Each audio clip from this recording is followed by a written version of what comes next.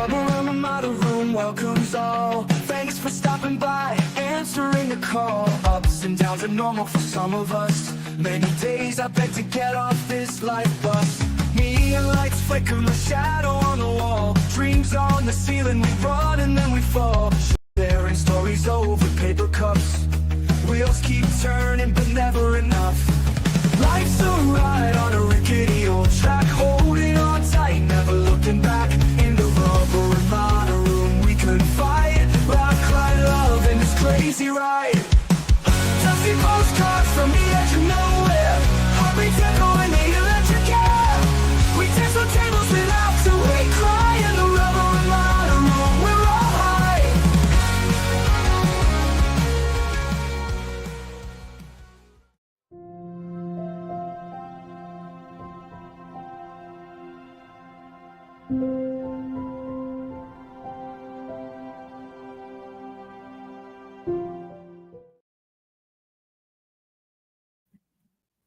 Hey, welcome in, y'all. I'm having a problem here. I'm picking through my pins because I can't find one that I like.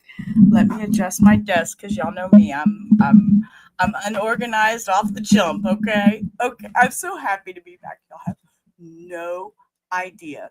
Y'all have no idea. You have no idea. Look. Sounds interesting. Can't wait. Multitasking. My baby's in here. Won't take you too long. Denise, I'm here. I saw this trial when it happened. Needed to watch the show. Yeah, I know a lot of people. I've seen a few people react to the show and stuff. And for those that don't have Netflix, I will. I'm going to try to do my first time. I'm going to try once the trial's over. I want to do a Discord party thing where I will play the Netflix episode and we can all do a watch together. Look, Cindy, hello, beautiful people. Oh gosh, y'all, y'all have no clue. Well, maybe you do, but I was so emotionally messed up last week. I was a mess. I was not well. This really affected my mental health. The reason I wanted to do the Melissa Perez trial was due to her having the mental health crisis. And I felt that was very important to bring attention to. And the disassociation there with the cops and the fact that things I feel were not steps weren't taken, precautions weren't taken properly. But we don't get to see that trial yet. I am working on it on the back end. I do want to see this trial. I refuse to watch it without y'all. I'm working on an email to the company that struck me and just kind of saying, hey, what the hell? I'm working on the email. I haven't sent it, but it is something that I want to do. But I've missed you all. I missed you all so much. Lola's getting bigger. In this last week, I don't know what happened, but her got some enlarged chichis. So yeah, I'm really having to jump and make a decision really, really quick here what's going on with her. So that's just something I'm gonna have to deal with. But anyway, so we are back, and I'm so happy to be here. And I feel like I'm rambling. I feel like I'm really rambling. I know I've missed you all bunches. So what I wanted to get into today, I watched the Netflix, The Perfect Neighbor, which she was not a perfect neighbor by any means. And this is Ajike Owens. And Miss Owens, I kind of put this together for us to look at first. This is a picture of her. She's beautiful, beautiful, beautiful smile. And I want to go over this. A family of a woman was shot through the door in the Florida calls for arrest.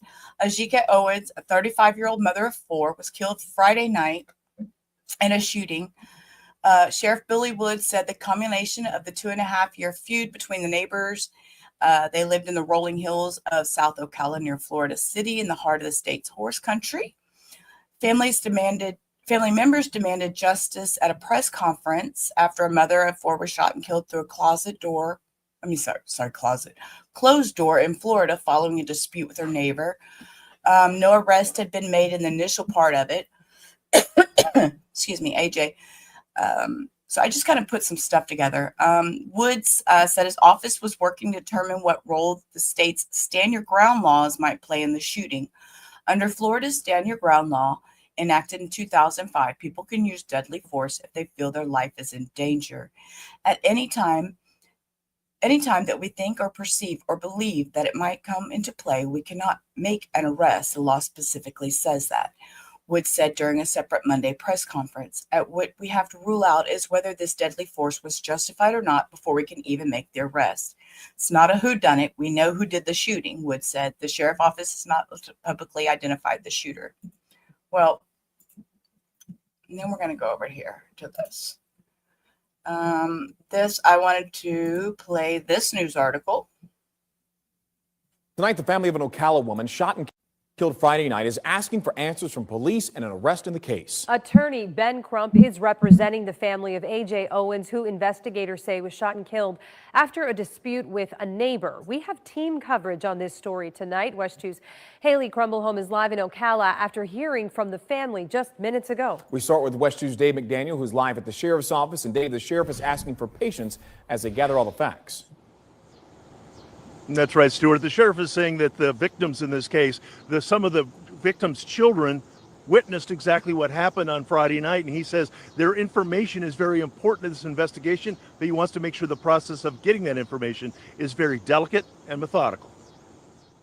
Her children ran to my house, banging on the door, asking for us to call the police that their mother was shot. It was around 9 in the evening Friday, kids playing across from their home on 107th Lane in Marion County, and a neighbor reportedly had an issue with where they were. She has called the cops just for them playing. She calls them names. On Friday, whatever happened between the neighbor and the children, it led the children's mother, Ajike Owens, to the woman's door. Whether it be banging on the doors, banging on the walls, and threats being made. And then at that moment is then when Ms. Owens was shot through the door. The sheriff stressing his agency has more facts to gather. Also elevating the stress of the moment, items reportedly thrown at the kids, skates according to the sheriff. There was a pair of skates that was thrown at the children. A family friend says Owens was going to retrieve an iPad left behind by one of the kids. The mother went to get the iPad and you shoot her? Who does that? She wants investigators to act. Charge her. You know who did it. Charge her. I wish our shooter would have called us instead of taking actions into her own hands. The sheriff adding they have more investigative work to do. And what we have to rule out is whether the deadly force was justified or not before we can even make the arrest. Also at the briefing, local community leaders asking for patience. We'd like to get to the crux of the matter as to what happened. We'd like to calm all emotions that are running through the community and let law enforcement and our legal system play it out. You know, there was a lot of controversy to begin with on this one with race and everything. And I have chosen to leave the race out of it. Just simply the fact that it was an irritating old white lady who was just downright disgusting to these children. Just downright disgusting. So it was a white woman who fired through her front door that killed a black neighbor and was arrested Tuesday, authorities said, in the case that put Florida's device stand your ground law back in the spotlight. The shooting sparked a widespread anger and protests, which there were. I'm not going to show any of that. I think that's irrelevant. Again, I'm focusing on the mental health of it all, of the children.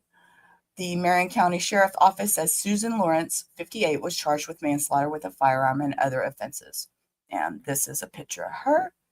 And we will watch this real quick. New video this morning shows a woman in handcuffs after allegedly shooting her neighbor through her own front door. 58-year-old Susan Lorincz is charged with manslaughter with a firearm, a first-degree felony with a maximum sentence of 30 years in prison. This is Lorintz's mugshot. Fox 35 got it minutes before 1 o'clock this morning. First appearance begins at 9 a.m. We are in contact with jail officials about whether she is scheduled for that time. The arrest follows a day of protest over the death of Ajike Owens, who was killed after being shot through her neighbor's door. Yeah, the pair were allegedly in a dispute over a children's tablet as well. And Randy Hildreth is live outside the Marion County Jail this morning. Randy, the sheriff has spoken exclusively with Fox 35 about the arrest and the ongoing feud between these two neighbors. Hey, good morning to you both. And one of the more difficult pieces of information that's come out of this investigation is that Owens's children were key witnesses in piecing this story together. And see, and that's really sad to me emotionally, that the children are key witnesses to everything. I mean, the children had left a tablet over there near the vehicle. And from what I understand, I haven't seen the trial, and this is just my memory of what I watched on The Perfect Neighbor. The child left a tablet, and when went to retrieve it, I'm not sure if the lady had taken it or he accused the lady of taking it, but she threw a roller skate at the kid. You don't throw things at, she's a 60-something-year-old, ma'am, we don't throw things at children.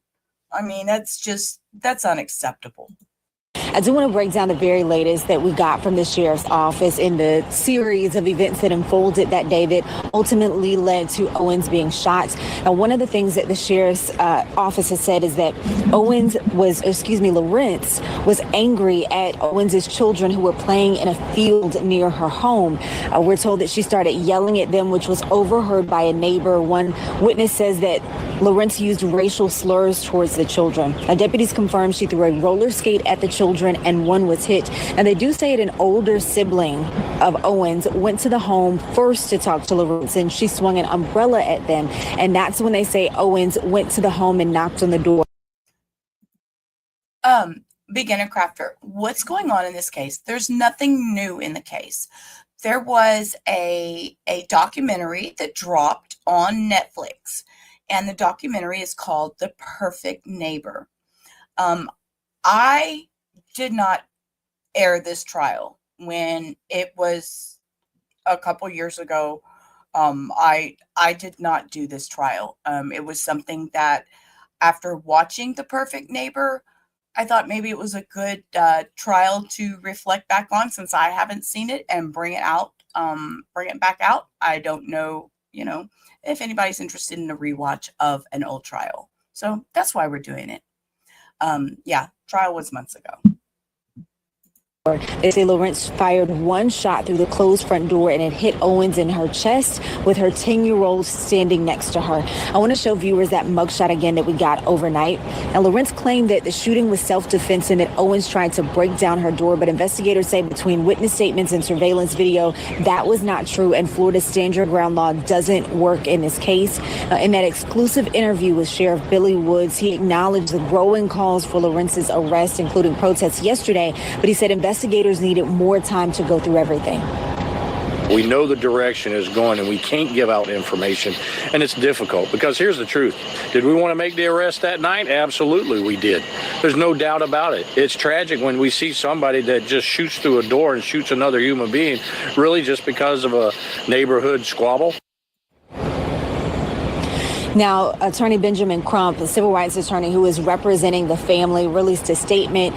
He is pushing for continued accountability as they continue to work through this investigation. He called in question the stand your ground law. He is expected to have a news conference at noon today with Owens' family. Coming up in the next 30 minutes, I'll have more reaction. Whoop, whoop, whoop, whoop. Back in the swing of things, Shayla. Back in the swing of things. Okay, so I'm going to play. We're going to watch her initial appearance. And then after that, her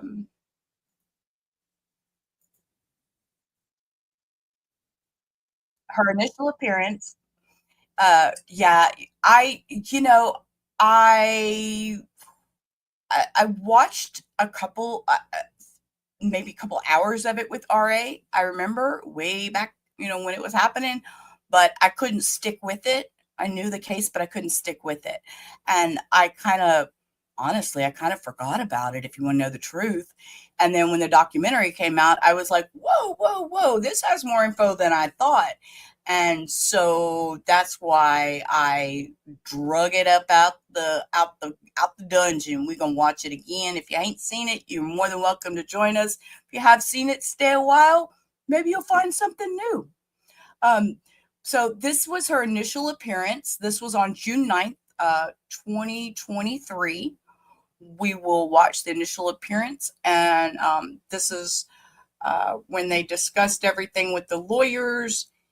And actually, I'm just going to kind of go over to, okay, here, let's just roll.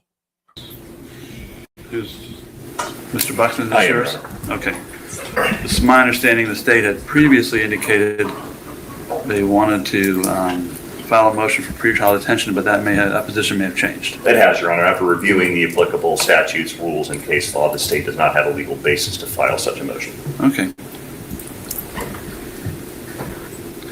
So in that case, we will legally required to set a bond for this offense because it's a bondable offense. Yes, sir. Ms. Sizemore, you represent Ms. Lorincz? Yes, may I please the court? Sure. Ms. Sizemore on behalf of the defense. The defense set a motion to set bond for Ms. Lorincz. I'd like to take some testimony from her. Yes, ma'am. Is it okay if we remain seated? Yes, ma'am. Ma'am, please raise your right hand. Do you swear affirm the information you shall give us the whole truth and nothing but the truth, so help you God? Yes, I do. All right, go ahead. Can you please state your name and spell your last name for us? Susan Lorincz, Lorinc, as in cat, Z as in zebra. And how long have you lived in Marion County? About 15 years. Do you have any friends or family here? Yes. Who? Sister and friends. Do you have any assets? Not really. Okay. Do you own any homes? No. Do you own a vehicle? I do, but it's got a loan on it. Okay. How much do you owe on the vehicle? $22,000. Do you have any other assets at all? Some furniture. Okay. How much do you think that's worth? A few thousand. Will you be able to find lodging here in Ocala if you were released? Probably. Do you have a passport? No.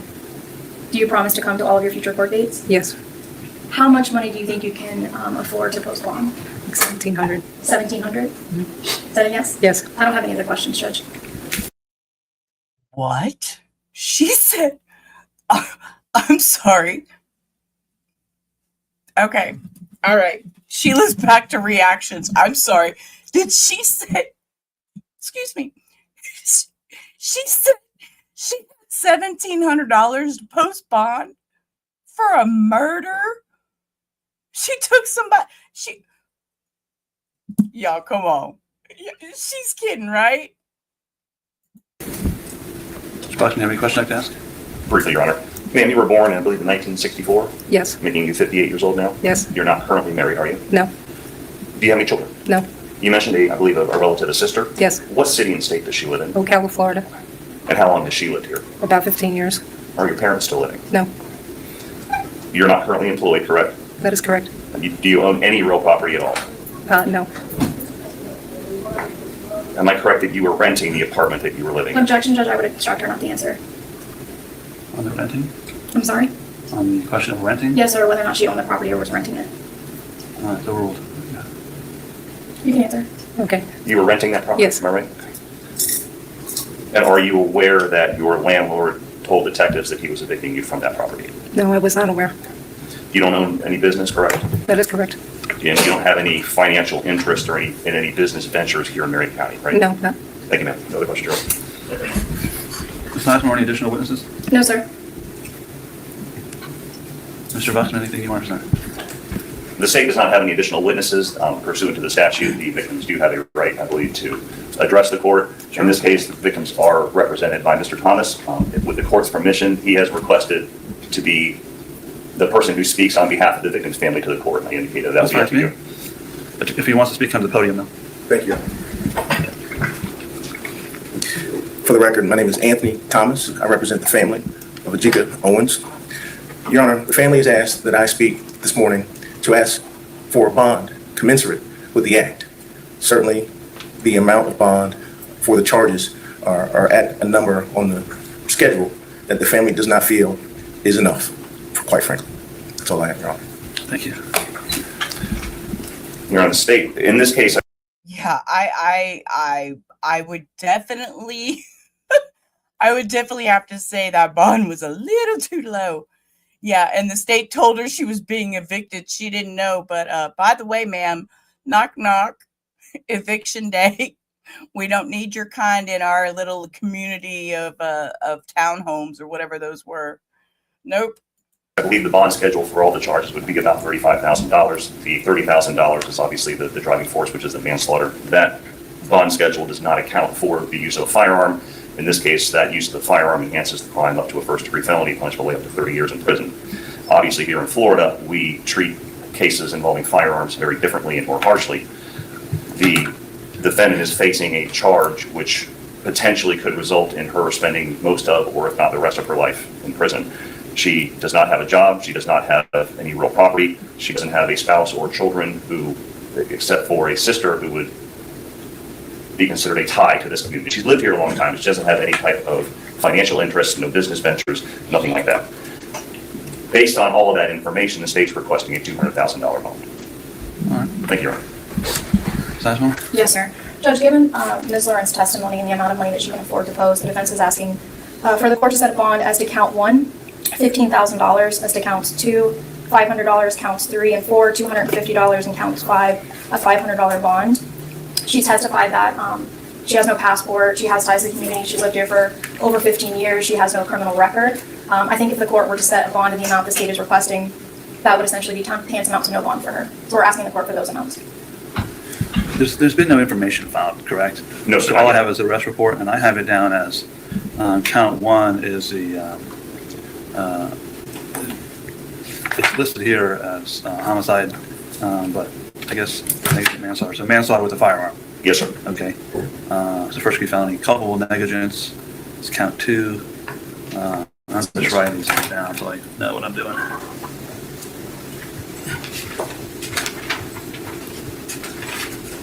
And that is misdemeanor. Yes, sir.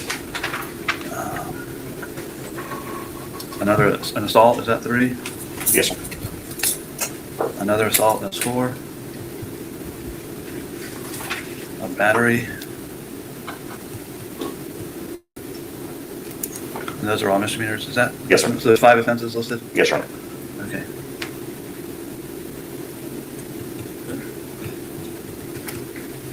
Anything else, Mr. Buxton? Whatever bond this court decides to impose, the state would ask for additional conditions, including no contact with the victim's children. They're minors. I'm not going to announce their names at this point. The defendant have no possession of any weapons or firearms. That she not return. I'm listening. Not return to the victim's residence or anywhere near the victim's residence. I understand that she lives across the street currently, unless and until she is no longer allowed to live there. And I'd also ask for an ankle monitor. Until she, what? I'm sorry. Until she's not allowed to Residence. live there. I understand that she lives across the street currently, unless and until she is no longer allowed to live there. And I'd also ask for an ankle monitor. She has an eviction coming.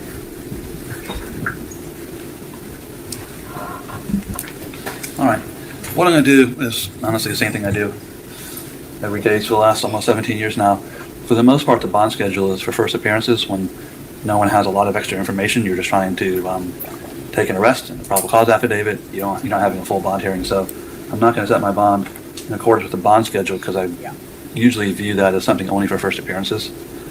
What I weigh in every case is, what the past record is. Here, she doesn't have any past record, and that weighs in her favor. But I also have to weigh flight risk and protection of the community. And those don't weigh in her favor because it's a first-degree felony, which means it's punishable by 30 years in prison, which means she has an incentive to not return to court. Also, we have a situation where a person's been killed.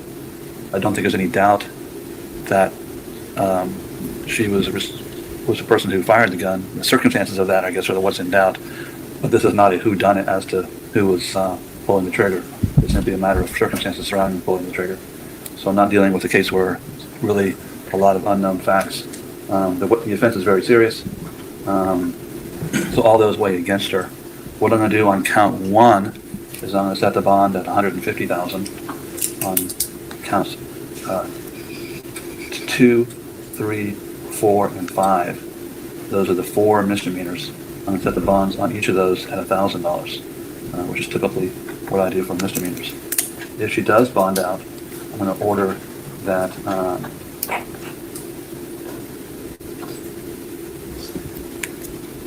that she have no contact with the victims, the family in any way. That if she does return to her home, it sounds like maybe she's been evicted or that's in the process, but eviction it takes a period of time. She certainly has things in the home. If she does go back there, I'm going to order that she only does, if she goes back there just to retrieve her belongings, then she needs to do that in the presence of another person. Probably for her safety as well. Probably best for her to find another place to live anyways. But she can have no contact with the victims. If she goes to her house to retrieve her belongings. Sorry, guys. That choked me. The judge said, I think she needs to find another place to live anyways. Probably for her safety as well. Probably best for her to find another place to live anyways. But she can have no contact with the victims. If she goes to her house to retrieve her belongings, she has to do that with another person. She does have the ability to live there as long as she's not been evicted. But if you get evicted, then you can't go back there at all, okay? But my guess is probably better off not to live there and just have a third person come and help you get your stuff, okay? You cannot possess any firearms or weapons, all right? You can have no contact with the family of the victim. If you have a passport, you need to surrender it. You will need to be monitored by an ankle monitor to make sure that you do not leave the state of Florida, okay? Is the state requesting anything else? No, Your Honor. Thank you. Okay. All right. Anybody have anything else they want to add? Not from the state, Your Honor. No, sir. Have a very nice day, everybody. Thank you, everyone.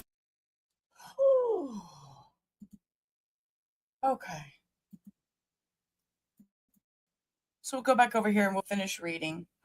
According to the sheriff's office, evidence showed that over time, Lorincz had become angry over Owens' children playing in a field close to her apartment. During the argument, the officer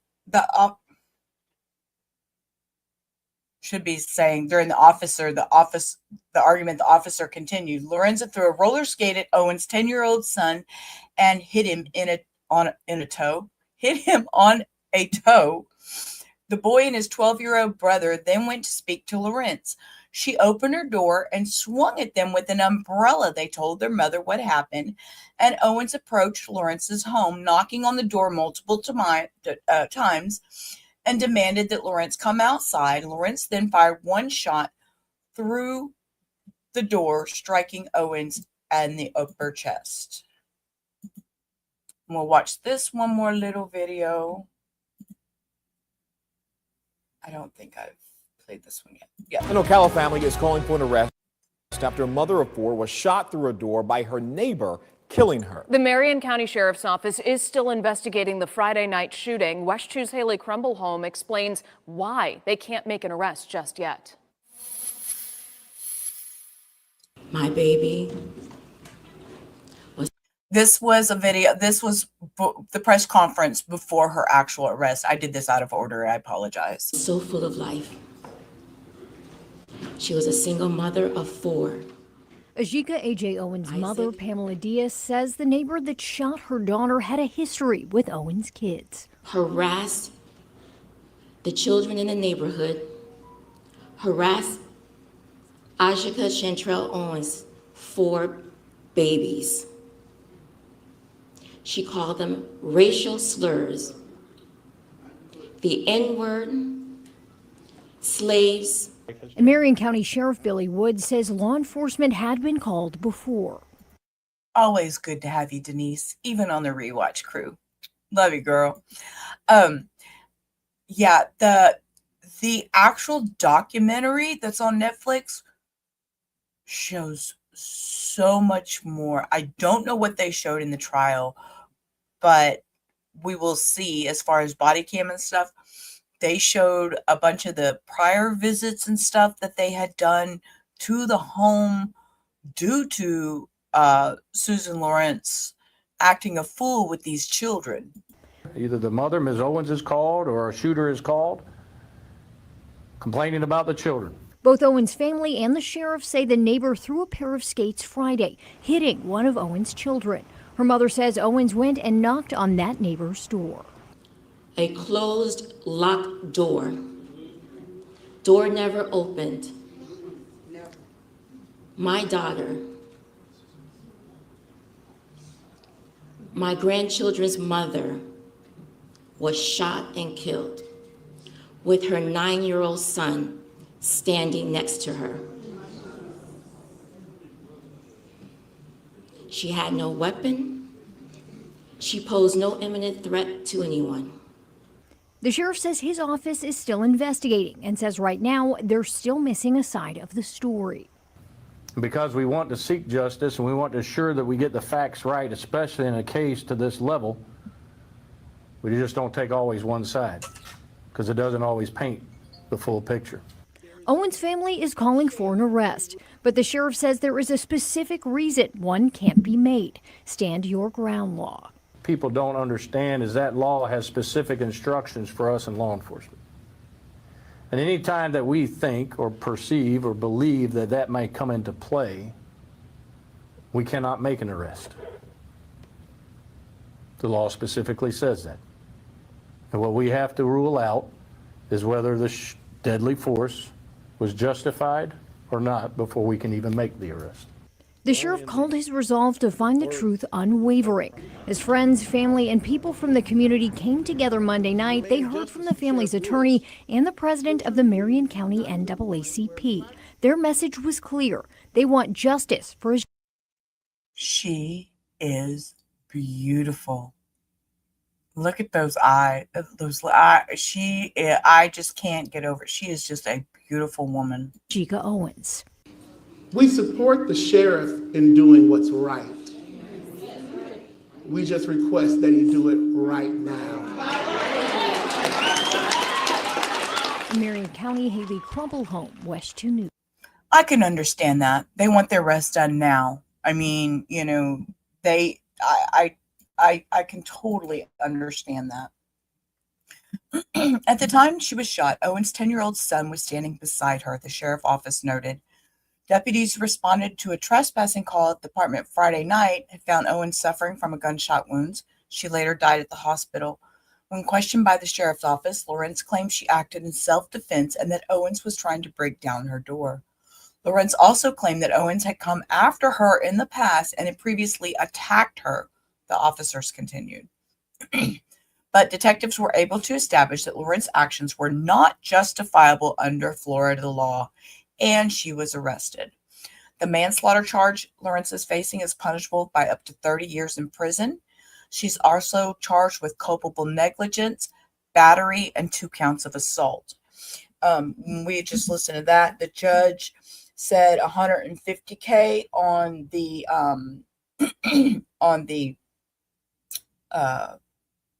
manslaughter charge, and he was going to do $1,000 each on the misdemeanor charges, which is the culpable negligence, battery, and the 2 counts of assault, which would bring it up to $155K. I don't think she got the money up to get out. So I really don't know. I haven't looked. Lauren Smith, 40, lives across the street from where the shooting happened. She was on her porch that day and saw one of Owen's young sons pacing and yelling, "They shot my mama. They shot my mama."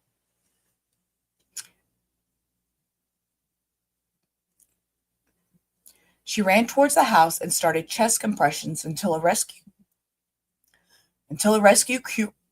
crew arrived.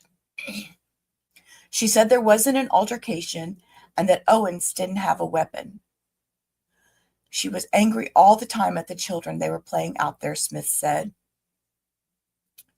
She would say nasty things to them, just nasty. Smith, who is white, described the neighborhood as family friendly. The sheriff said that since January 2021, deputies responded to at least a half a dozen calls in connection with what police described as feuding between Owens and the woman who shot her.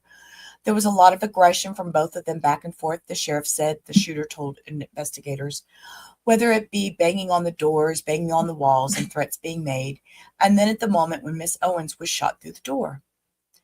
In 2017, Florida lawmakers updated the state self-defense statute to shift the burden of proof from a person claiming self-defense to the prosecutors. That means authorities have to rule out self-defense before bringing charges.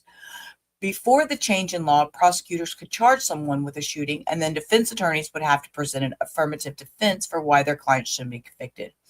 In fact, stand your ground and castle doctrine cases, which allows residents to defend themselves either by law or court precedent when threatened, have sparked outrage amid a spat of shootings across America, across the country.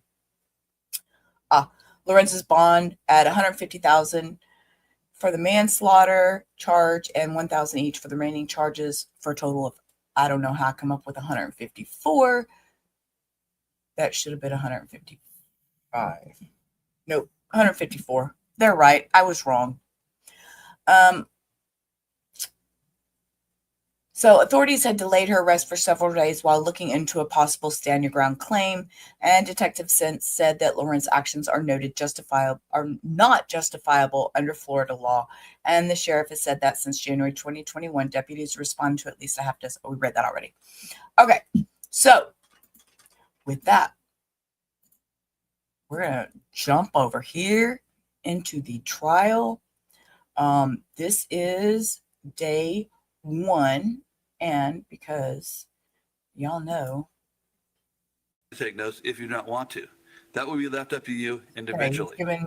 You'll be provided with me for your telling them they can during take recesses. notes. The bailiff will take possession of your notes and will return them to you when we reconvene. Sound. After you have completed your deliberations, the bailiff will deliver your notes to me. They will be destroyed. No, whether it's by the Okay, jump to trial. Good morning, ladies and gentlemen. My name is Adam Smith. I'm an assistant state attorney. On behalf of the state attorney's office, it's a privilege and an honor to be with you here today. I thank you for your time, and I thank you for your attention to this case. This case is about how the defendant, Susan Lorincz, shot a bullet through her own locked front door and killed her unarmed neighbor, Ajike. You're going to hear in this case why this happened. You're going to hear about Susan Lorincz. You're going to hear about Miss Owens. They call her AJ Owens. You're going to hear that she has young children. There are 2 children that are going to come up in this case. Her young sons, Isaac Williams and Israel. You're going to hear why this shooting happened. Susan and Ajike were neighbors. They lived in a neighborhood that had quadruplexes in it, apartments. Susan lived across the street from Ajike. Next to Susan was a field. It wasn't on her property, but it was a field that was next to another apartment building. There were lots of children in this neighborhood. And a lot of those children, including Ms. Owens' children, played in that field. You're going to learn about some problems in this case, some issues between the defendant and Ms. Ajike Owens. You're going to hear that there were arguments between the 2 of them in the past, leading up to the shooting. You're going to hear what those arguments were about, the dog, the children. And you're going to hear that there were arguments between the 2 of them, multiple, but those arguments ended. And everyone went their separate ways. And in this case, you are going to hear in detail the shooting that happened on June 2nd, 2023. You are going to learn about the events leading up to the shooting. You're going to learn that that night, it was a Friday night, a summer night, and there were kids playing in the field next to Miss Lorinc's residence. They were playing in the field, and there was an adult with them, Mr. Franklin Cologne. And you're actually going to see the children and Mr. Cologne in the field playing. Why are you going to see them? Because the Marion County Sheriff's Office, in this case, took the defendant's phone, and were able to get videos that the defendant took.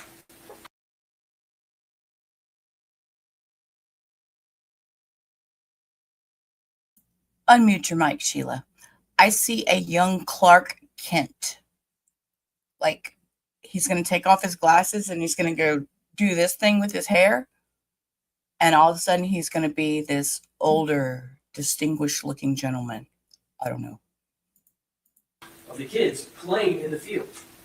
Miss Lorincz was filming the kids and Mr. Clone in the field on her patio, and then inside her house through windows.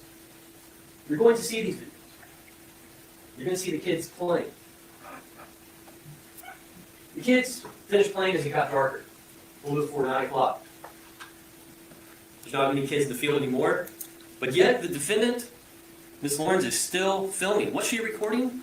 Well, you're going to see that video too from her cell phone. She is videotaping roller skates that were left in the grass, according to her, about 5 or 6 feet from a sidewalk that lives up to her apartment. And in this roller skate incident, Miss Owens, Ajike's son, were there. And the defendant has an interaction with them, has a roller skate in her hand, talking to them, and ends up throwing the roller skate. And says, "Here, go fetch." You're going to see where the roller skates were. But the interactions with the children didn't end there with the roller skates. There was another interaction right thereafter involving children of Miss Owens. But the defendant, she says in her statement to the detectives, which you will hear, that she is on her patio pavement area with an umbrella, telling the kids to leave, talking with her hands, while the kids, about 5 to 7 feet away from her, or in her words, not even close to her.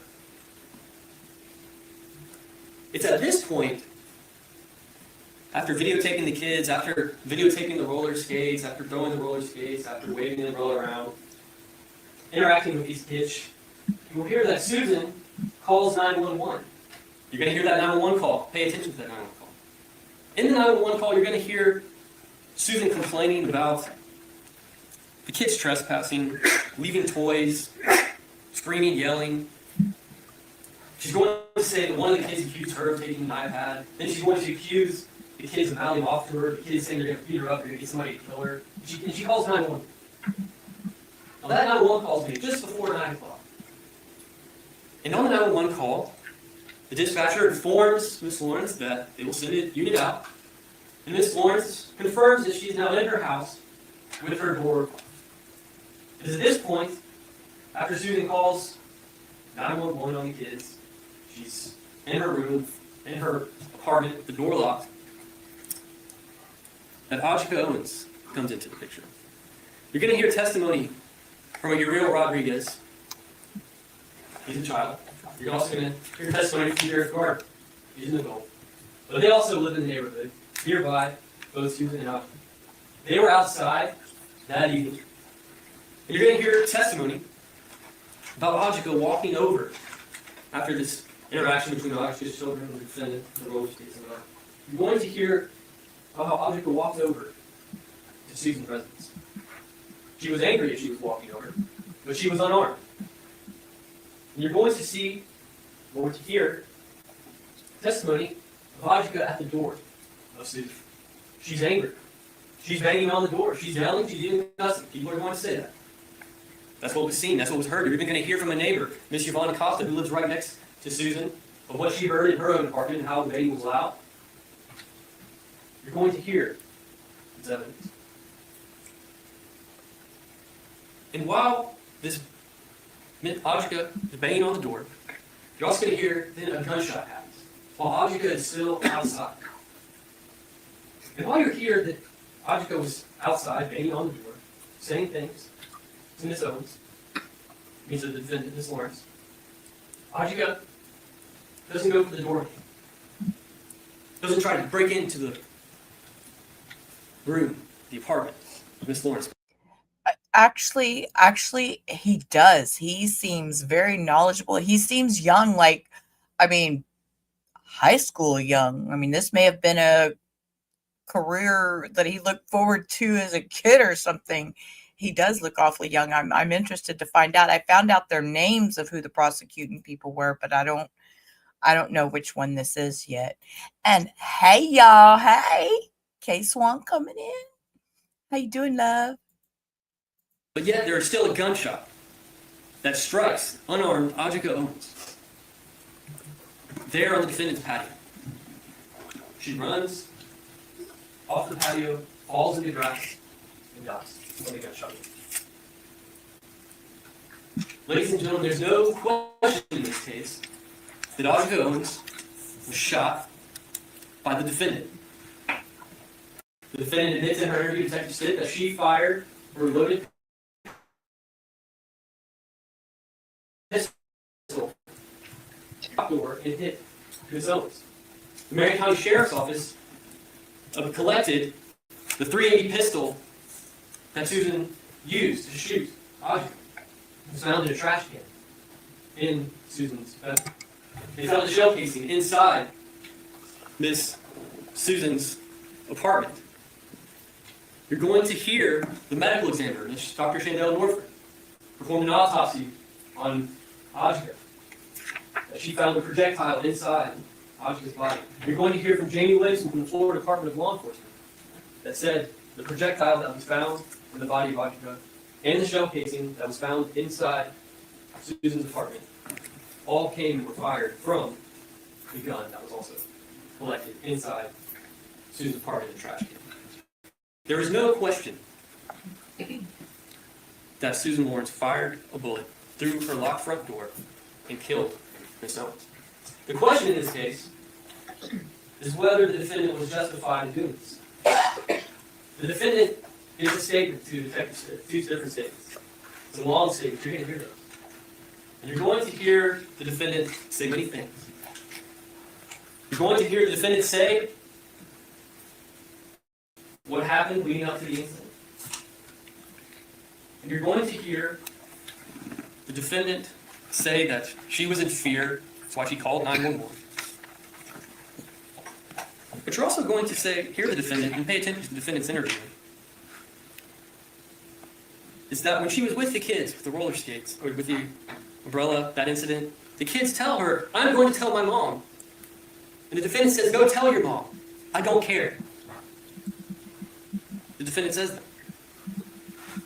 Then you're going to go on and say the defendant was such in fear of Ajike Owens because of these prior incidents. But yet she says, go tell your mom. I don't care.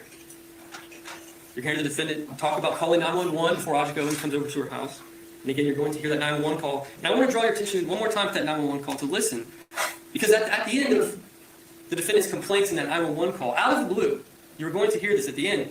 The defendant says, because what's going to happen is his mom's going to go out, wait for the officer, and run and say, oh, I was threatening her kids, which just isn't true. Out of the blue, she says that. Because that's believed what she thought was going to happen. So the defendant will make statements about leading up to the incident. Then the defendant is going to state what happened inside the residence when Ajike was there at the door. The defendant is going to say multiple times that she was in fear. Multiple times. But the defendant is going to describe what actually took place. The defendant is going to say she was actually in the bathroom when she heard the bang. Then she goes out to the bathroom. From the bathroom. She goes out to the door and she hears that it's Ajike. Despite being so scared, she then goes back in to the bathroom to finish washing her hands. Then banging starts again. She goes out, this time into the kitchen for the phone, and then the banging won't stop. She's saying things to Ajike, telling Ajike to leave.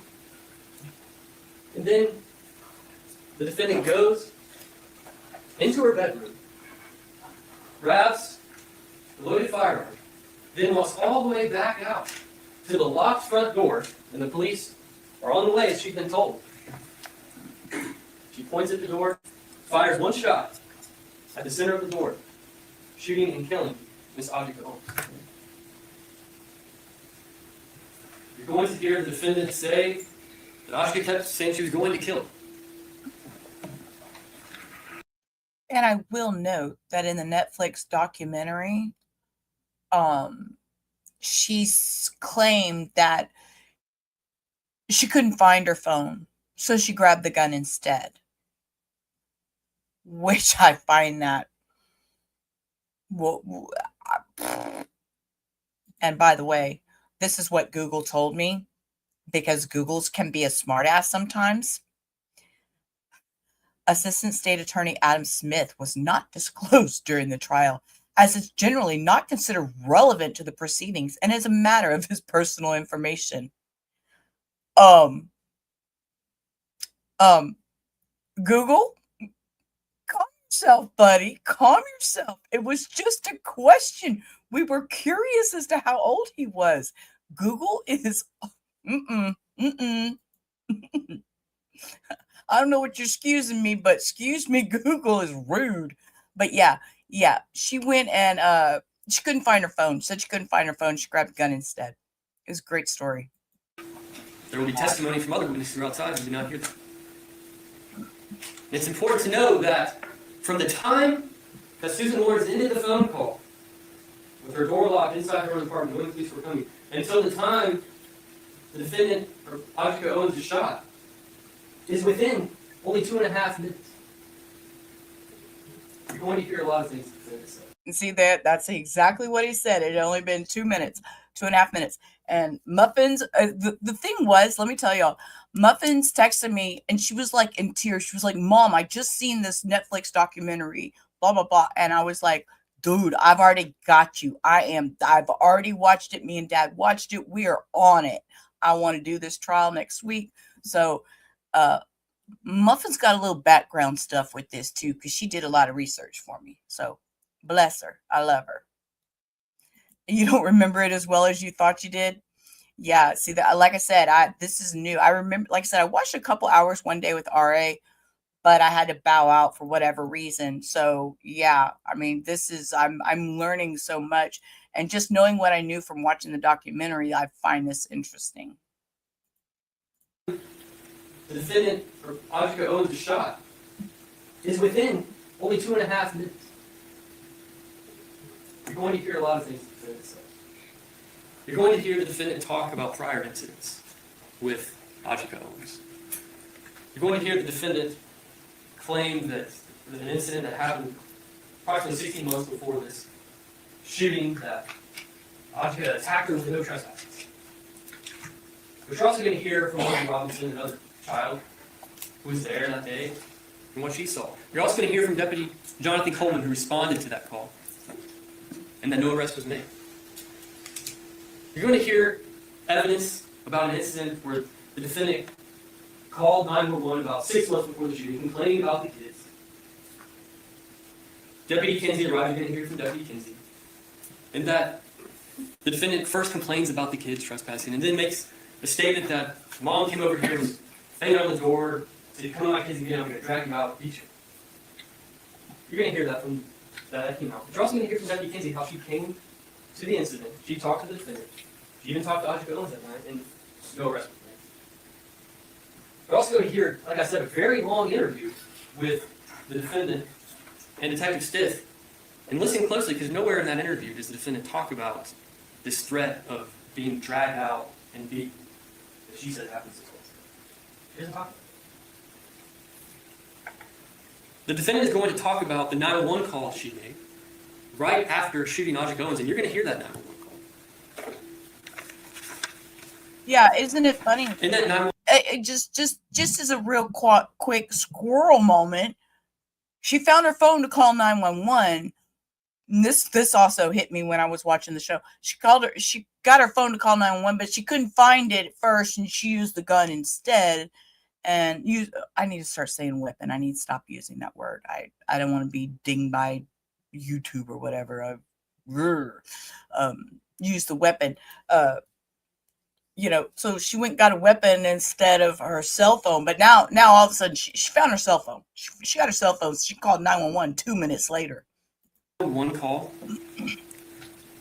You're going to hear the defendant crying. You're going to hear the defendant say that she thought Ajike was going to break down the door. But you're also going to hear the defendant in the middle of this complain about trespassing, about leaving garbage around the house, kids. And she's going to talk about how Ajike had a broken down Honda that was garbage in the middle of the 911 call. She just says that. And you're going to hear the crying, but you're also going to see Deputy Barbosa's body cam, and you're going to hear Deputy Barbosa's testimony on the witness stand. He's one of the initial responding officers to the scene. How he goes right up to the door. Susan Lorincz comes out of the door. She's detained, and she's not crying. And she just wants to make sure that the door is closed so her cats don't get out. You're going to hear the defendant say that she's shot by the kitchen table. But you're also going to see pictures from the sheriff's office, lasers, trajectory rods, to help you determine where the defendant actually was when she was shot. You're going to hear the defendant talk about how her door wasn't secure. But you're going to hear from the defendant's landlord, Charles Gabbard, talk about the repairs that he had made to the door prior to this incident and how the door was secure at the time of this. You're going to hear the defendant say that she feared for her life. Now she thought she shot because she thought it was either going to be her or it was going to be Ajike. But yet you're also going to hear the defendant say that she never even intended to hit Ajike when she shot. Okay. You're going to hear the defendant say that Ajike was at the door, and the defendant believed that Ajike was going to break down that door and kill her. But you're also going to hear the defendant say that Ajike was at the door that evening, saying, I want to speak to you because I don't like the way you're talking to my sons. At the end of this case, you're going to hear that the defendant, Susan Lorincz, knowing the police were on, was in her apartment, the door locked, and shot through that locked front door, and killed Ajike Owens, who was unarmed. We're going to present the evidence to you in this case. And after the evidence is presented, we're going to come back to you and ask that you find the defendant guilty of manslaughter by use of a firearm. Thank you. Thank you, sir. Mr. Carranza, you ready to proceed? Yes, sir, ma'am. Please, court. Let me know when you need.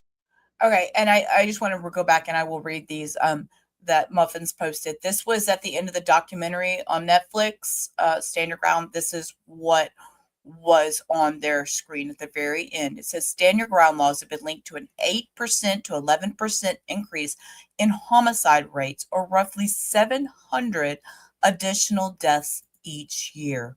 Research has found huge racial disparities, with white Americans much more likely to find success with self-defense claims, particularly when they kill Black people. I find that very disturbing. I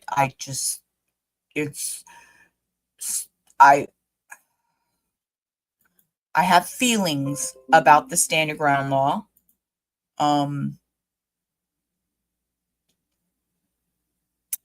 I'm going to keep those to myself for now. We'll get further in the trial. So now we're on to the defense's opening statements. We're ready, Your Honor.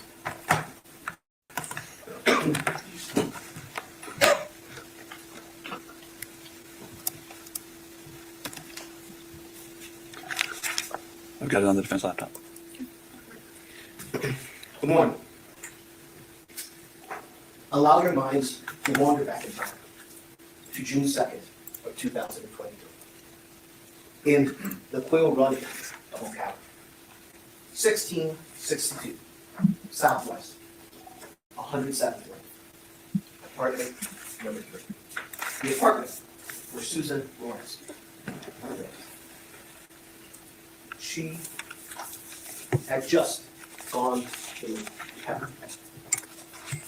Ajike Owens, her neighbor, had come to her door and pounded that door violently for minutes. And Susan shot through that door. And the evidence will show is that she shot through that door for self-defense. And she was here. Yes, this name more.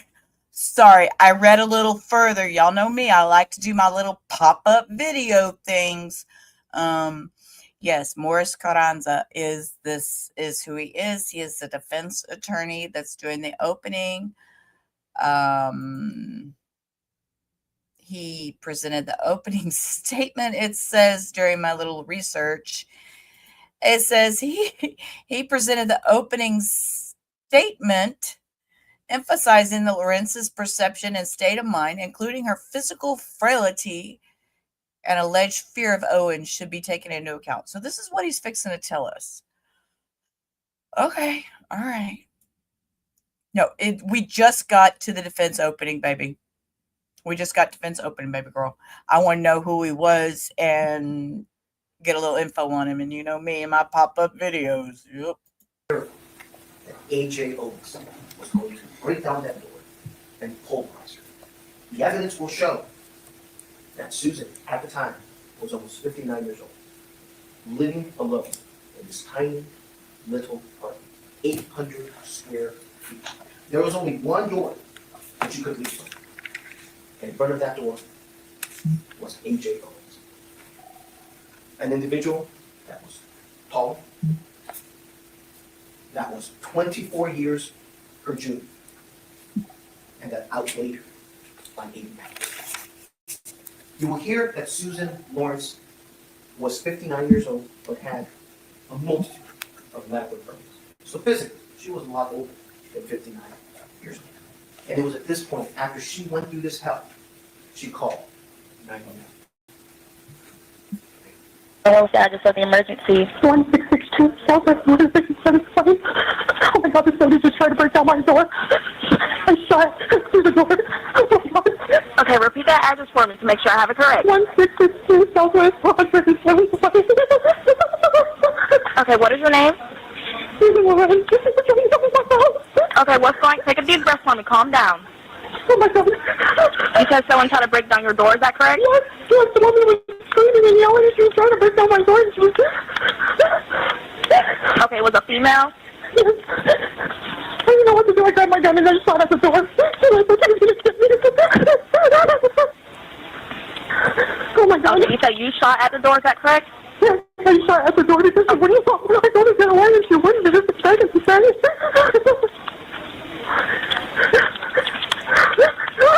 Okay, where's your gun now?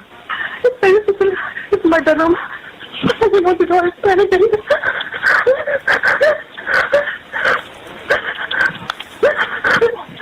This is the woman who attacked me. Okay, do you still see the subject? I don't know where she is. I'm still in my house. I didn't open my door to her. Is it just only you in the home? Yes, it's just me. Okay, I just need you to lock all your doors and windows, okay? I have. Okay, I'm going to stay on the line until the deputies get there. Okay. They're going to come and kill me. That line right there, they're going to come and kill me. And I think Muffins is on point with this. I think she's actually scared in this particular phone call, but it wasn't because of AJ. It's because she's scared of the neighborhood justice. I think you are right. She realized she done fucked around and was fixing to find out. And, yeah, neighborhood justice, it's real and it's a bitch and it can happen. I mean, we don't strive for that to happen, but it happens. And she probably was scared that very moment. She probably realized what she just did and really screwed up. And did you know her? Yes, she's come after me several times because of her children. Her children keep trespassing over here. They're bothering me and bothering me. They won't fucking stop. Is she a neighbor? Yes. Do you know where she lives? She lives at 1663 Southwest 107th Lane. Dude, I'm sorry. You know your neighbor's address that well? I can't tell you my neighbor's address. Whoa. She rattled that address off like, bam, bam, thank you, ma'am. She knew. Wow, I'm sorry. That was quite shocking. Hey, Lois. Hey, Lois, how are you? Lois, welcome in. We're doing a rewatch. I have not seen this trial. I did, and Muffins, we watched the documentary this weekend, The Perfect Neighbor, and felt compelled to watch this trial because I personally have not seen it and Muffins hadn't seen it, and we thought, well, we'll just bring it out here. So yeah, it's kind of a rewatch. So yes, because she called. Yeah, that's how she knew the address, because she's called on them so many times. I mean, it's amazing how she just rattled that address off the top of her head. Can't even tell me. They lived there your whole life. Yep. George and Joyce, they still living in that house across the street from your daddy, and we don't know. I couldn't tell you their address. I could tell you your dad's address. I don't know any of the neighbors' address. You heard about this show and wanted to watch it. Yeah, what I have planned, and Hio's gonna have to help me because I'm not good with Discord, but I want to do a Discord watch party, and I know a lot of y'all don't do Discord, but I do a little Discord watch of the Netflix documentary after the trial is over. We'll do it like over the weekend. So yes, it is a very hard watch. My heart went out to the children. I was very, very emotionally affected by what these children had to go through. And yeah, it's a hard watch. Kleenex is necessary. And a tall cup of whatever you like to drink because you're going to be couch locked. All right, so we're going to rewind this for a second because she rattled off that address like I couldn't believe and had to pause. Is she a neighbor? Yes. Do you know where she lives? She lives at 1663 Southwest 107th Lane. 1663 Southwest 107th Lane, is that correct? Yes. Okay. Do you know her name? Ajike Owens.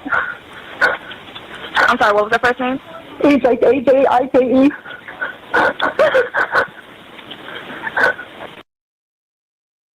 Yes, the lady on the screen is Susan Lorincz. She is, how old was she? 53, I think. Let me look just because I need to make sure I was right. I think she's 53. Muffins, how old was she? I can't find it. Let's see. Up here. Let's see. It doesn't say. Find out how old she is, Muffins. I need to know. Mommy needs to know how old she is. Her defense was stand your ground law. She thought she had she thought she could use stand your ground law, and that they were going to break in her house, but earlier she had thrown a skate at a child who had lost his tablet, and the child was looking for the tablet, assumed she had it. She come out with an umbrella towards the kids and then threw a roller skate and hit the kid in the toe. And the mom came to the door and knocked on the door and said, "Excuse me, we need to talk," kind of basically in a very loud, aggressive voice. And she took it upon herself, instead of getting her cell phone and calling 911 because she couldn't find it, she got her gun and shot through the door and killed her instantly. And or I don't know about instantly, but she did later die. Yes, she shot through her door from inside her house. The neighbor was standing outside her door with her children. Her children were outside with her, while this lady on the screen shot through a door from inside her house with a lock. Her door was locked. Yes. And then decided to say it was a stand your ground law, which didn't fly. So, yeah, this lady is something else. She is 58.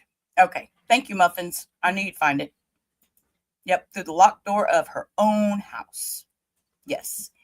In front of this lady's children.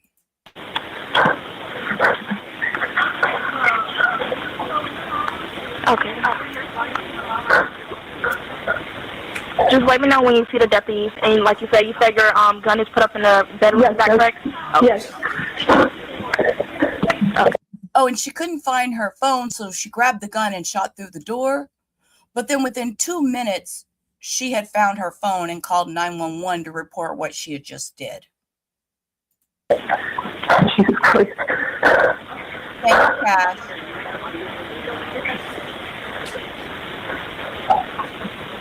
And what unit number is for the subject? I don't know. I don't know if she's one or two. Okay. She's all broken down. Honda or something. The white car in front of her house is all garbage. You said a white Honda? Ma'am, they just asked about, you're talking about a white car, broken down garbage white, ma'am? Yes. The white car in front of her house is all garbage. You said a white Honda? Yes. And then she has a new Acura.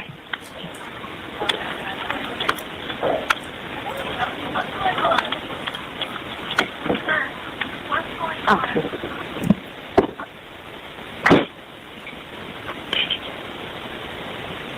You're doing good. Just take a deep breath for me. You do have deputies on the way, okay? Okay.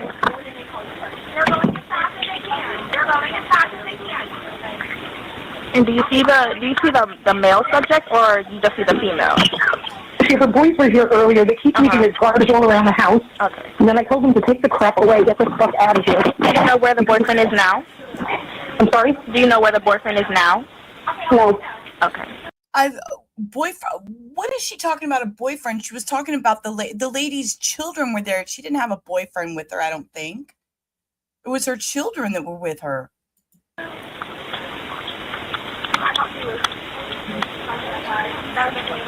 I'm not screaming outside now. You think? She just said they're screaming outside now. Do you think they are? They're trying to save this lady's life. They're putting compressions on her. I seen the video.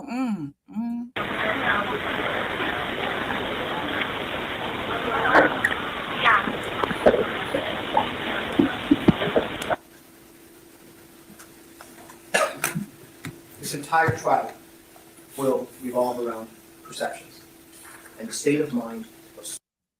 And let me say one more thing. I think it's very interesting that the defense decided to play that during their opening. That's quite interesting. The defense chose that to play. Susan Lorincz, when she shot him that door. This 911 call that I just played for you all will be presented into evidence. And in this 911 call, you hear it. You hear the quiver in her voice. You hear the shaking in her voice. And you hear at the beginning the absolute terror that she had. This 911 call, the evidence will show, occurred seconds after she shot through that door. And what the evidence will show, that at the time that she shot through that door. No, sir, it was over 2 minutes. It was 2 minutes later. It wasn't within seconds she called 911. It was 2 minutes. In her core, in her soul, in her heart, in everything that she was, she felt that she was in mortal danger. And that she had to shoot.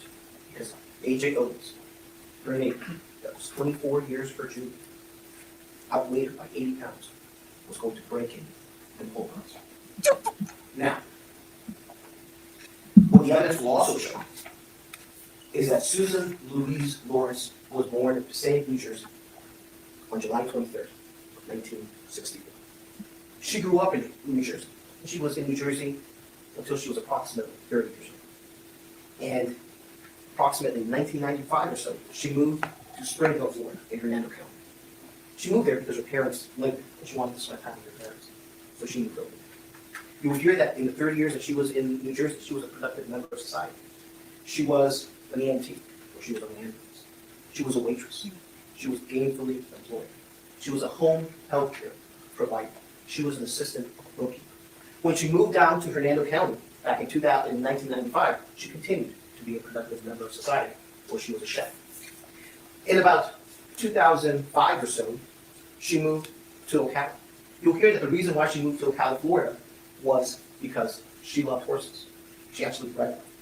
And she moved here because Ocala is a perfect place to be if you love horses. And that's why she moved here. You'll hear that at that point her mother had passed away, so there was no reason for her to be in Hernando County. And when she moved to Ocala, she continued to be a productive member of society. That's right. That's right.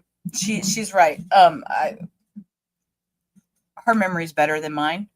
It took 2 minutes from the time she got off the phone with 911 the first time. That's right. She called 911.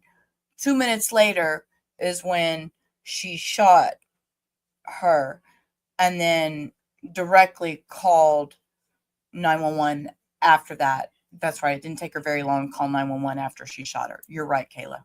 Or Muffins. Sorry. You think yeah, I've seen this. This judge has been on a couple cases before. RA did this trial. It was about a year ago. And she was a chef until COVID.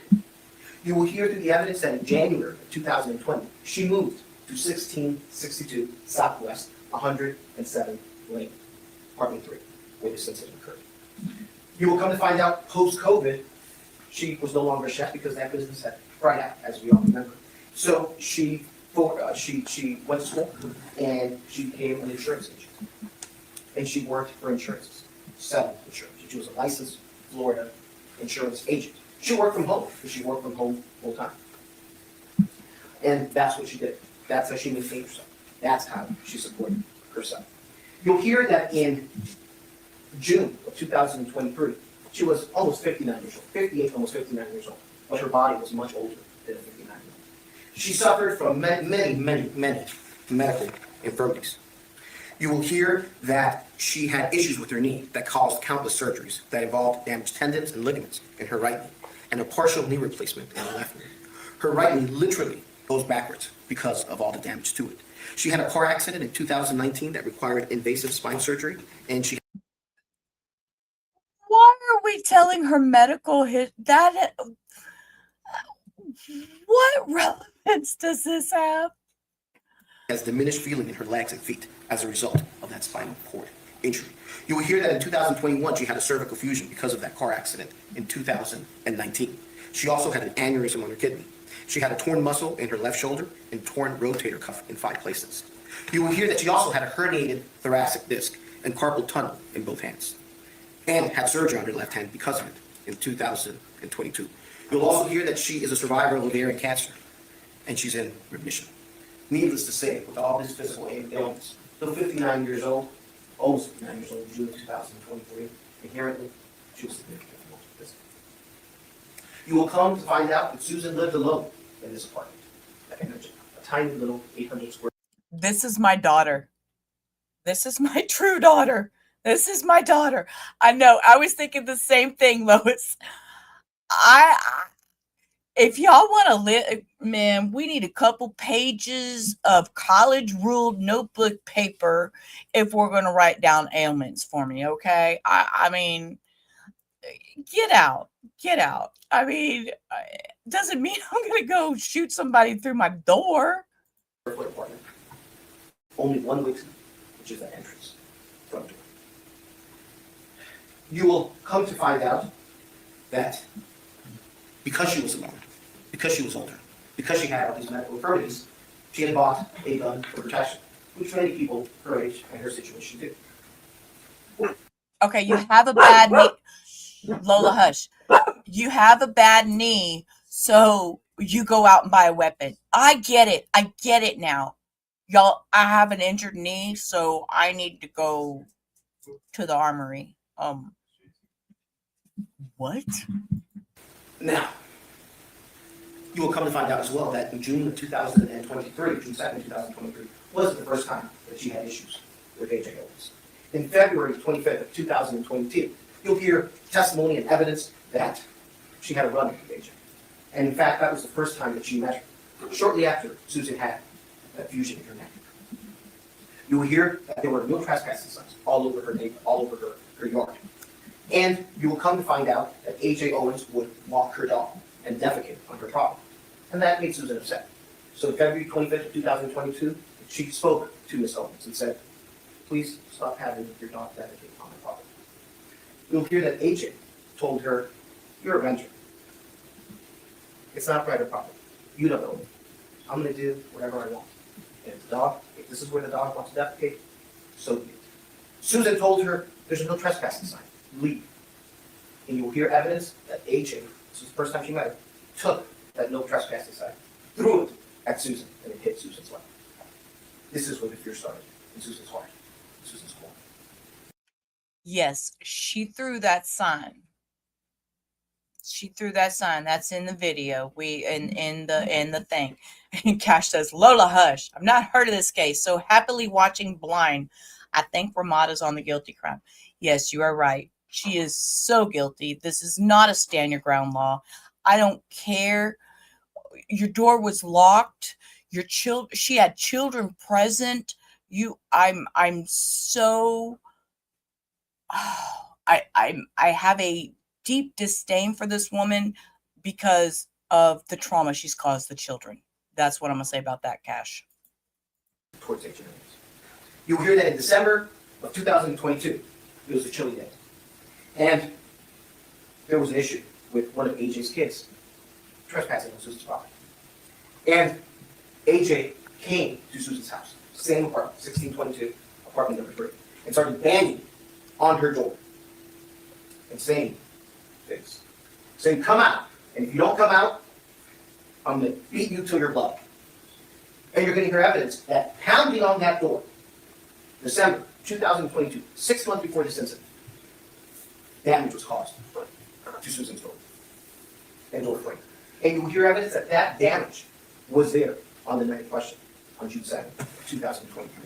You will hear evidence that Charles Gabardi, who is the landlord of Susan and the owner of that property, attempted to fix that door frame, but didn't fix it completely. Because you'll see pictures that the damage was still there on that fateful night. And you will hear that Susan always knew after December 2022 that there was damage. And she took precautions.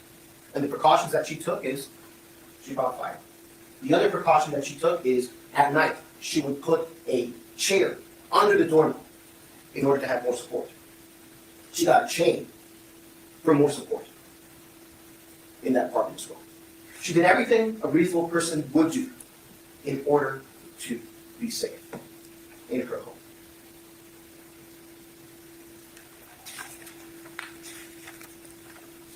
June 2nd, 2023 came along. Susan was starting a new job. And she was getting everything ready for her new job. It was summertime, so the kids were home. But she was getting everything ready for the new job, and the day went into night. And it started getting dark. Susan thought it was raining, so she took her umbrella, it was dark, and she went outside. When she went outside, she noticed that there were kids milling all around, and there were skates on her property.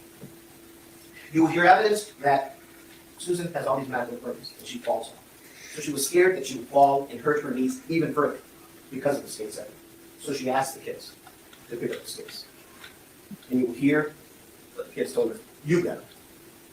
So Susan did get them and threw them in the car. And then they threatened her. She got scared. Sir, you're not telling the whole story about the skates. He's not telling the whole story about the skates. And I understand being an old lady and worry about falling and all that stuff being, I fell Saturday up front in the bar area of my house and nobody could hear me. I laid there and hollered for about 3 minutes until I crawled to a table and managed to pull myself up. So I get the falling and stuff like that, but I don't think I need a firearm because I'm worried about falling protection. But the kids told her, you got them. So Susan did get them and threw them in the car. And then they threatened her. Threw them in the yard and then they threatened her. Ran into her house. And she was in a rush, so she locked the door, but she forgot to put that chair for extra support under the door. She calls 911. You'll hear that 911 call, and you'll hear her fears. As she's in that 911 call, as she's speaking to 911, she goes to the bathroom. When she goes to the bathroom, she hears pounding on the sliding glass door. The 911 is over, and in her mind, she's thinking, wow, that was really quick. That was in Marion County, because she heard loud pounding. She thought it was law enforcement. So she goes out. And like I said, you'll see pictures. This is a tiny little apartment. She'll go to that area. She went to the sliding glass door, and she hears the pounding, and she realizes it's not law enforcement. It's AJ Owens. And AJ Owens is mad. She's mad as hell. You'll hear testimony from children that were there that saw AJ Owens walk from her apartment to Susan's house. And you'll hear that AJ Owens was walking with purpose. And she was mad as hell. And walking towards that apartment. You'll hear that she walked to the sliding glass door and then the door, the front door. Susan is in her apartment. Okay, when we get to where they actually show the video, he's making it sound like that was a really long place to go. The sliding glass door was within 2 feet of the front door. So no, sir. Don't make it seem like it was she running around all kind of, Nowhere to go. She is trapped. She has nowhere to go. And AJ's banging on the sliding glass door, saying, "You can't talk to my children that way. I'm going to fucking kill you. Get out here." Susan's terrified. Absolutely terrified. So she goes to her bedroom and gets her firearm. And when she goes to her bedroom and gets her firearm, she comes out to the living room area. And you'll see pictures of it. And she places herself several feet away from the door, next to a dining room table and next to some chairs, where she eats every day when she's at home. And AJ's pounding on that door. "I'm going to fucking kill you. Get out here." You'll hear from witnesses. You'll hear from her neighbor, Yvonne Costa, who's an older lady, like Susan, and who lives alone. You'll hear from Yvonne Costa that she was, on that fateful night, she was sitting in a chair, very close to her door. And Yvonne and Susan share a wall. You'll hear that she was watching TV, and all of a sudden, she hears pounding on that door, on that wall. Okay, start with me. And she's petrified. You hear that she's scared. She has no idea what's going on. It scares her. It's so loud, you hear that her cats go into her room and under her bed.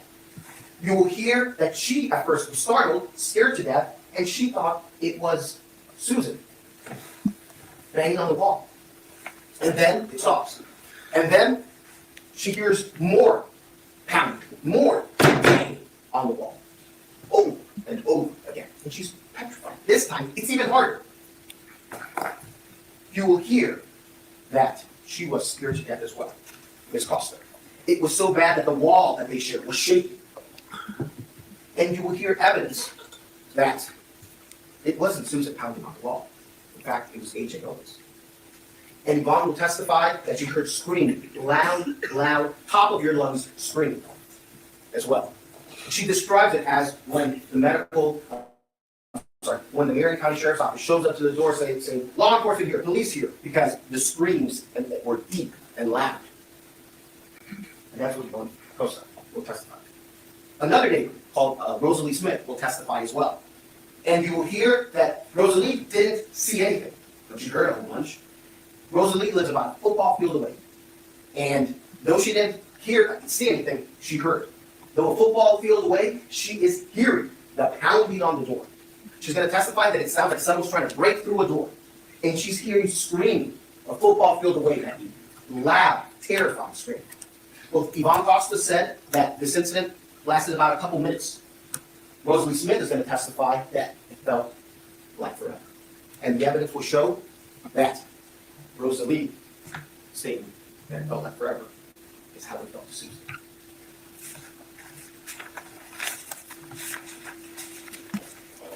Susan is sitting there. She has her firearm. She's several feet away from the door. As AJ is pounding on that door, pounding over and over again for minutes, you'll hear testimony that there is a cement wall right next to the door. And it is moving. It is shaking. So much so that there is a mirror on that wall next to the door, and it's shaking as well. And you'll hear evidence. Susan's heart is pounding. Pounding. The kind of pounding that you feel that's so powerful, that's so treacherous, that you feel the heartbeat in your throat. And you'll hear that the banging on that door is so hard that it sounds like a horse through it. But you'll also hear from some children.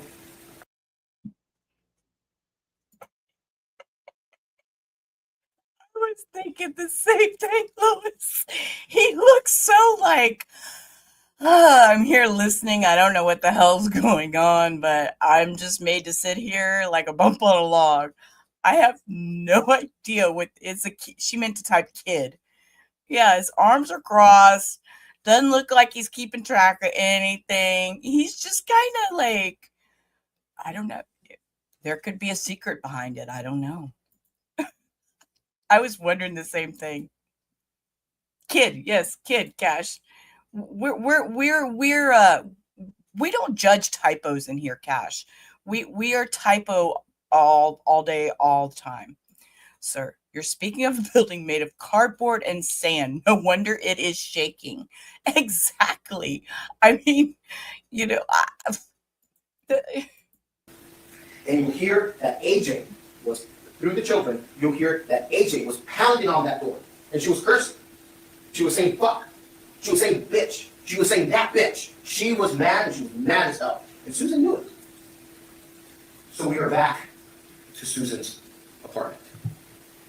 Everything is going on. Minutes of this. Susan's listening to this.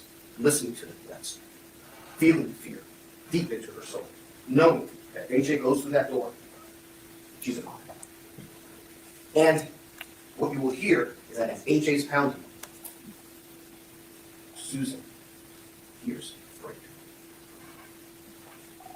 And in Susan's mind, in Susan's heart, in Susan's soul, in Susan's core, she feels like AJ's going to come in, pulverize her. So she shoots the fire.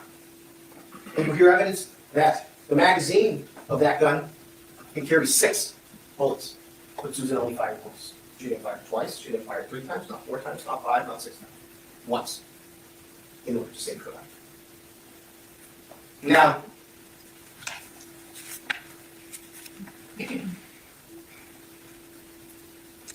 you will hear evidence that Susan thought, as Rosalie said, this was going to go on forever. But it was actually only 2 weeks. And you'll hear testimony of why individuals that suffer through a stressful situation, why they feel that things went on longer than they actually did. We will present several witnesses.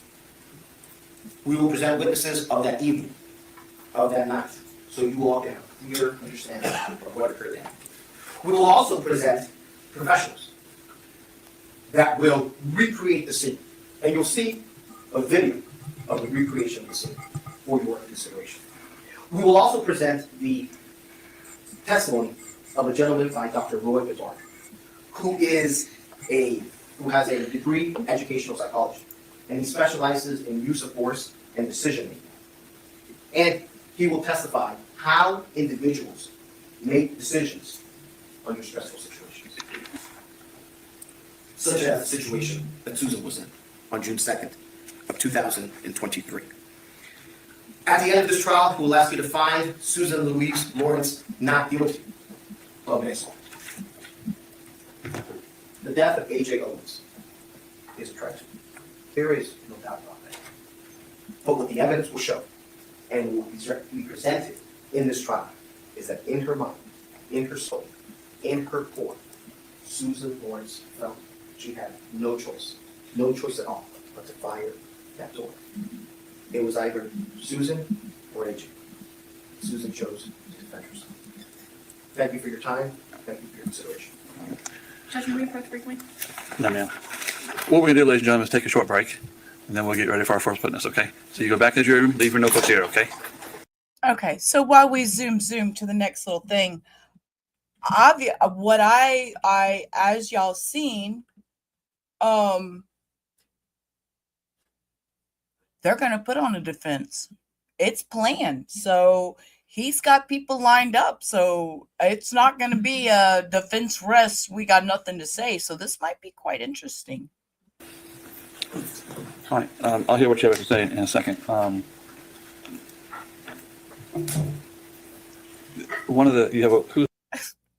Y'all check out that bailiff lady. I love that dew on top of her head because that's my weekend dew. It's just all up here on top, just poofed.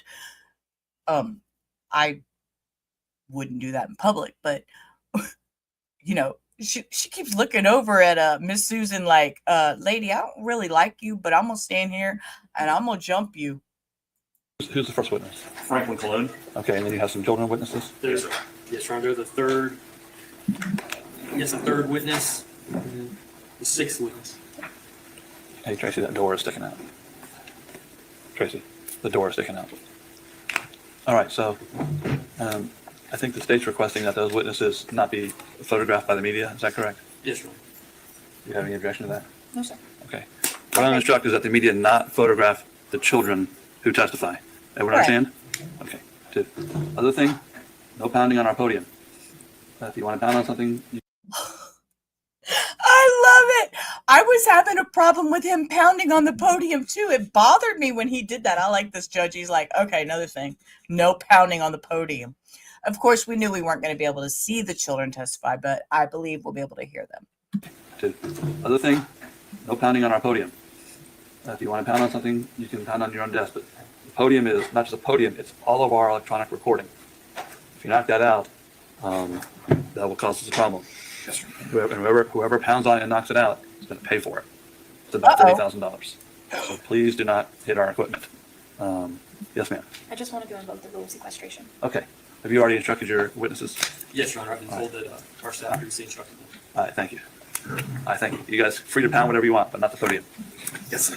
Okay, thank you. All right, we'll be right back. Funny. Take a break. No pounding. Yep. No pounding in this court. On the children, can we hear their testimony? As long as we don't show their. Yeah, there's no pictures or video of their face. So like we can like shoot from like the chin down or something like that. Well, I would prefer. Just not shooting them at all. Just a generic shot of the court. Right. Yeah, But we can hear what they have to say. come on. And look, we still have the kid sitting there like he's lost. I need to know what is this take your son to work day? Is this what happened? I'm really confused. Yes, sir. Yes, sir. Let's bring the jurors back, please. Okay, bring the jury back. Wait, is the first one is just not a minor, is she? Correct. Okay, no problem.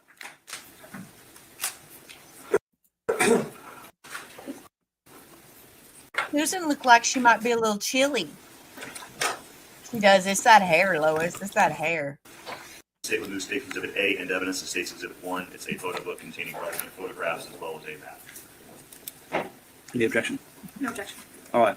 State's Exhibit A, by stipulation, will be an evidence of State's number 1. State would also move into evidence State's Exhibit K, the stipulation as State's Exhibit 2, and ask the court to read that stipulation. K, you said? K. K. Yes, sir. Any objection? No, sir. State's Exhibit K will be.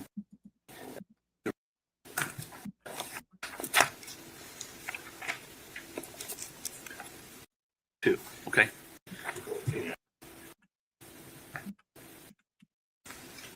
Whole truth and nothing but the truth, so help you God? Okay. Yes, ma'am.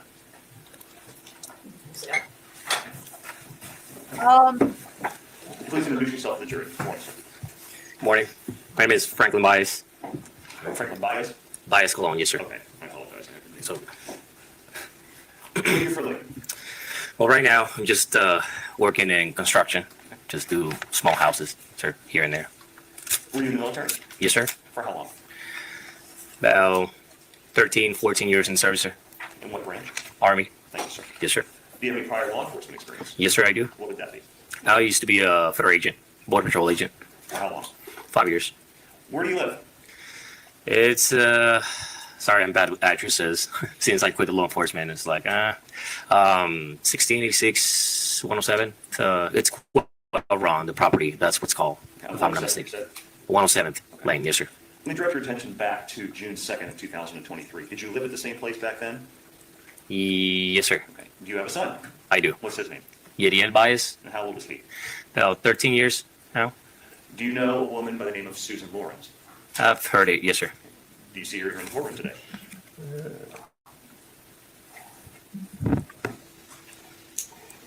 Oh, yes, sir.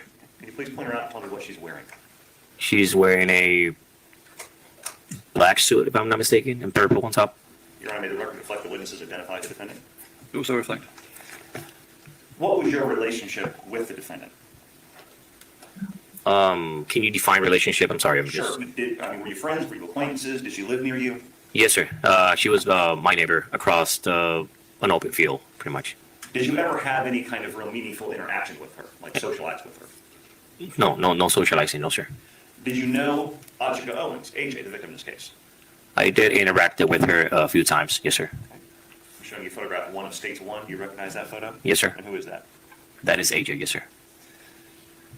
Did you have any real meaningful interaction with her? Meaning, were you a close friend of hers, acquaintance, or did she just also live in the area? She just lived across from the street where I was at staying. Yes, sir, but no close relationship, nothing like that. Did you know her two oldest children, specifically Isaac and Israel? Yes, sir, I did. How did you know them? What was your relationship with them? I used to play with them on the open field around the neighborhood. About how old was Isaac, or is Isaac?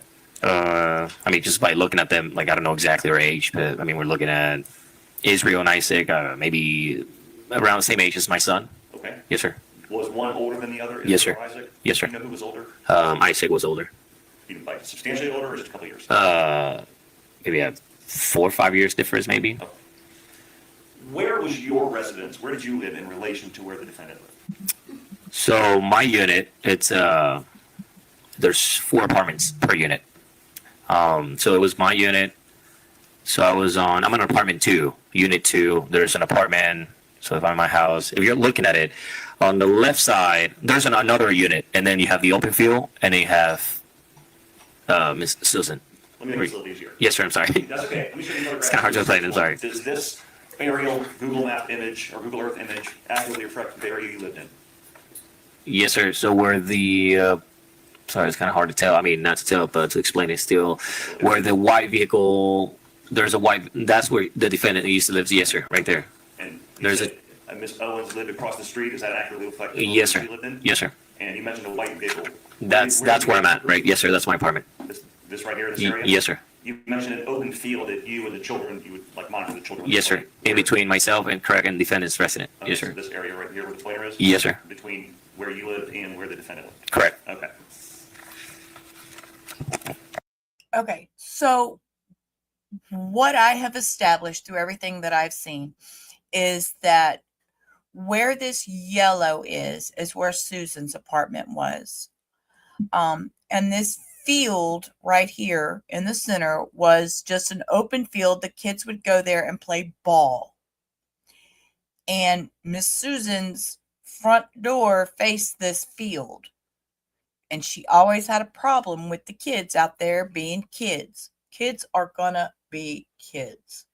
And over here in this area is where the gentleman that's on stand lives. Showing you photograph 3 of states 1. What does this generally show? That's our neighbor. Okay. Yes, sir. Would your house be from the perspective of who's taking the picture of this side? So my house, from that perspective, is going to be on the right side of that picture. Kind of like, well, it's. It's the photograph 4 of states 1. What does this show? That's where she lives or used to live. Yes, sir. Miss Susan. Okay, Miss Susan. On the right side.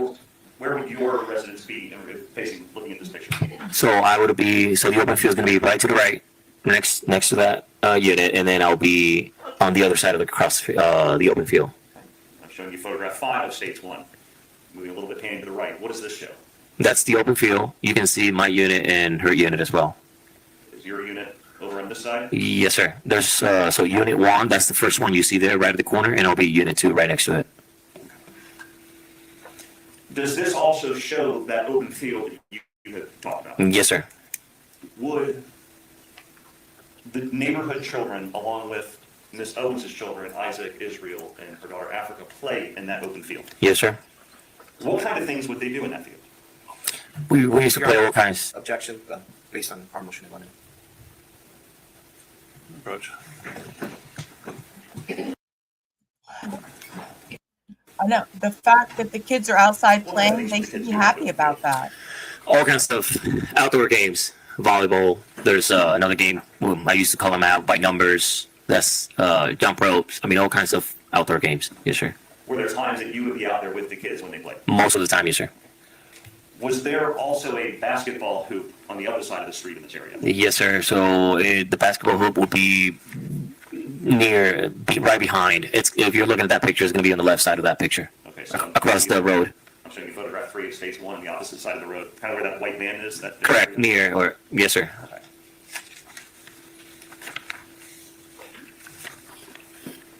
Do you remember a no trespassing sign near where the defendant lived? Yes, sir. Not just one, a few of them. When the children would play in this open field, would they sometimes get loud? Yes, sir. I think not sometimes. I think every time we used to play, we were loud. I was loud as well with them. I was a kid. And would you agree with me that there were times that the defendant would come out and kind of voice? Out of curiosity, I don't know. Yes, I do know.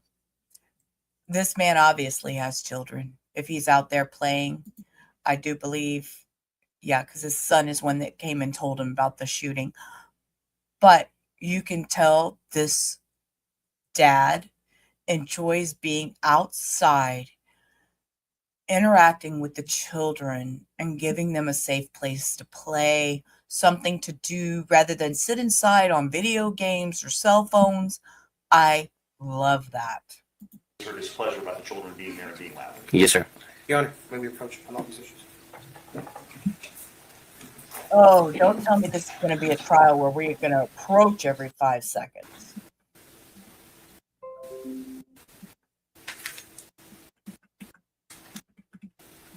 Question.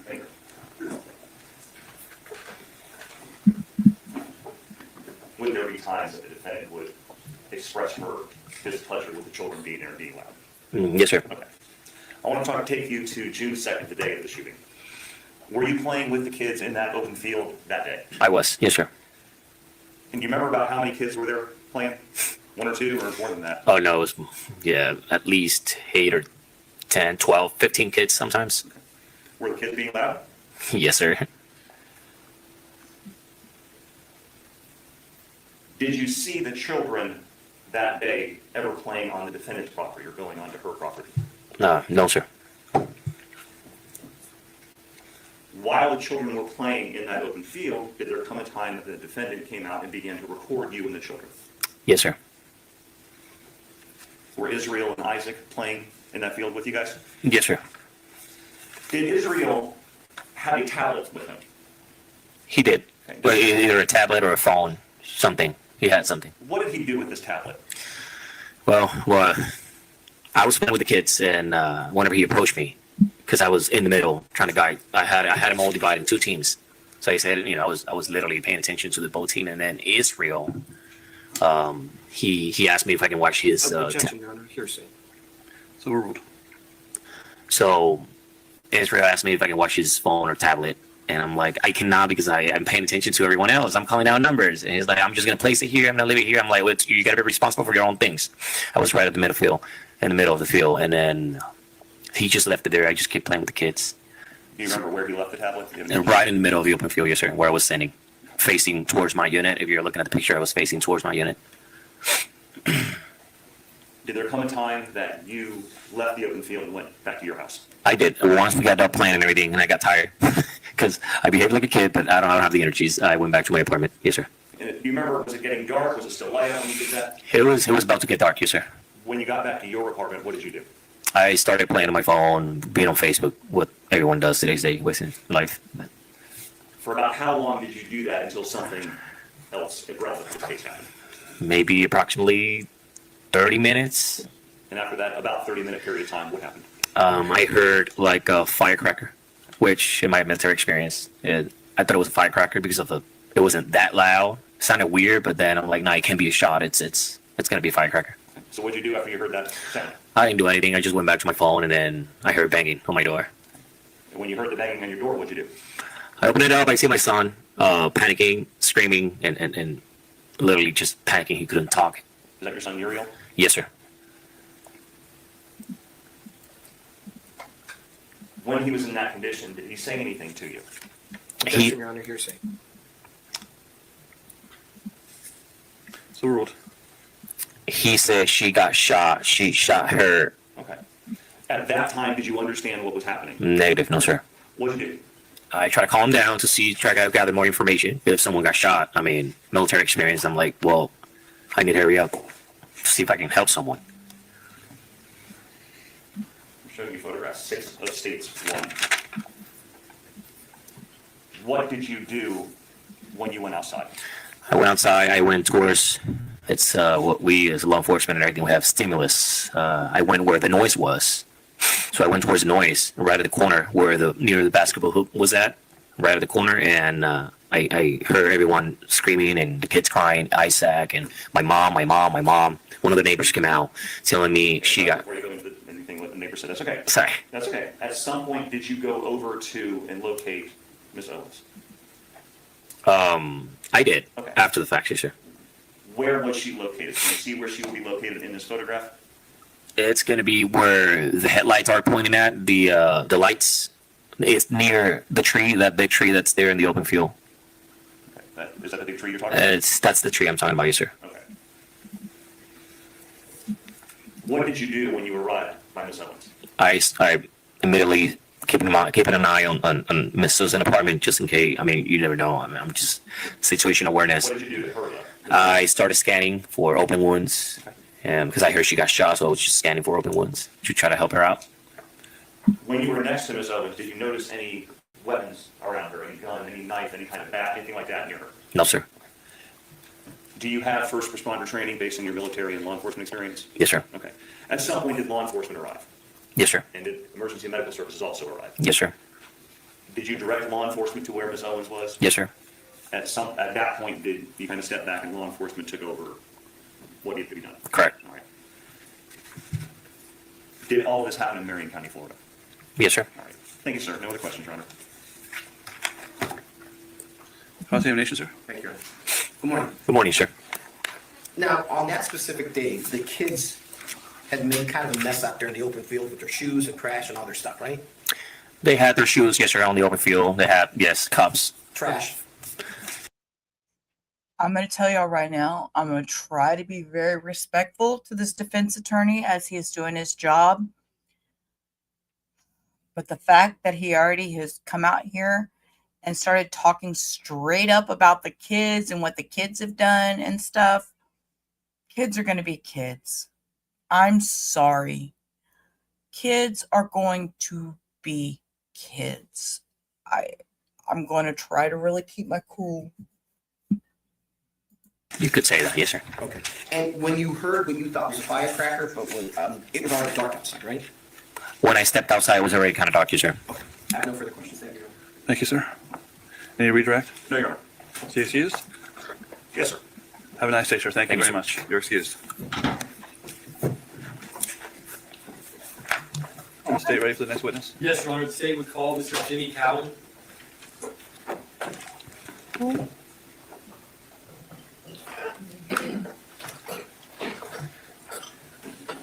Is this witness under 18?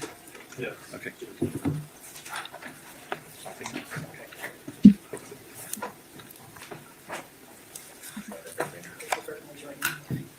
Raise your hand for me. Do you swear or affirm that the testimony you're about to give will be the truth, the whole truth, and nothing but the truth, so help you God? Yes. Have a seat, sir. May it please the court. Can you please state your name for the record, sir? My name is Jimmy. Legal name James H. Cowan Jr. Go by Jimmy. Thank you, sir. What is your occupation? I'm the Marion County property appraiser. How long have you been the property appraiser for Marion County? I was elected for the 2021. Was reelected again. And what was your occupation prior to being elected to the Marion County as the Marion County property appraiser? I've worked at the Marion County property appraiser's office since 1992 until current. What is the duties of the property appraiser's office generally when it comes to people's property? Well, we value all property in Marion County, whether it be residential, commercial, do all exemptions for the taxable homestead exemption, agricultural classifications, things of that nature. We list and map all properties in Marion County, and we also have a statutory requirement to do all damage assessment when a storm comes through. You say you list and map all properties in Marion County. Are you talking about parcels? Parcels. If you could please explain to the jury what a parcel is. It's a tract of land or ownership, basically. All right. And how do you determine that, your office? We determine it by deed. When a deed comes through, basically whatever the legal description is that's applied to us, that's recorded in the clerk of the court's office, we actually change or put in that person's name. Sometimes there'll be cutouts or combines or whatever the case may be, so it may change what the record was before. So you create records and maps of parcels based on the information that you receive? Yes, sir. Now showing some previous marks of State's Exhibit B for identification purposes, sir. Please take a look at those. Just let me know when you're done.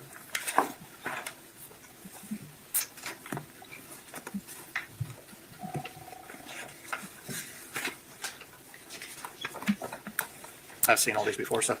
Okay, so I'm assuming, and this is just me doing my pause thing, I'm assuming he's going to talk about that piece of property not belonging to Susan and that it was a open field and it did not belong to her, so she had no authority. I'm just guessing. I don't know what he's going to say. And good afternoon, vamos. Hey, hey, hey. I'm back. Y'all miss me? I was gone for a week. Them damn 7-day takedowns are a bitch. If you want to ask questions, it's fine. And I don't know if you can hear these dumb dogs back here. I don't know what they're... Y'all are on the bed. That's why they're on the bed. They're going to get in trouble. Yes, sir. And are those records from your office, sir? Yes, sir. And to your knowledge, do those records pertain to the addresses of 1662 Southwest 107th Lane and 1686 Southwest 107th Lane in Ocala? That is correct. Your Honor, at this time I move into evidence State's Exhibit B at Stage 3. No objection. Objection, states B, moving evidence to states number 3. Thank you, sir. Give to the clerk, please. Now, I want to go over some of those records with you. Mr. Cowan? Yes, sir. Yes, yeah. I'll let you hang on. State's Exhibit 3, sir. I'm ready, Your Honor. State's desk.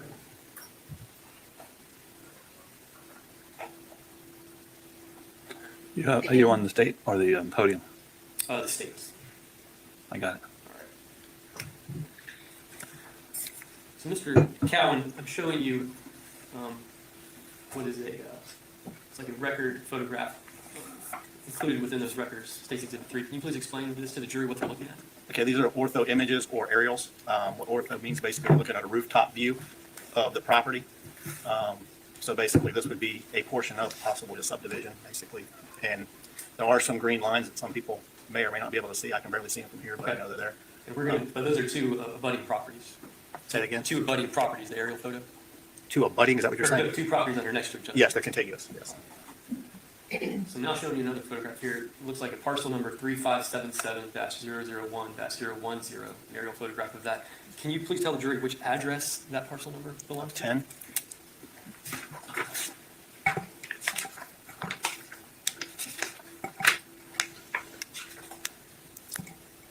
That of 3577-001-010 is 1662 Southwest 107th Lane.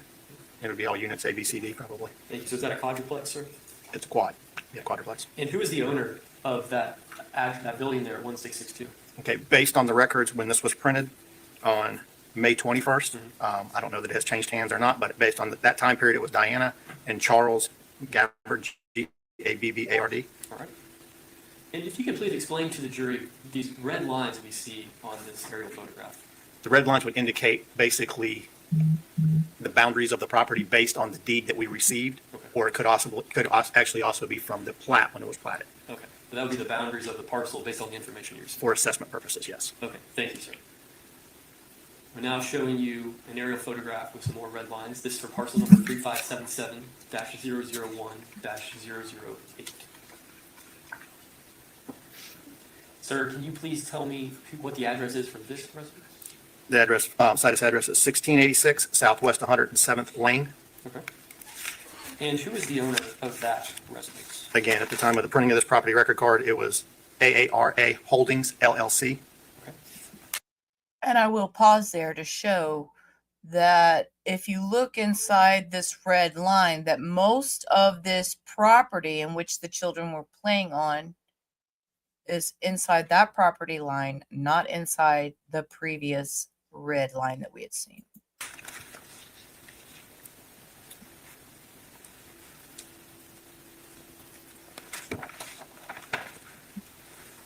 Thank you, sir. And the red lines that we see here again, is this again the boundaries of that parcel based on the information you received? That is correct. It'd be based on whatever deed came through when it was last sold. No, it's not her property. Thank you very much, sir. I have no further questions. Cross-examination. Yes, sir. Mr. Smith, can you back it up to the Yes. photo of the two? Oh. There you go. Good morning. Good morning. So this slide that we're looking at here, so this is actually this red line. This is the property line around that property, is that right? That is correct. Now, with this quadruplex, there are multiple porches attached to it, right? Well, from looking at an aerial, you may say porches, it could be a patio. Let me look and see what we have assessed on it, and this is 10.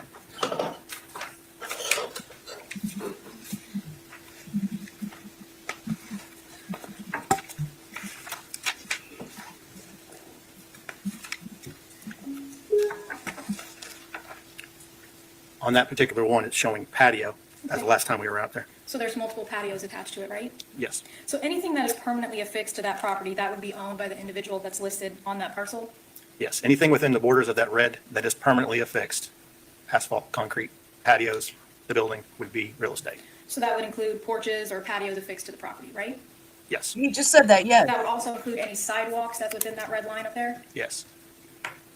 That would also include any grassy areas that's within that red line? Yes. Thank you. No further questions. Anything additional? Anything direct? No further questions. No Hughes? further Thank you, sir. Have a nice day. Thanks. Yeah.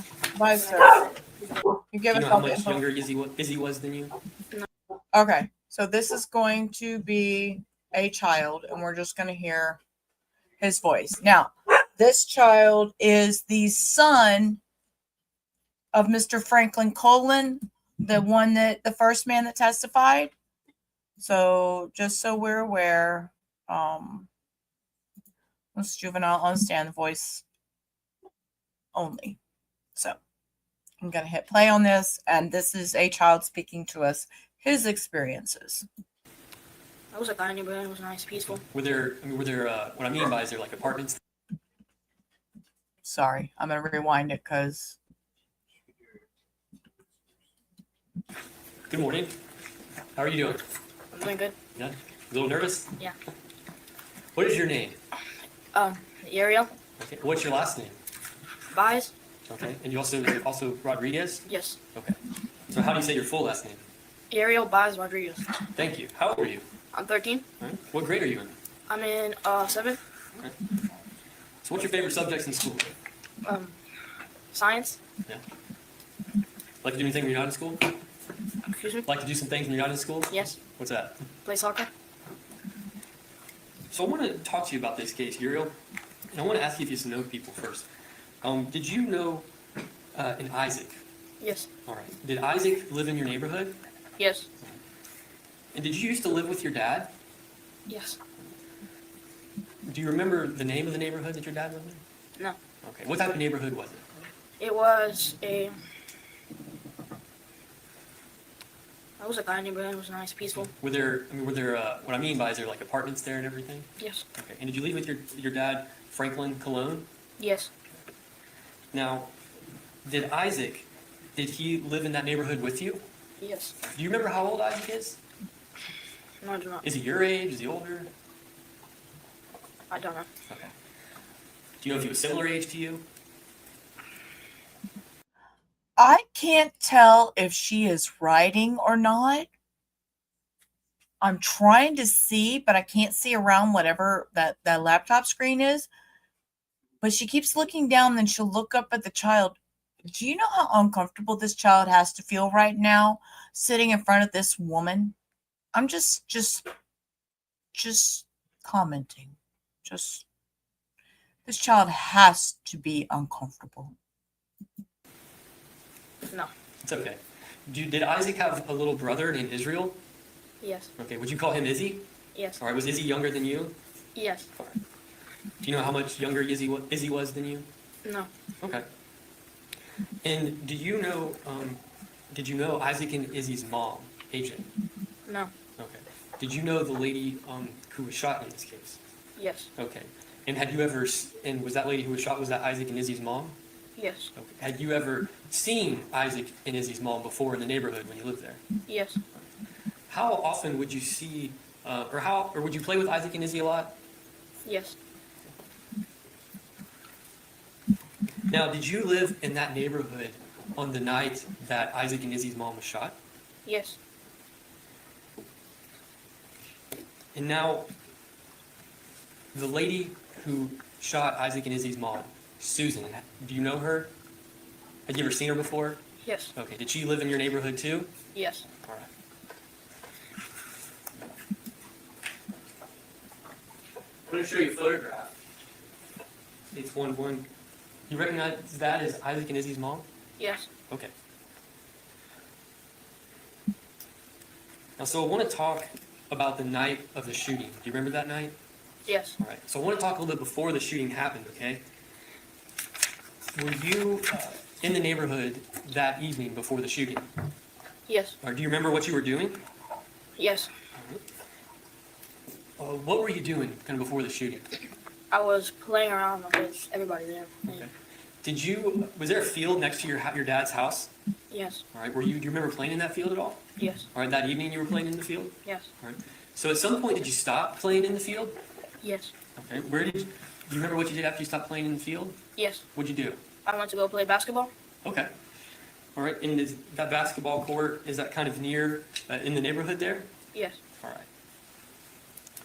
Now, at some point, did you ever remember seeing Isaac and Izzy's mom?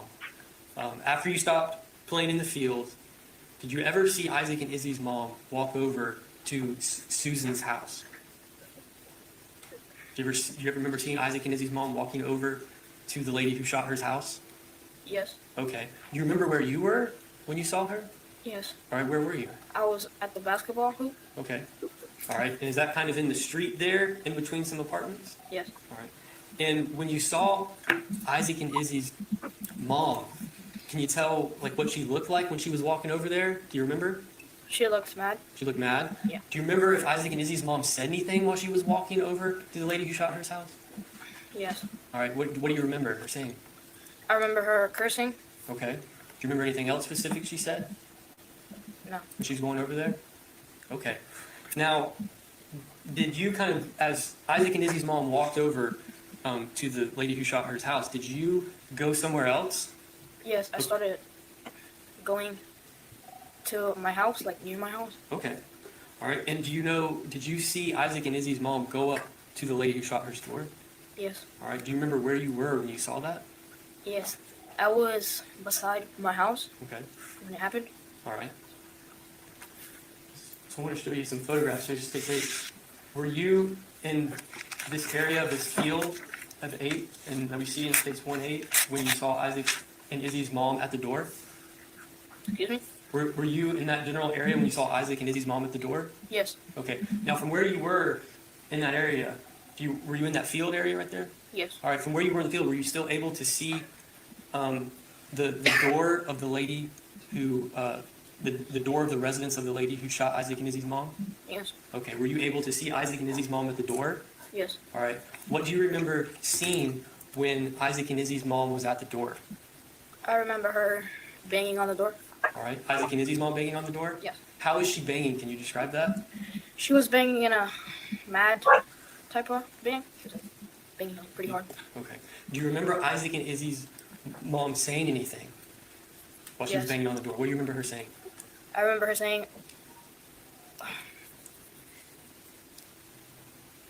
saying, open up this door. Okay. Do you remember Isaac and Izzy's mom cussing at all while she was at the door? Yes. Okay. Do you remember what she was saying? Yes. Okay. What was she saying? She was saying the B word, and the F word. Okay. Now, where was Isaac and Izzy's mom banging on the door? Kind of in the middle. In the middle? Yes. Okay.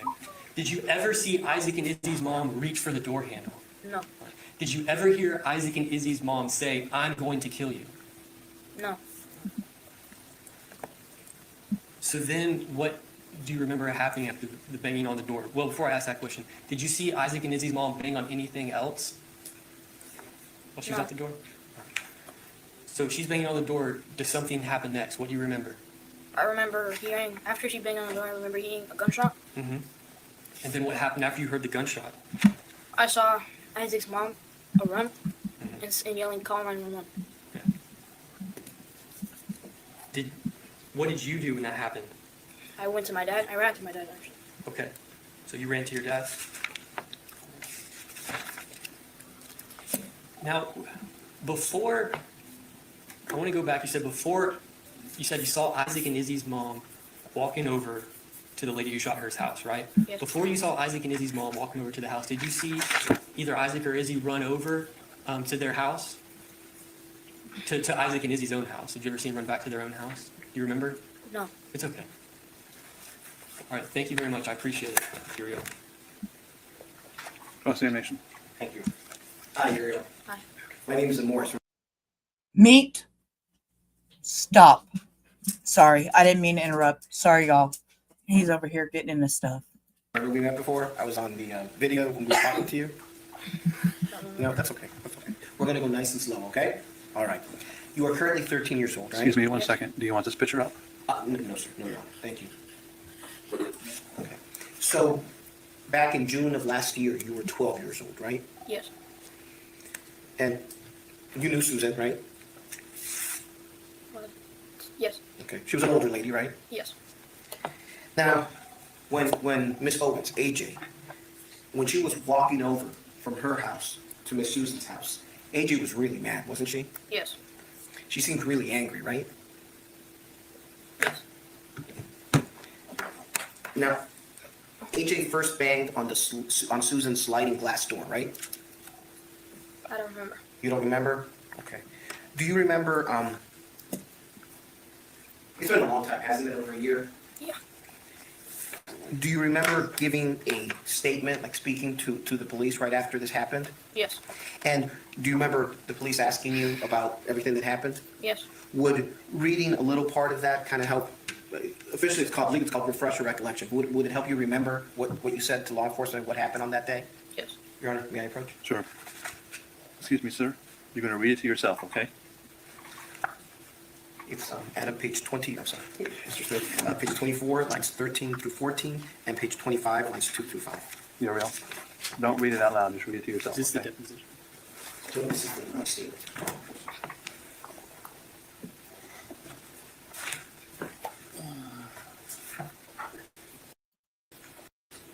Don't you, just like the judge said, just the parts that I'm asking you to read, just read over to yourself. Do not. Okay, so we're going to start with page 24, and then read lines 11 through 17, okay? And let me know when you're done.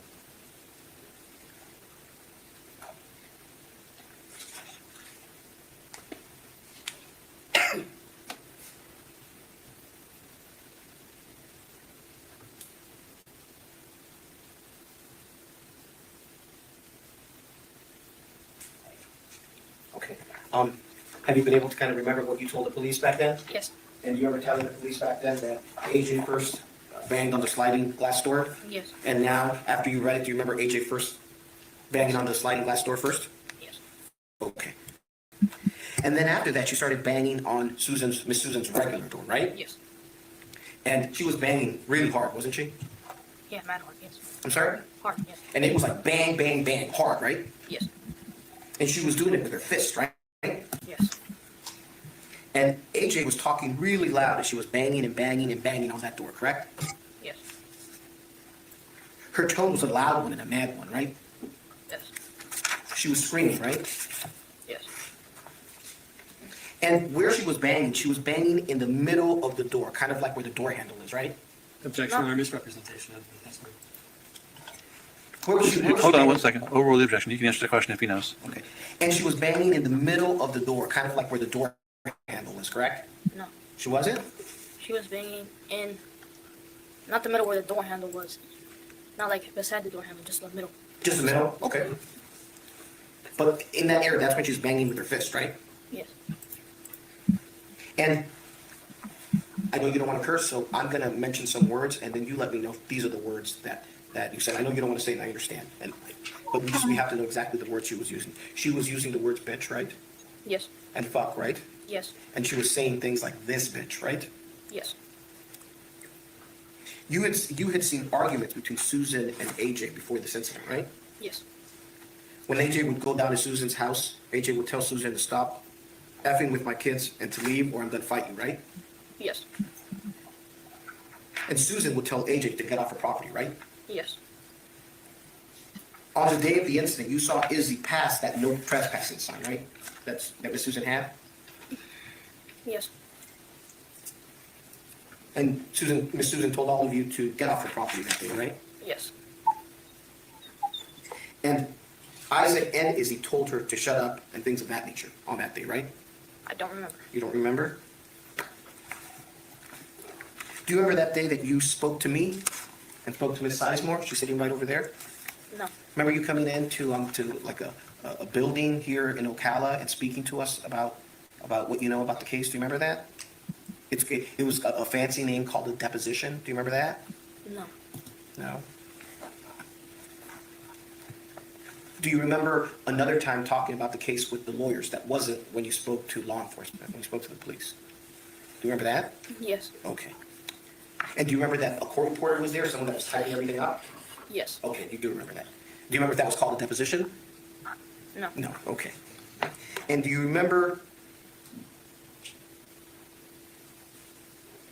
us talking about the things that we're talking about now? Yes. And would reading that kind of help you remember some of the stuff that we spoke about? Yes. Your Honor, may I approach? Yes, sir. Mr. Smith, this is page 18 of the deposition, lines 3 through 7, okay? Okay, Your Honor, same thing. I'm going to show you the deposition, and don't read it out loud, just read it to yourself. Read it to yourself. Yes, this is a defense attorney. Just let me know, okay? Thank you. Does that help you remember what we spoke about? Not really. No. Not really? Do you remember that you told us that Isaac and Izzy told Miss Susan to shut up and things of that nature? No. No. But you did read that here, right? You did read it in the deposition that I just showed you, right? Yes. Okay. And you were several feet away, like 15 or so feet when this incident occurred, right? Yes. You were by the mailboxes, right? Yes. And AJ was right up on Susan's door, right? Yes. You could hear Miss Susan say, "Get out of my house," right? No. No?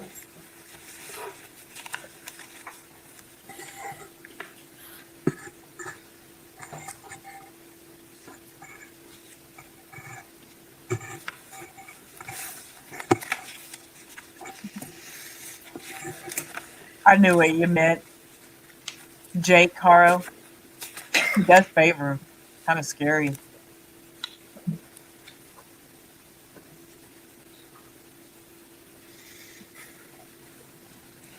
Israel, who you call Izzy, was near the tree that Susan had in the front of her property while AJ was banging on Susan's door. Is that right? Yes.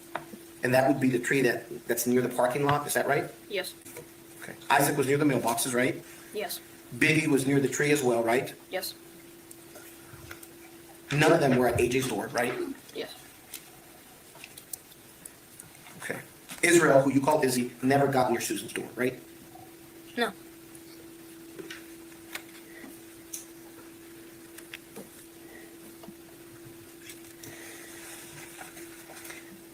Do you remember us talking about when everything was going on, what you heard Susan say to AJ? Do you remember us talking about that in the deposition that we spoke about before? Wait, can you repeat it? Do you remember you and I speaking about this incident and what Miss Susan was telling AJ when AJ was banging on the door? Do you remember that? No. Okay.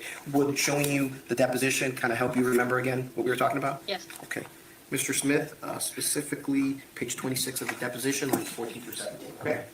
All right, same thing. I'm going to show it to you, and you just read it to yourself, and then we'll talk about it. Yes, I do have to say, I respect the way he is handling this child witness. He is being very delicate. He is making sure that he's speaking on an understandable level. And I actually appreciate that from him. Okay.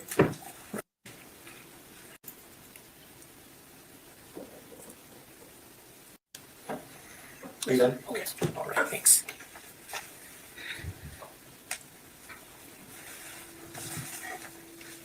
Do you remember Miss Susan telling AJ to get out of my house now? Yes, sir? Okay. All right. I appreciate your time. I know this is scary, but I really appreciate you being here. Thank you. Any redirect? Yes, sir. Okay, Dario, I want to ask you one more question. So I want to go back to when you see Isaac and Izzy's mom first walking over to the lady who shot her's house, okay? Remember that? When you saw Isaac and Izzy's mom walking over there? Yes. When you saw Isaac and Izzy's mom walking over there, did you see anything in Isaac and Izzy's mom's hands? No. No further questions. Is he excused? Yes, sir. Thank you very much. We can show him off the stand.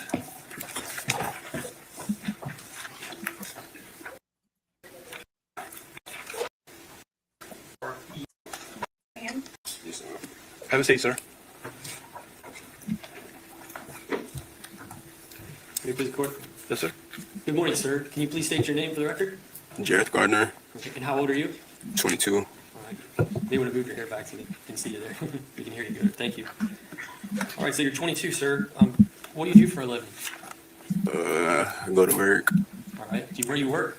at a warehouse, All right. What warehouse is that? Amazon. So, Mr. Gardner, I want to talk to you about a shooting incident that happened in June of last year, 2023. Do you remember that incident? Yes, sir. Now, did you live in the neighborhood where that incident took place? Yes, sir. All right. And did you know Isaac and Israel, or Izzy? Yes, sir. Okay. And did Isaac and Izzy live in the neighborhood with you? Yes, sir. All right. Now, who did you live with in that neighborhood back then? With my mother. All right. You still live in that neighborhood? No, sir. All right. Did you also have a little brother who lived with you in that neighborhood? Yes, sir. What was his name? Calix. All right. Now, I want to talk about Isaac and Izzy. Had you ever seen Isaac and Izzy's mom before in the neighborhood? Yes, sir. Okay. And would you see Isaac and Izzy a lot in the neighborhood? Yes, sir. Do you know how old Isaac was approximately? I believe he's 12, maybe. I don't know. All right, around that age. All right. And was Izzy his little brother? Yes, sir. Do you know how much younger Izzy was than him? He might have been like 10. All right.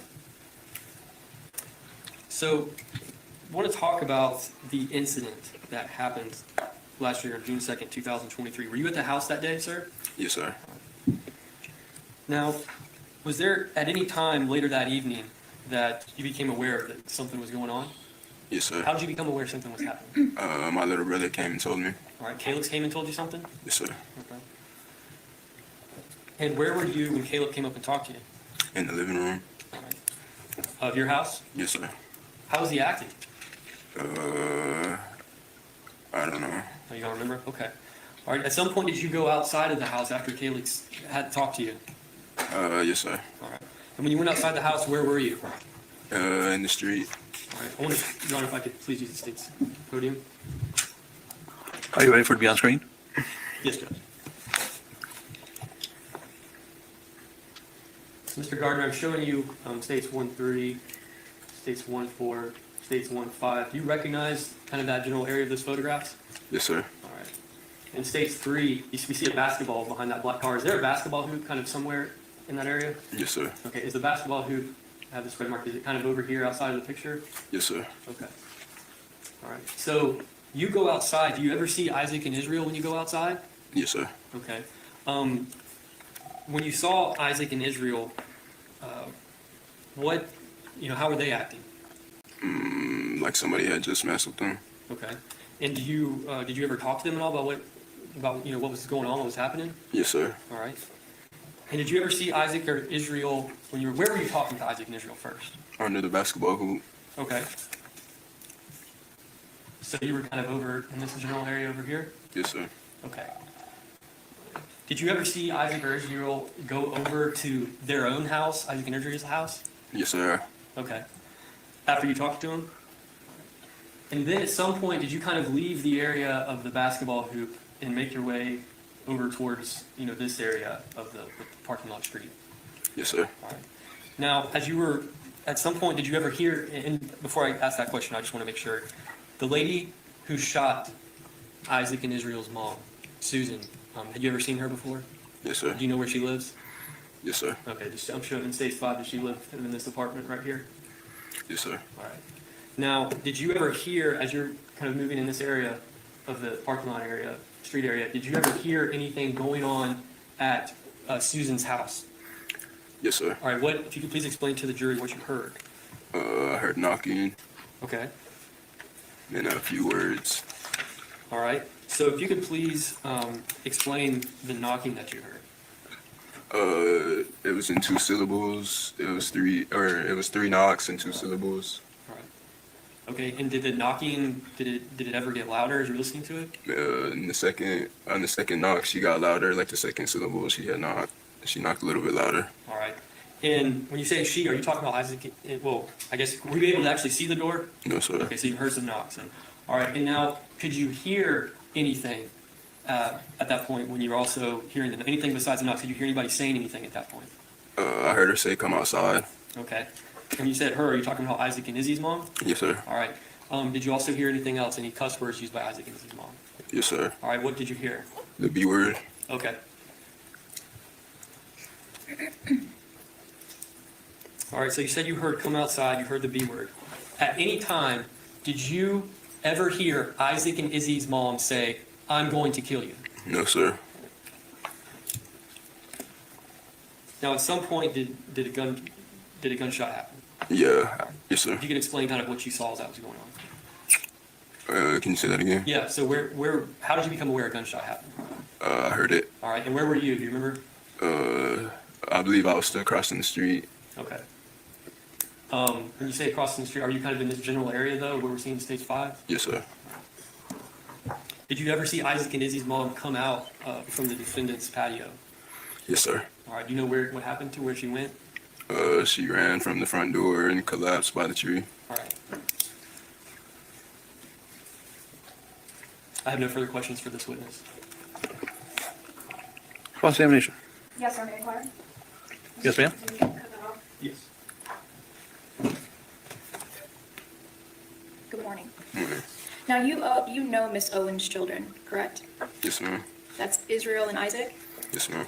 And you considered yourself like a big brother to them? Yes, ma'am. So I want to talk to you about the day of this incident. So you were outside by the basketball hoop before the shooting, right? Yes, ma'am. And Israel and Isaac were with you? Yes, ma'am. And they told you about what had happened with them over at Susan's house, right? Yes, ma'am. And one of the kids said, "Go and get AJ," right? Mm-hmm. Is that a yes? Yes, ma'am. And you saw Miss Owens walk across the street to Susan's house, right? No, ma'am. Had Miss Owens already crossed the street by the time you saw her? Yes, ma'am. Yes. Miss Owens seemed frustrated, right? No, ma'am. I didn't see. Do you recall giving a deposition in this case? Yes, ma'am. Would seeing a copy of your deposition refresh your recollection as to whether or not you said Miss Owens was frustrated? I believe I said, from my perspective, she might have been like just, from my thought, she may be frustrated. Okay. Now you heard Miss Owens knocking like boom, boom, boom, right? I heard her knock normal at first. Do you remember giving a statement to law enforcement? Yes, ma'am. Would seeing a copy of your statement to law enforcement refresh your recollection as to what you specifically said regarding the knocking? That she knocked in 2 syllables 3 times. Do you remember Miss Owens knocking like boom, boom, boom? I remember her knocking louder the second time. Yes. Okay. So you heard Miss Owens knocking again a second time, but louder. Is that Yes, right? ma'am. And that's when you heard the gunshot go off? Yes, ma'am. You heard Miss Owens say, "Bitch, open the door," right? No. Would seeing a copy of your deposition refresh your recollection as to what you heard Miss Owens say? I believe I heard her say, "Come outside, bitch." For Mr. Smith, I'm referring to the witness's deposition, page 15, lines 17 through 19. Okay.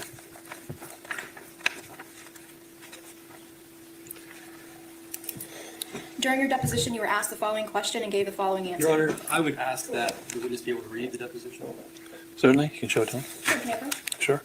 So I'm going to let you see your deposition. I'm going to let you read this yourself, okay? Beginning here and ending with lines 19. Just let me know when you're ready.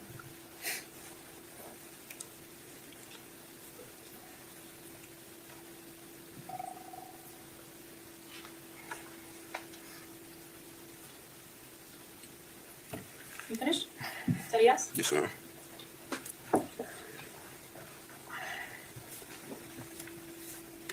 You heard Miss Owens say, "Bitch, open the door," right? No, ma'am.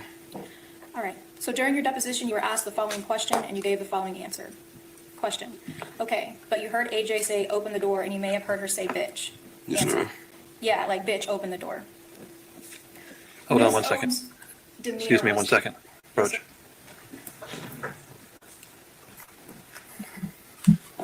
They're approaching, and I know, they're talking about bitch, open the door, whatever, but I don't know why. Let's see.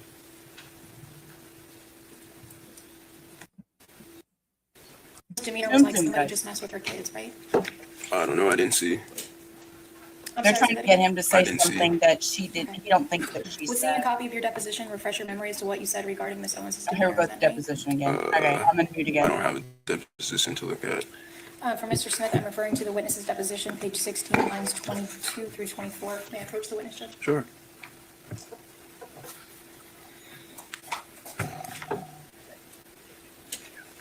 Yeah. Are you finished?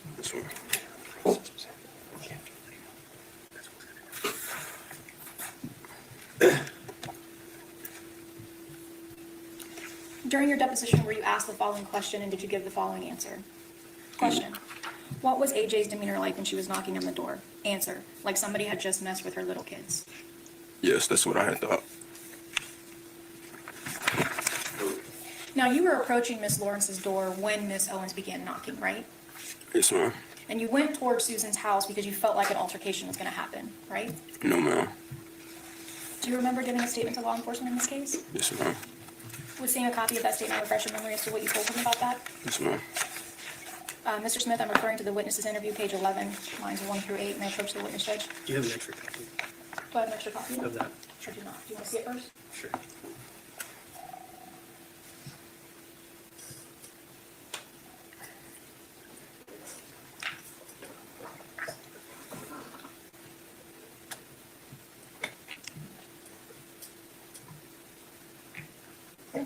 May I approach? Sure.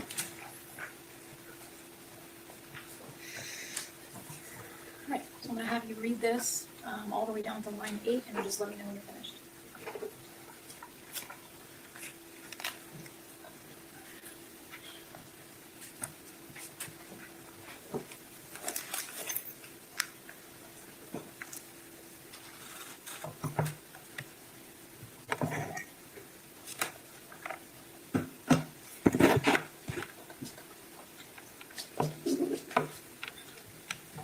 Are you good? Okay. Said yes? Yes, ma'am. Do you remember the detective asking you the following question and you giving the following answer? Question, and what made you think that there was going to be an altercation? Was something being said or did you hear something? Answer, I don't know, I get just off the energy. Question, off the energy? Answer, I felt like an altercation was going to happen. Do you remember giving that answer? Yes, ma'am. Thank you, I don't have any other questions. Ready to redirect? No, Your Honor. This witness excused? Yes, he's excused. Thank you, sir. Have a nice day. Can I ask everyone to approach real quick?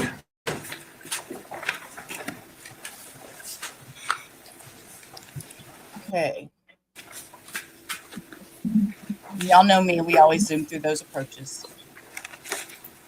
You can call the team prosecutor Doogie. Yeah, because he does. He looks so young. You're about to give the truth, the whole truth, and nothing but the truth, so help you God? Yes. Go ahead. Morning. Good morning. Is it still morning? Good morning. Would you please introduce yourself to the jury, ma'am? My name is Yvonne Costa. What do you do for a living? I am retired Congratulations. and very proud of it. Where'd you work before you retired? Marion Senior Services. For about how long did you work there? 16 years. All right. I'm going to direct your attention to June 2nd of 2023. Where were you living then? The address, Yes. 1662 Southwest 107th Lane, apartment number 4 in Ocala. Was that a quadplex type Yes. structure? Yes. And meaning there were 4 different residences in the same building? Yes. You said you lived in Unit 4? Yes. Showing you photograph 2 of States 1. You recognize that aerial view? Yes.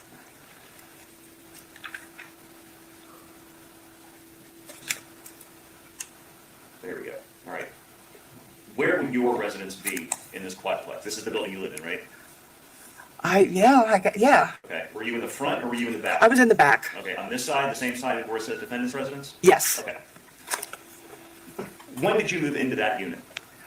The beginning of December of 2022. Okay. So you Yeah. lived there about 6, 7 months or so by the time Yes, The shooting happened? yes. Understood. Where did you live before that? Two buildings, two buildings away from where that apartment is. Do you know a woman named Susan Lorincz? Yes, I do. Do you see her here in court today? Yes, I do. Can you please point her out and tell me what she's wearing? She's wearing a purple jacket. Ron, may the record reflect the witnesses identified the defendant. It will so reflect. So if I am facing your front door, would her residence be to the right or to the left? Left. Did you share a common wall Yes. in the residence? What was your relationship with the defendant? Were you really close friends? Were you acquaintances? She lived next to you? Yeah, she lived next to me. Okay. Did you hang out and socialize with her a lot? No, Can you estimate about how many times you even had any interaction with her? maybe 10 times in passing. Hi, bye, have a good day. Did you know Miss Owens, Miss Ajike Owens, the Yes. victim in this case? Yes. What was your relationship with her? I only saw her 2 or 3 times, and she lived across the street. Did you know Miss Owens' children? I knew one of them fairly well. And which one was that? What was his Her oldest son, You know his name? Isaac. Okay.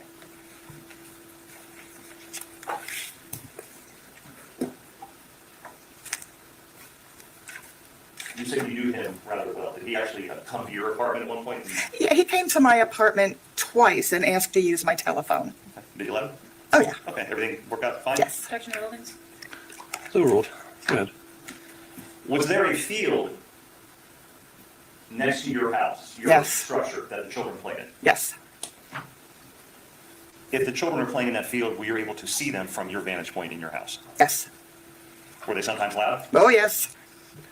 Did they often have adult supervision there with the Yes. children?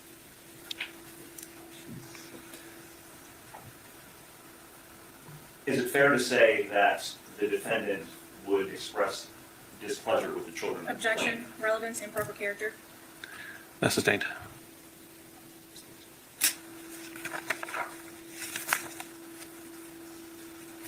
Did the defendant at some point have a no trespassing sign near the entrance to her residence? There was a few no trespassing signs, like at the property line, that I thought my landlord put up. Let me direct your attention to the day of the shooting, June 2nd of 2023. That evening, where were you located when all this was going on? In my apartment. And at some point, did you hear some arguing? Yes. About how long before the actual shooting did you hear this argument? Between 5, maybe 10 minutes. Could you tell who was involved in this argument?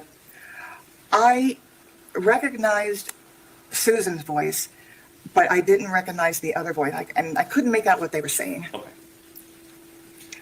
At any time during this argument, did you hear a door slam? Yes. Yes. After you heard the door slam, what was the next thing you heard that drew your attention? My wall in between our 2 apartments started shaking and like pounding on the wall. And it really scared me. Okay. How long after you heard the door slam did you hear that pounding? Very shortly, within a few minutes. How would you describe the pounding? It was very loud, and it scared me because the wall was shaking, and yeah. Okay. That's okay. Do you remember like the sequence of the bangs? Was it just constant banging, or was it a set of bangs, a pause, and a set of bangs? Yes. Do you remember that? There was a pause and then more banging. Do you remember about how many times you heard banging? Just those, the once, short break, and more. Do you remember about how many bangs were in the first set? Oh, it was a lot. Okay. A And lot. what about the second set? A lot. When you heard the banging, what was your first thought of who was causing that? I thought Susan was banging on the wall. Did you later come to learn that that was not the case? Yes. Okay. And so the jury's not misled. Did you learn that that was Miss Owens actually banging? When I mentioned that she was banging on the wall, one of my neighbors said, Objection, hearsay. That's sustained. Let's move along. You can't know what people said. okay, But Hold on, just move to the next question. Thank you, Your Honor. You're welcome. Did you hear any voices raised during the pounding? Yes. You just couldn't know what was said? Right. Understood. After that banging, did you hear another sound? I heard a pop. And what did you hear after that pop? People screaming. After you heard the pop and you heard people screaming, what did you do? Just people screaming. What did you do, though? I grabbed my phone, ran into my bedroom, which was the farthest part from the front door.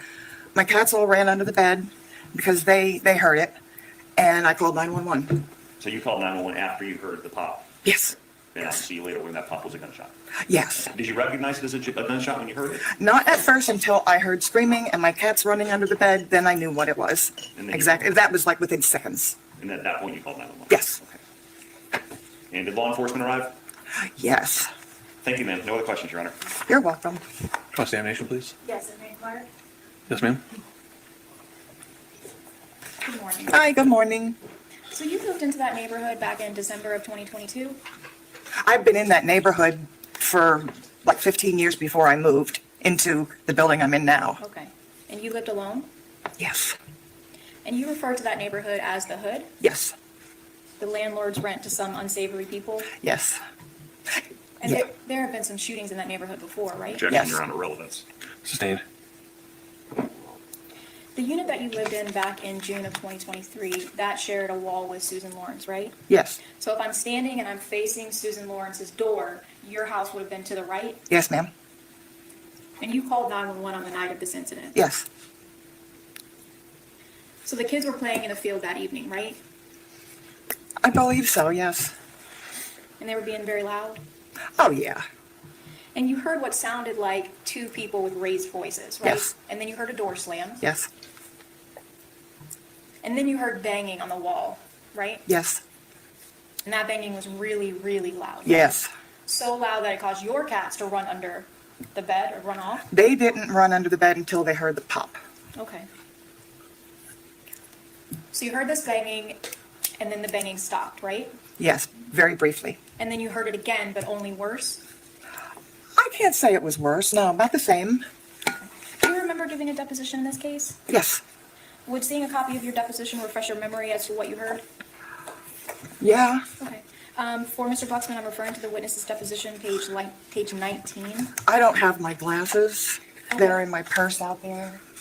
Well, you're probably going to have to read it. Is there no way we can take a break so she can get her glasses? Yes, ma'am. Well, does she need to go in her purse? And get Just right beside the door here. Okay. Should I go get them? Yeah, you can get off the stand, go get your stuff out of your purse, and come back. Thank you. Families.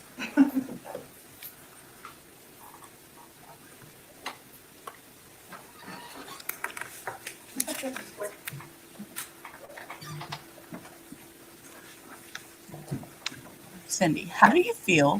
Thank you. No, how do you go from I Page believe so 19 about the kids playing in the lines field through to a definite yes? Cambridge?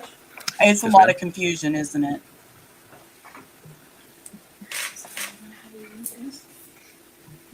I wanted to know where she was going. I saw her stand up. I thought she was going for a stroll. Okay.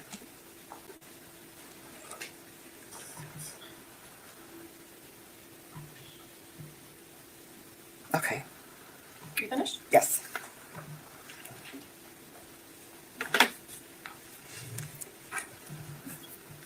So the banging stopped, right? Mm-hmm. Is that a yes? Yes. And then you heard it again, only worse. Yes. Right?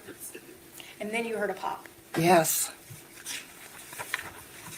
Now the banging was so hard it was shaking the walls in your house, right? Yes. And you were scared. Oh, yes. And while this banging was happening, you heard voices, right? Mm-hmm. Is that a Yes. I'm sorry. That's okay. And the voices were loud. Very loud. The voices were aggressive. Yes. Like when the sheriff's office knocks on a front door real loud, right? So Yes. yes? The voice was really loud and deep. Yes. The voice sounded like when someone gets really mad and really wants to scream, right? Yes. Guttural and deep. Yes. And it sounded like it was coming from outside, right? Yes. I don't have any other questions. Thank you. May you redirect? No, Your Honor. She excused? Yes, sir. Thank you, ma'am. Have a nice day. Oh, thank you. You too. Okay. Ladies and gentlemen, what we're going to do is take our lunch break as soon as we have this witness excused. Your lunch is here. Their lunch is here. I'll ask you to put down your notebooks. Okay. Hold on. Sorry, my sister-in-law called, and I don't talk to her but once a week. So I had to I answer. ask you to put down your notebooks. So they went to lunch. Everyone's here, I see. Go back on the record. I wonder, there was another trial that this judge did not too long ago, or maybe it was this Remind me, we trial. need to get the. I just remember him visually. We're back on the record on State of Florida versus Susan Lawrence, 23-2236. I see everyone's here. We'll bring the jurors in.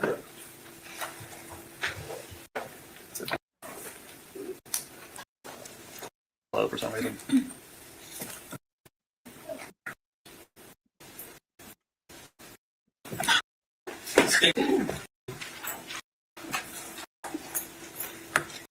Raise your right hand for me. You swear to tell, you swear to tell the truth, the whole truth, and nothing but the truth, so help you God. I swear to tell the truth, nothing but the truth, so help you God. Yes or no? Yes. Have a seat, ma'am. Thank you. Please, court. Good afternoon. How are you? Good. You a little nervous? Yeah. I understand. Can you please state your name? London Robinson. All right. How do you spell your first Hold on name? 1 second.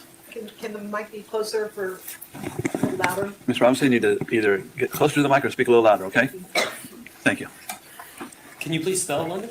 Londyn. How old are you, London? 12. What grade are you in? 6. What's your favorite subject in school? Math. Yeah. You like to do things outside of school? Yeah. What's your favorite thing to do outside of school? Play football. Cool.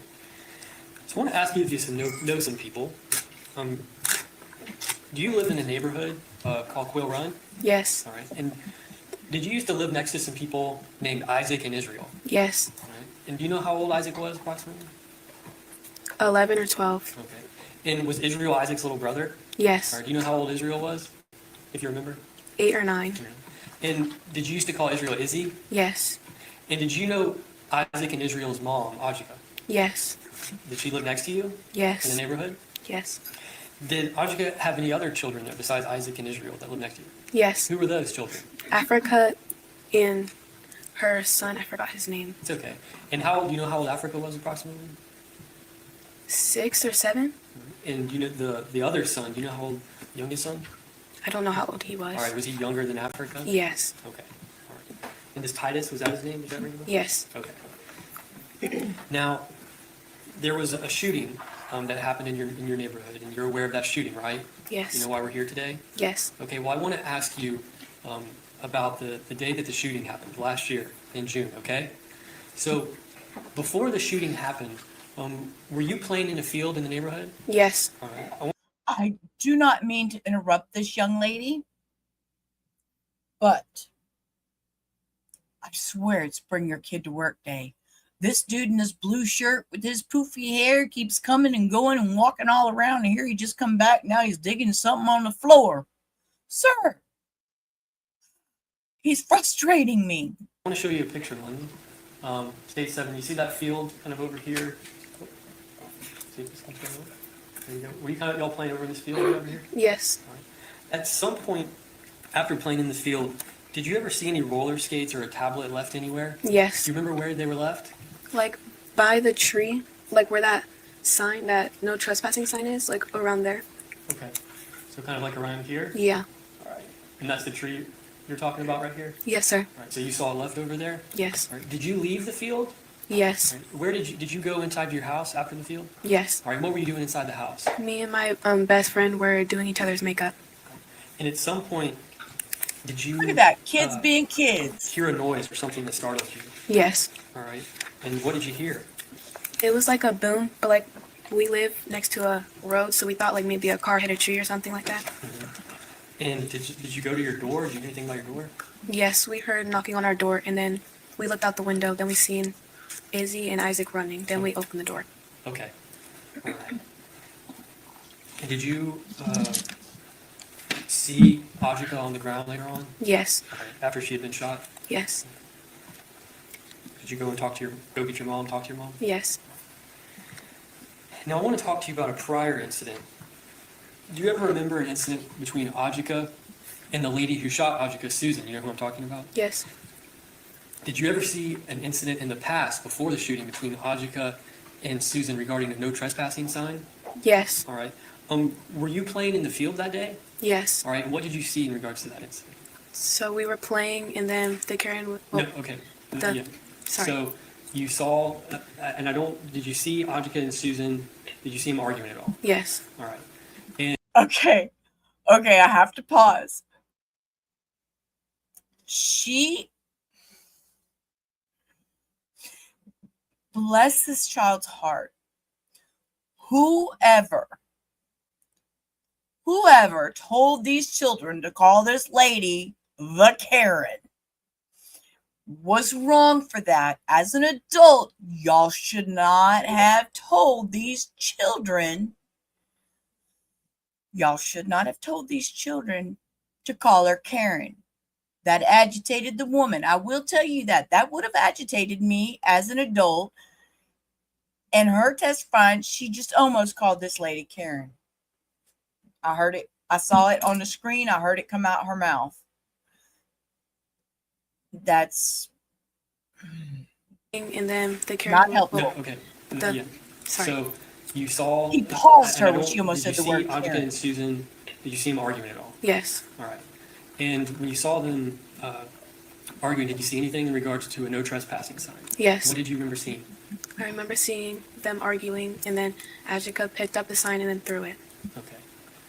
So you saw Ajike and Susan arguing, and you saw Ajike pick up the sign and you throw it. Did you, from what you saw, did it look like Ajike was trying to hit Susan with the sign? That's sustained. So you saw Ajike throw the sign. Did you see how she threw it? Yes. Okay. How did she throw it? She kind of like tossed it. So she just tossed it? Yes. All right. Did you see the sign hit Susan at all? It didn't look like it hit her, but it might have hit her. Objection, may we approach? Yes, ma'am. Didn't look like it hit her, but it may have hit her.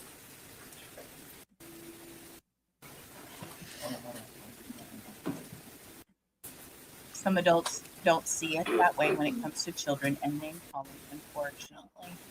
You're right, Cindy. Really hit I Susan. mean, I'm earlier, London. I just want to clarify. So the sign barely hit Ajike?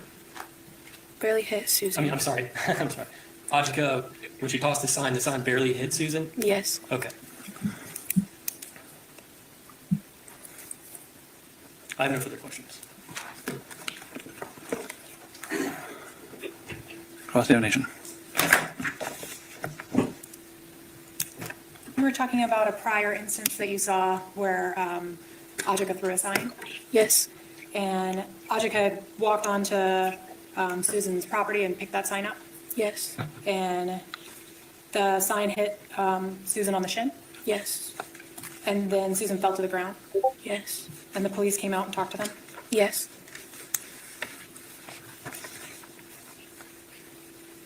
And you talked about the roller skates and the tablet on the day of the shooting? Yes. You said they were close to the tree? Yes. And there was a no trespassing sign in front of the tree, right? Yes. And they were kind of close? Yeah. May I have one moment? Yes, ma'am. No further questions, thank you. Any redirect? Yes, sir. So, London, can you clarify or just demonstrate to the jury, and you can stand up if you need to do it, how Ajike tossed the sign? Like this. Okay. She like picked it up and like went like that. Hold on, I don't know. I can't. You did all the way stand up, yeah. Picked it up and like went like tossed it like this. Okay. Thank you. No further questions. Anything on that front? No, Your Honor. She excused? Yes, Ron. You're excused, ma'am. Have a nice day, okay?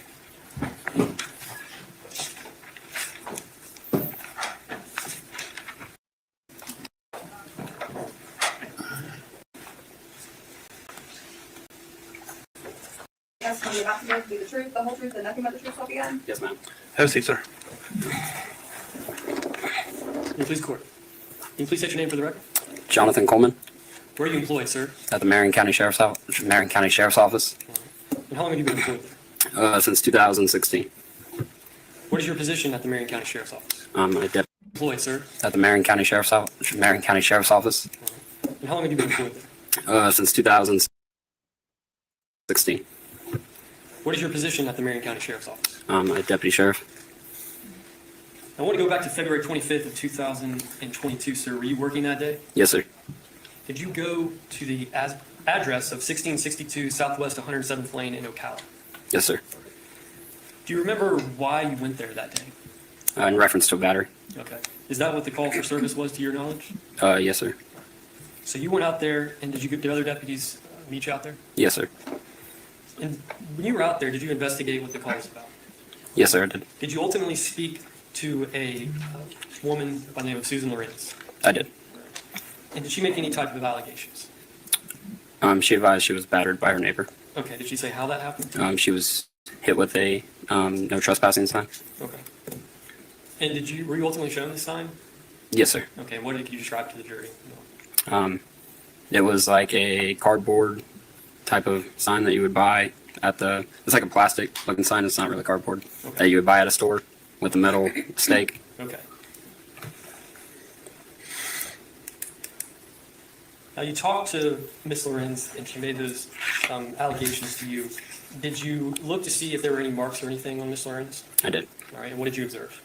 I didn't see any marks that appeared to be injuries on Miss Lorincz. Okay. Did you see any marks? No, sir, not to my knowledge. Okay. Did you see anything on her legs at all? Do you remember? Not that I remember. All I can recall is what's on. Okay. Do you remember seeing anything that you could specifically relate to? Did you see any mark, I guess, that you could specifically relate to this incident on her? No, sir. And did you and other deputies speak to Ms. Ajike Owens that day? Yes, sir. And so the defendant, Ms. Lorincz, she accused Ajike Owens of throwing the sign? Yes, sir. Now, did you ultimately conclude your investigation on that day? Yes, sir, I did. All right. Did you make any arrests? No, sir. Okay. And after you concluded your investigation, did you leave the neighborhood? I did.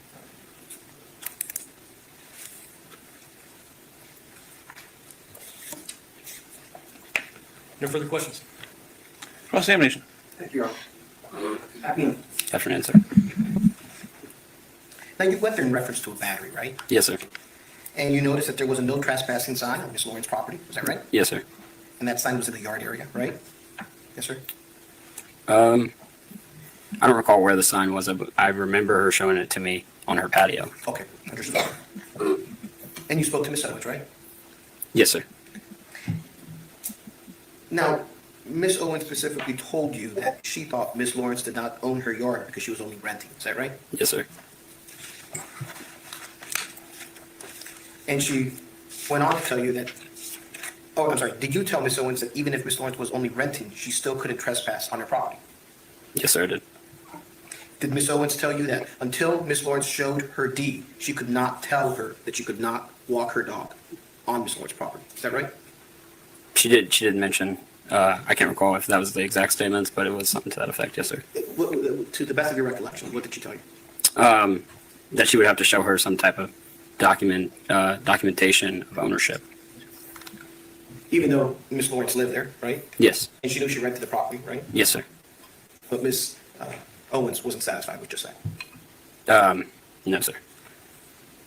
Did Miss Owens tell you that if her dog had a favorite spot on Miss Lorinc's property to use the restroom, it was going to go over there since Miss Lorincz was only renting? Is that right? Yes, sir. Did Miss Owens tell you that she picked up the no trespassing sign and said, I can go and buy a sign too, it doesn't mean anything? Is that Yes, right? sir. Did you see a red mark on Miss Lorinc's leg? There was, I can't tell you if it was a red mark, if it was an injury. I couldn't confirm that from what I recall. Yes, sir. All I know is what I stated from what I recall is that I couldn't tell what was on her leg due to her skin pigment. Okay, gotcha. But it looked like there was a red mark there? I'm not sure what was there. I can't recall exactly what was on her leg. Okay. Okay, I'm just gonna say this. As an old person with my varicose veins, you throw something hit me in the leg, it's gonna blend in with everything else. I'm just saying. Do you remember us speaking about that at a deposition a couple months ago? Yes, sir. I mean, I have the transcript. Can I refer to it? Yeah, Okay. would reading it refresh your recollection? Yes, sir. If you could go to page 11 of that deposition, lines 25 through page 12 of that deposition, lines 1 through 2, and just read it to yourself, and then we'll talk about it, okay? What were the lines again, sir? It's page 11. Yep. Starting on line 25, and then go through page 12 and lines 1 through 2. And just read it to yourself, and then we'll talk about it, okay?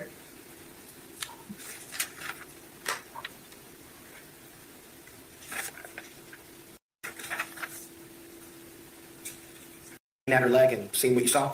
All I can tell you is what I said in this depo. I said that we talked about a mark on her leg. Okay. But we couldn't confirm that it was an injury. Okay, understood. Did you explain to Miss Owens that even though Miss Lawrence was only renting, she, being Miss Owens, still can't trespass over there? Yes, sir. Yes, sir? Yep.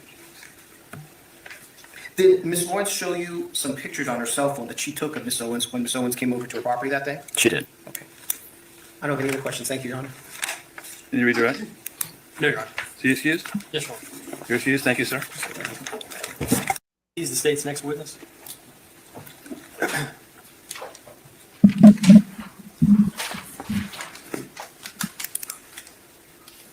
Is it Shelby? Shelby. Shelby? How do I spell last name?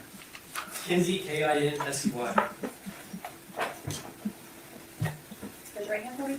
You swear or affirm that the testimony you're about to give will be the truth, the whole truth, and nothing but the truth, so help you God? Have a seat, ma'am. How are you, sir? Great. May please come. Can you please state your name for the record? Corporal Shelby Kinsey, Where are you employed, ma'am? the Marion County Sheriff's Office. How long have you been employed there? I've been employed for 8 years. And what's your position at the sheriff's office? Currently, I'm a patrol deputy. I want to talk about December 22nd, 2022, ma'am. Were you a patrol deputy still for the Marion County Sheriff's Office at that time? Yes, I was. And were you working on that day? Yes, I was. Now, did you receive a call for service on that day to go to the address of 1662 Southwest 107th Lane in Ocala? Yes, I did. Now, did you go to that address? Yes, I did. And to your knowledge, what was that call for service about? It was in regards to a verbal altercation. Now, when you got to the residence there, did you talk to a Miss Susan Lorincz? Yes, I did. Did you talk to her at her residence? Yes, I did. Did you talk to her at her front door? Yes, I did. Now, when you spoke with Miss Lorincz, did she make any allegations to you? Yes, she did. All right. And I want to talk about, what did she first start talking to you about? What allegations? Did she make? She made an allegation that a woman came to her door and had threatened her. Okay. And did she also complain about kids as well? Yes, she had complained about children playing in the open field next to her apartment. And what did she, do you remember what she talked to you? What was the first thing she started complaining to you about was? Either the kids or the mother, do you remember? I don't recall which came first. Okay, it's all right. And so she said a mother came to her door, and was this, from your understanding, in relation to the whole complaining, her complaining about kids trespassing, things like that? Yes, it was. All right. And did she say the mother, what did she say the mother did or said to her? She said that the mother had threatened to drag her out and beat her. Okay. Did she say if she did something again? Did she, yes, when she said that, did she say that she would do that if Miss Lawrence did something again? Yes, if she stepped towards her children. Okay. So she said she would do that if Miss Lawrence did something to her children again? Yes. Okay. Now, during that interaction with Miss Lawrence, did Miss Lawrence tell you, or did she make any allegations that her door was damaged at all during that incident? No, she did not. Did you notice any damage to her door while you were there? No, I did not notice. Okay. And after speaking with Miss Lawrence, did you speak with Ajike, with another lady? Yes, I spoke with another woman. Okay. And to your knowledge, was that the mother that Miss Lawrence was referring to? Yes, it was. Okay. And did you ask her about what happened? Yes, I did. And did you come to find out that woman, the mother you were talking to, was Ajike Owens? Yes. And so you spoke with Miss Lawrence and you spoke with Miss Owens. Did you make any arrests at all in that situation? No, I did not. Okay. And did you ultimately leave the residence after you concluded your investigation? Yes, I did. No further questions? Any cross-examination? Yes, sir, may I inquire? Yes, ma'am? Good afternoon. So you responded out to Susan Lawrence's home on December 22nd of 2022? Yes, I did. And you spoke with Miss Lawrence? Yes, I did. And Miss Lawrence told you that a mother had come over to her home and knocked on her door that night, right? Correct. Susan Lawrence told you that this mother, Miss Owens, knocked on her door and told her that if she treats her son like this again, she's going to rip her ass out of her house and go and beat her up, right? That was the accusation, yes. And Susan told Miss Owens to get off her porch that she was trespassing, right? That's what Miss Lorincz said, yes. So once you talked to Susan Lawrence, then you went across the street to try to find the mother, right? I did. And that's when you found out the person that went over to Susan's house was Miss Owens? I did not get her name, but now I know who she is, yes. So you never even got the mother's name that night? Correct. Miss Owens had told you that her 9-year-old son was mouthing off to Miss Lawrence, right? That's what she said. And Miss Owens told you that she took her 9-year-old son back over to Susan's house, right? Correct. Miss Owens herself told you that she knocked on Susan's door and Susan immediately told her that she was trespassing and she needed to leave, right? That's what Miss Lorincz said, yes. That's what Miss Owens told you. Yes, I'm sorry, yes, I'm correct. Miss Owens herself told you that after Susan told her that she was trespassing, that she said, "I'm here with my son and I just want to talk to you," right? Correct.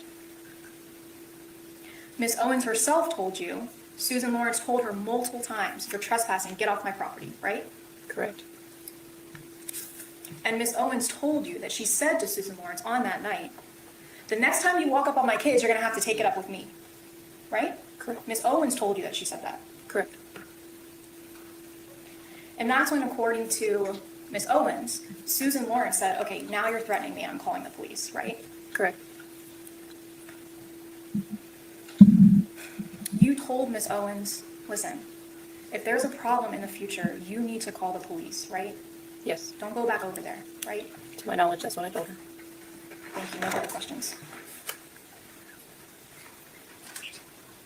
You redirect? Yes, Your Honor. So just to clarify, when you spoke to Miss Owens said she originally went over there with her son to just talk to the defendant about the situation, correct? Correct. All right. And that was her only intent of going over there with her son. Objection, speculation? So ruled. You can answer the question. Yes. All right. Thank you. No further questions. She excused? Or you need additional question? No, sir. She excused? Yes, Judge. You're excused. Thank you very much, ma'am. Have a nice day. Thank you.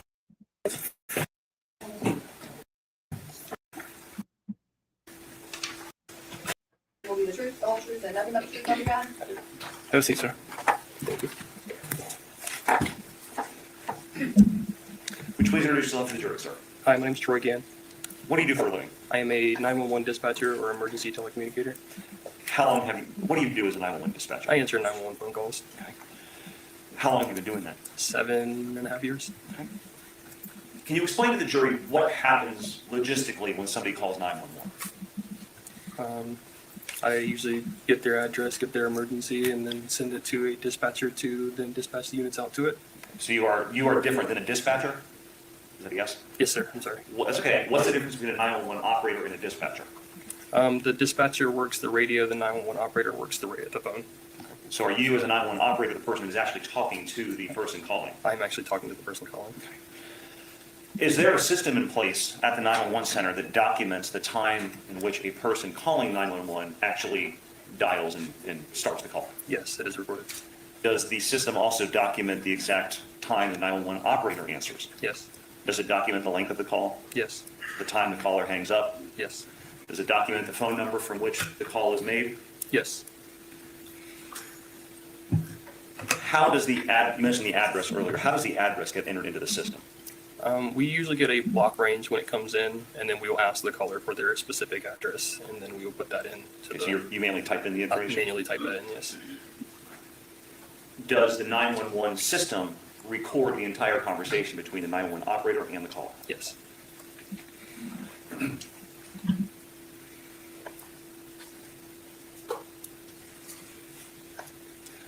When someone requests it, are you or another member of your agency able to go back into the system and pull a specific 911 call that's been made? Yes. Assuming it hasn't been made many, many years ago. Yes, Okay. it's saved in a database. Let me direct your attention to June 2nd of 2023 at approximately 8:54 p.m. Did you receive a 911 call made by a person who said she was Susan Lawrence? Yes. From which address? I do not recall. If it would refresh your memory, if you were able to look at the log of the 911 call. Yes.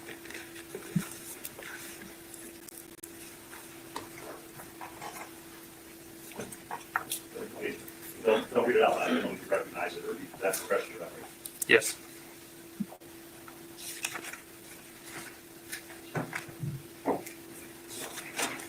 From what address did that call come? 1668 Southwest 108th Lane. At what time did Ms. Lorincz call 911? 2102-49. Would that be the time that she picked up the phone? That would be the time I picked up the phone. Okay, so presumably she would have picked up the phone a few seconds Second before that. Was that call recorded? Yes.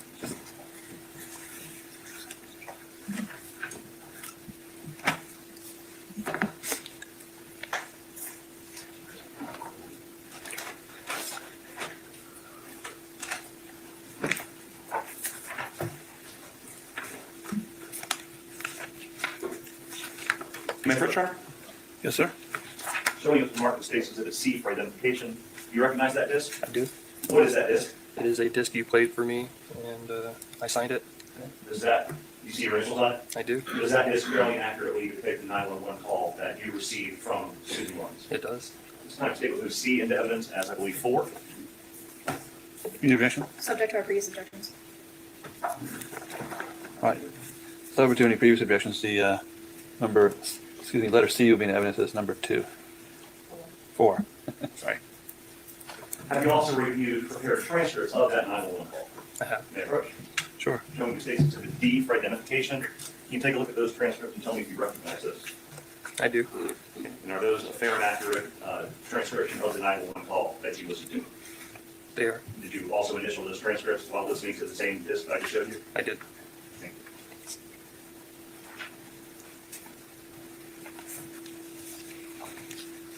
This time, Your Honor, may I publish the 911 call with the transcripts just authenticated if I could provide a copy to the jury also?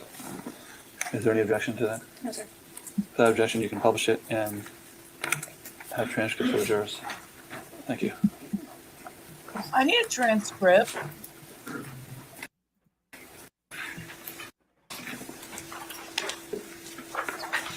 Let me know when you're ready. I want transcript. For the record, the transcripts are demonstrative aids, will not be going back into the jury room with the jury. So, ladies and gentlemen, just so you know, the recording is in evidence, and you can re-listen to that. The transcripts you can use at this point. The transcripts are not in evidence. Go ahead. Thank you. 911, what is the address emergency?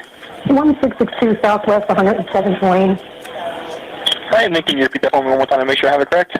1662 Southwest 107th Lane. All right, what is your phone number in case you get disconnected? 352-777-5909. What is your name? I'm sorry, you said your name was Susan? Yes. And what was your last name, Susan? Lorincz, L-O-R-I-N-C-Z. All right, and tell me exactly what happened. You got kids trespassing again. They're leaving all the toys around. It's just screaming, yelling, just being absolutely obnoxious. I went through the roller stage over to the other side. The kid says I'm going to beat you up for that. And he's mouthing off to me. All right. Right in my own home.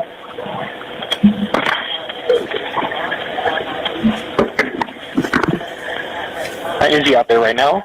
Yeah, there are several kids out there right now. I'm fearing for my life. I'm very scared. There are several kids out there right now. I'm fearing for my life. I'm very scared. Okay. All right, and what unit number are you in? 3. Unit 3, okay. Yes. Do they also live in the same building? No, they live across the street. Okay.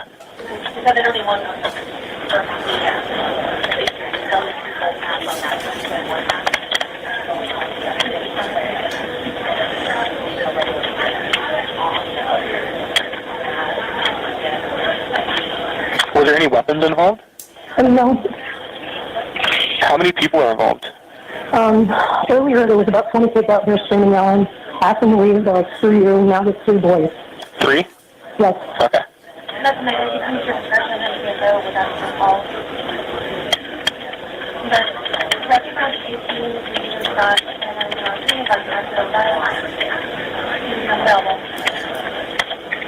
And the kid saying I took his iPad and all this other shit was just in his food.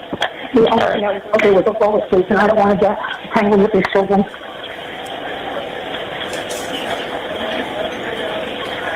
right, and are they white, black, Hispanic, or Asian?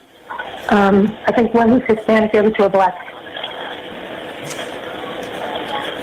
All right, and then the Hispanic, how old would you say he was? Got 12. 12, all right. Were they all about the same age? They're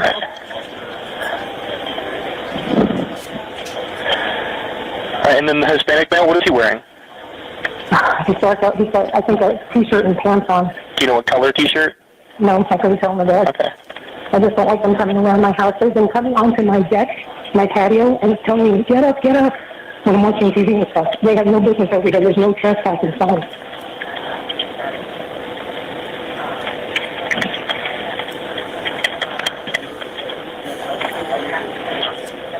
I don't like the kids threatening me that they're going to beat me up, that they're going to get someone else to kill me. So this is just ridiculous.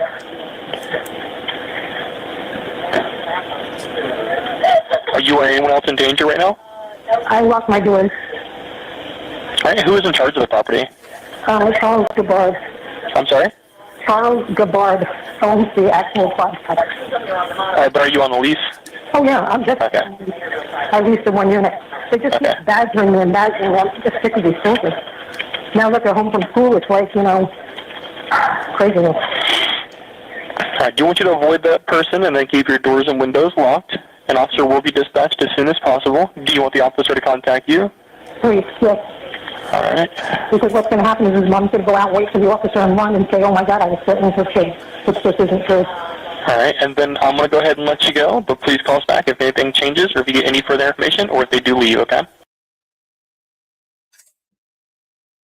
So you tell 911, come talk to me first because his mom is going to come out there and grab y'all and tell y'all a different story.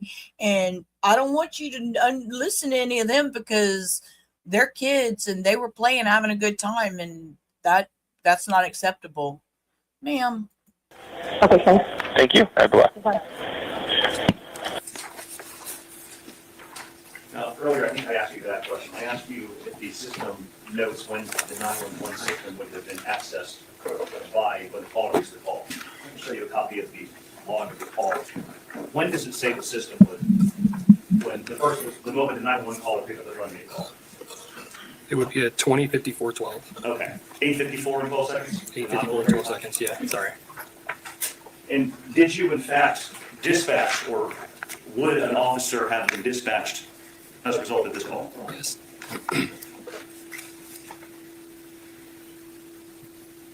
And how does that actually happen? So as soon as I drop the call as trespassing, it goes over to the sheriff's office, and then one of their dispatchers would send the unit out. Okay. And that would that be done very quickly after? Within seconds, yeah. Understood.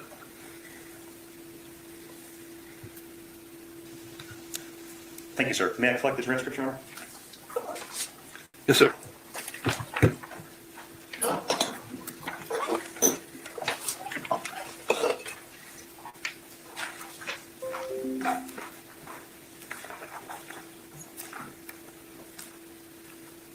For the record, I have all 8 transcripts from the jury.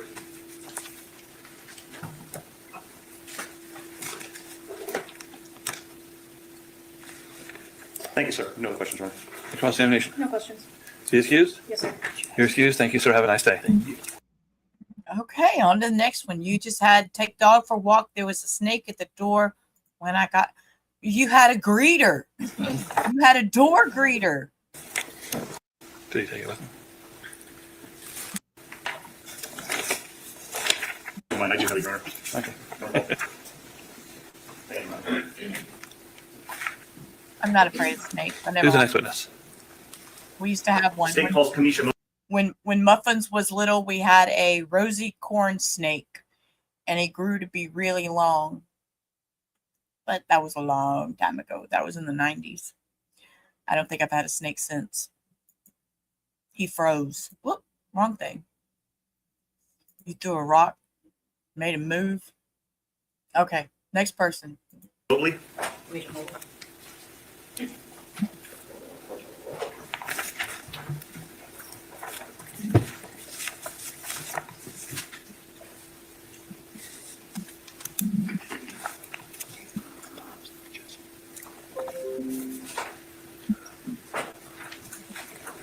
Man, stand, raise your right hand, face the clerk. swear or affirm that the testimony you're about to give will be the truth, the whole truth, and nothing but the truth, so be it? Have a seat, ma'am. Thank you.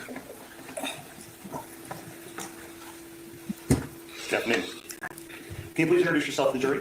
I'm Kamisha Mobley. You have to speak up a little bit, or move up a little bit, or speak a little louder. Kamisha Mobley. Thank you. Where do you work? I work for a 911 operator at Marion County Sheriff's. How long have you been doing that? 3 years. 3 years? Let me direct your attention to June 2nd, 2023, at approximately 9:02 or so p.m. Was a phone call received by the 911 center regarding a shooting that happened at or near 1662 Southwest 107th Lane in Ocala? Yes. Were you the call taker for that call? Yes, sir. Did the caller identify himself? No.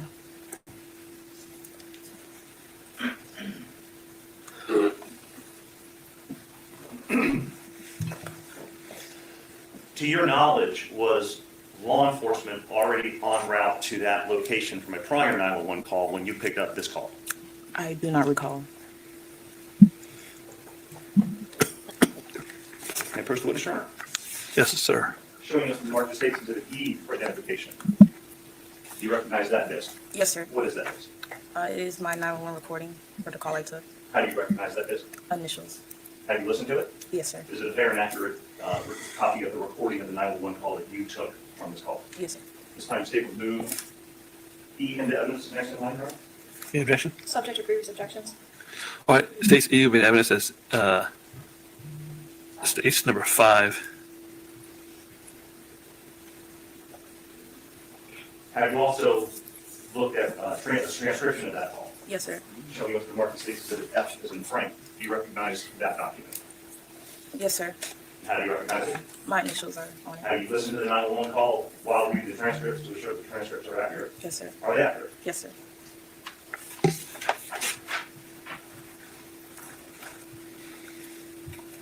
What was the letter designation of that? It was F as in Frank. Thank you.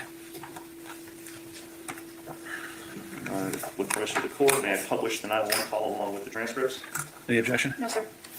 Without objection, you can publish the 911 call, and the transcript can be given to the jury for demonstrative purposes.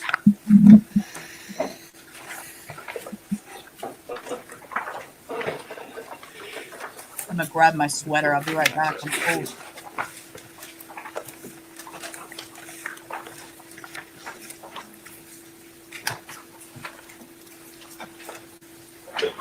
What's the address of the emergency? 1662 Southwest 107th Place. Oh my God, this lady just tried to break down my door. I shot through the door. Oh my God. Okay, repeat that address for me to make sure I have it correct. 1662 Southwest 107th Place. Okay, what is your name? Lorincz. Okay, what's going? Take a deep breath for me. Calm down. Oh my God. You said someone tried to break down your door. Is that correct? Yes, the woman was screaming and yelling. She was trying to break down my door. And she was... Okay, was a female? Yes. I didn't know what to do. I grabbed my gun and I shot at the door. She was going to get me. Oh my God. Okay, you said you shot at the door. Is that correct? Yes, I shot at the door because she wouldn't stop. I was going to get away and she wouldn't. She just begged to stay.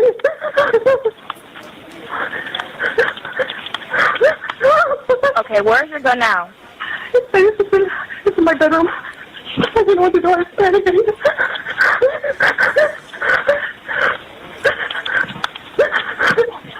This is the woman who attacked me.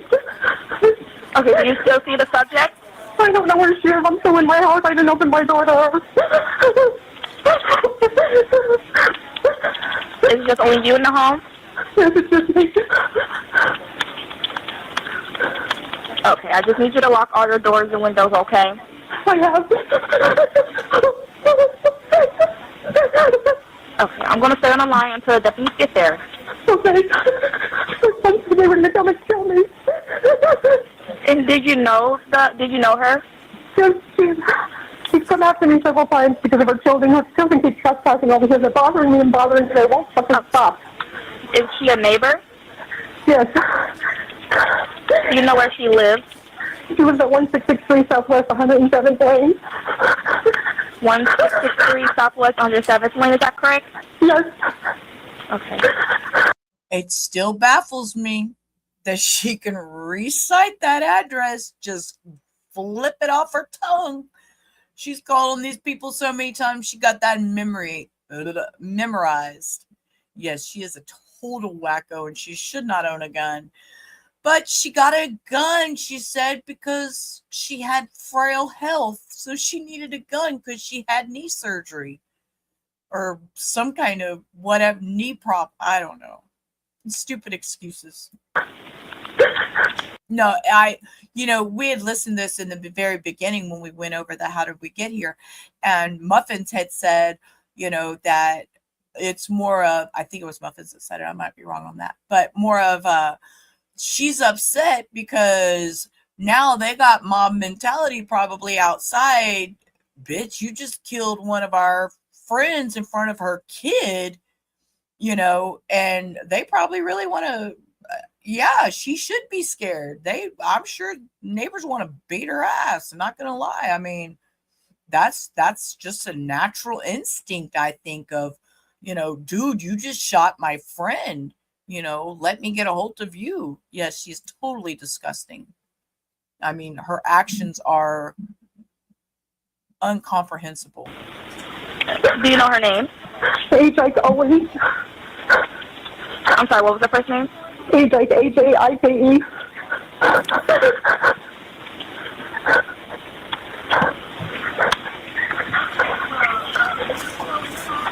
Okay. Just let me know when you see the deputies. And like you said your gun is put up in the bedroom. Yes, is that yes. correct? Okay. Yes.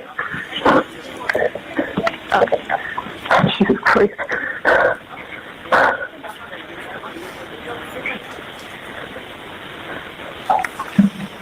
And what unit number is for the subject? I don't know. I don't know if she's one or two. Okay. She has an old broken down Honda or something, the white car in front of her house. It's all garbage. You said a white Honda? Yes. And then she has a new Acura. Ma'am, disparage her about her garbage white Honda, but she has a new Acura. Stop it. You just shot this lady.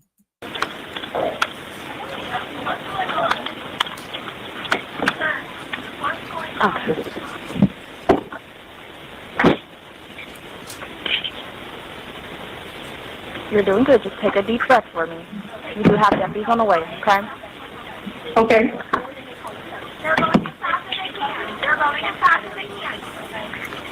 And do you see the male subject or you just see the female? See, her boys were here earlier. They keep leaving their garbage all around the house. Okay. And then I told them to take the crap away, get the fuck out of here. Do you know where the boyfriend is now? I'm sorry? Do you know where the boyfriend is now? No. Okay. There is no boyfriend. It's her children. I'm not screaming outside now.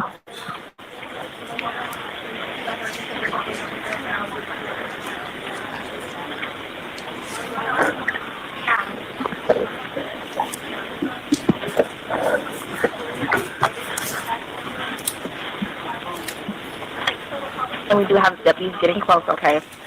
Okay, I think they're here now. I see the light. Okay, if they're here, I'll go ahead and let you go. Okay, thank you. You're welcome. Bye-bye. Mr. Chairman?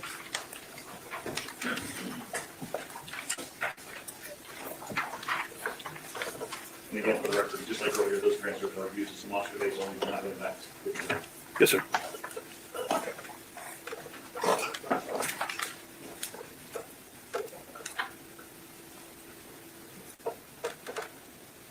And I have all 8 transcripts from the jury. Thank you. Thank you, ma'am. No other questions, right? On to examination. No, sir. No questions. Thank you, ma'am. You're excused. Have a nice day.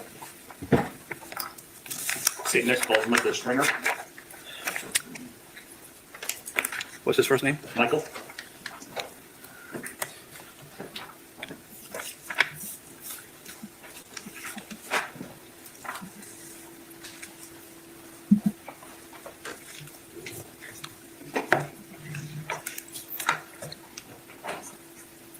Raise your right hand for me. Do you swear or affirm that the testimony you're about to give will be the truth, the whole truth, and nothing but the truth, so help you God? Yes, ma'am.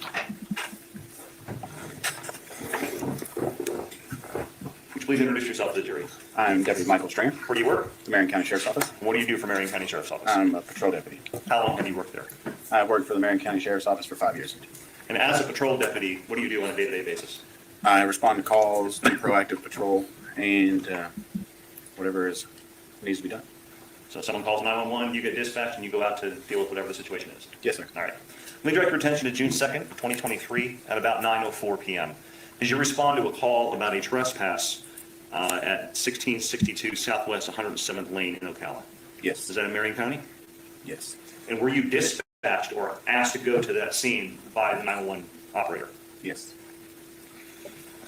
Do you remember where you were located when you were told to go to the scene? I do believe I was at the South Multi-District Office on 441. About how far away is that from the location where this happened? Between 10 and 15 minutes. Did you start to head to that location immediately? Yes. And am I correct? Were you initially sent there for the trespass call? Yes. I have to pause because I have to say, this handsome young man, he's got that widow's peak thing and his hairline. I think those are so cool to have that. You don't see it that profound and often. You know, my receding hairline here and all the grays popping in, but he's a handsome young man. You alone? No. Who were you with? I trained new officers, so I had an officer in training with me. Is that a field training officer position that you have? Do you still do that now? Yes. What were you driving? My marked Ford Explorer. Did you,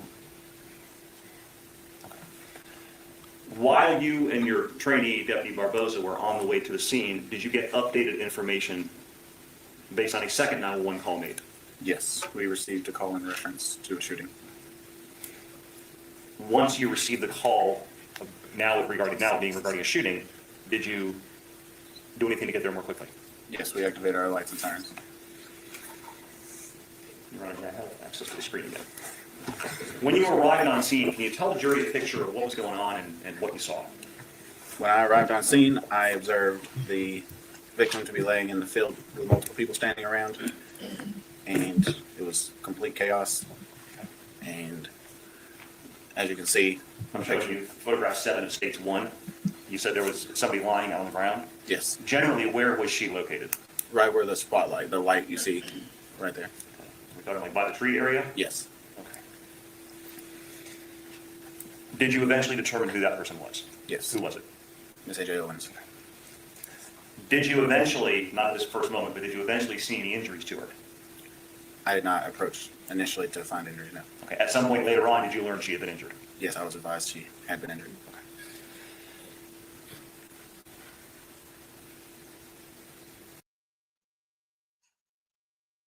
Somebody needs a stationary chair. Stop wiggling. Stop wiggling, sir. Stationary chairs for the jury. I mean, not for the jury, but for the witness stand, people. Were you directed where the shooter was located? Yes. Okay. So tell the jury, explain to the jury what happens when you walk up, you see Miss Owens on the ground. What do you do and why do you do it? So when I arrived, as was stated before, she was on the ground, and we do not know where the shooter is, the person with the gun, and we do not want to get shot ourselves, so we have to eliminate whatever threat there may be before we can address the victim. So when you walked up, did you not stop and treat the victim at that point? Not initially. Okay. You went to, where'd you go? We went to the suspect's apartment, where we then detained the suspect, so then we could attend to the victim. And do you see where her apartment would be located in this photo 7 of stage 1? Yes, it's going to be almost directly behind where the tree is. In this general area? Yes. Explain what happened when you walked onto that porch. I gave commands for the suspect to exit the home with her hands up and ensured she did not have the weapon on her. I then placed her in handcuffs and escorted her to my vehicle so she could be secured. Did she say anything about where the weapon was? Yes, she said it was on a bedside table. Do you see the person that you made contact with at that door that told you that here in the courtroom? Yes. Can you please point her out and tell me what she's wearing? The purple jacket. Your Honor, may the record reflect the witnesses identified the defendant. It was certified. After she came to the door and you informed her that you were going to place her in the patrol car, did she ask you anything before you left the area where her front door was? She did ask me about her cat. Remember what she asked about? Yeah, I think she asked if she could feed her cat or something. Okay, she had some concern about her cat. Some concern about her cat. Understood. Was she placed under arrest at that point? No, she was just being detained. Okay, and was there still an investigation going on? Yes. Once the defendant was secured, placed in the back of the patrol car, did you then turn your attention to the victim? Yes. Explain what you and your trainee, Deputy Barboza, did for Ms. Owens. I went to the back of my car where I retrieved my agency-issued medical kit bag. It's like a green bag. It has a bunch of medical supplies in it. Deputy Trainee Barboza at the time began doing CPR compressions on the victim and was assisted by Deputy Wolfenberg. Are all patrol deputies trained as first responders to handle that basic life support? Yes. Did emergency medical services quickly arrive? Yes. And did they assume treatment once they arrived?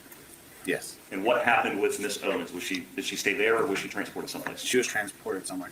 Was she eventually pronounced deceased at the hospital? Yes.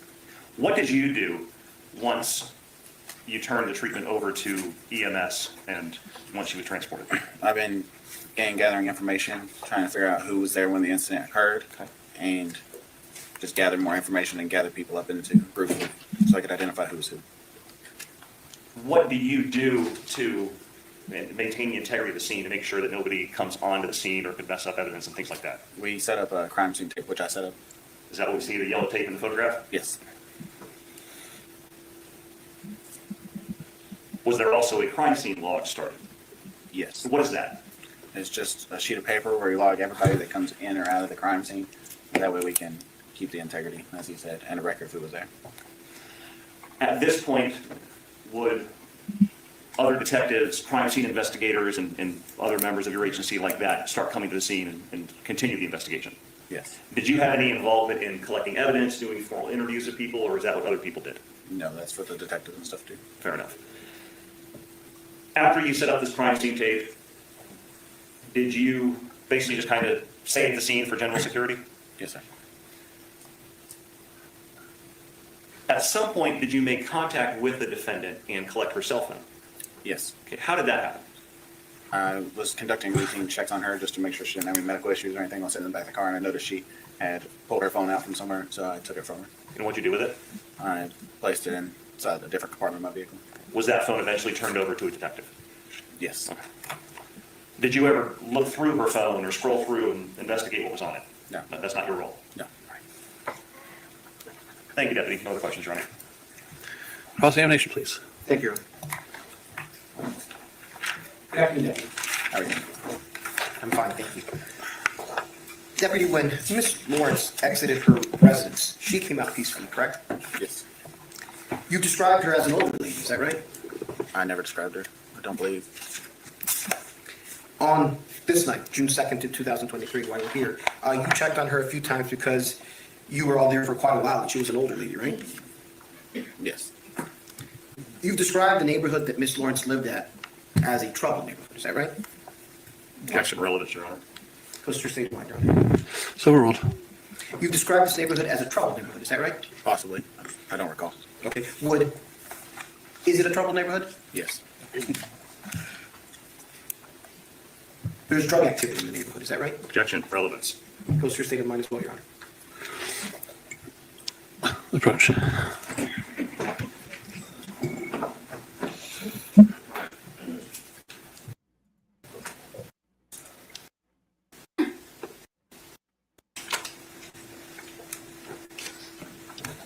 It's a troubled neighborhood, y'all. You need to redirect? Have no further questions. Excused? Yes, sir. Thank you, sir. You're excused. Okay, that's all we need to know. It was a troubled neighborhood. Next witness would be Aaron Barboza.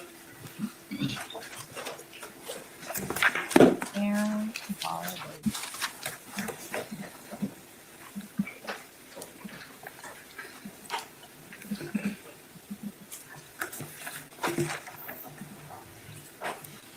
Raise your right hand for me. Do you swear or affirm that the testimony you're about to give will be the truth, the whole truth, and nothing but the truth, so help you God? I do. Have a seat, sir.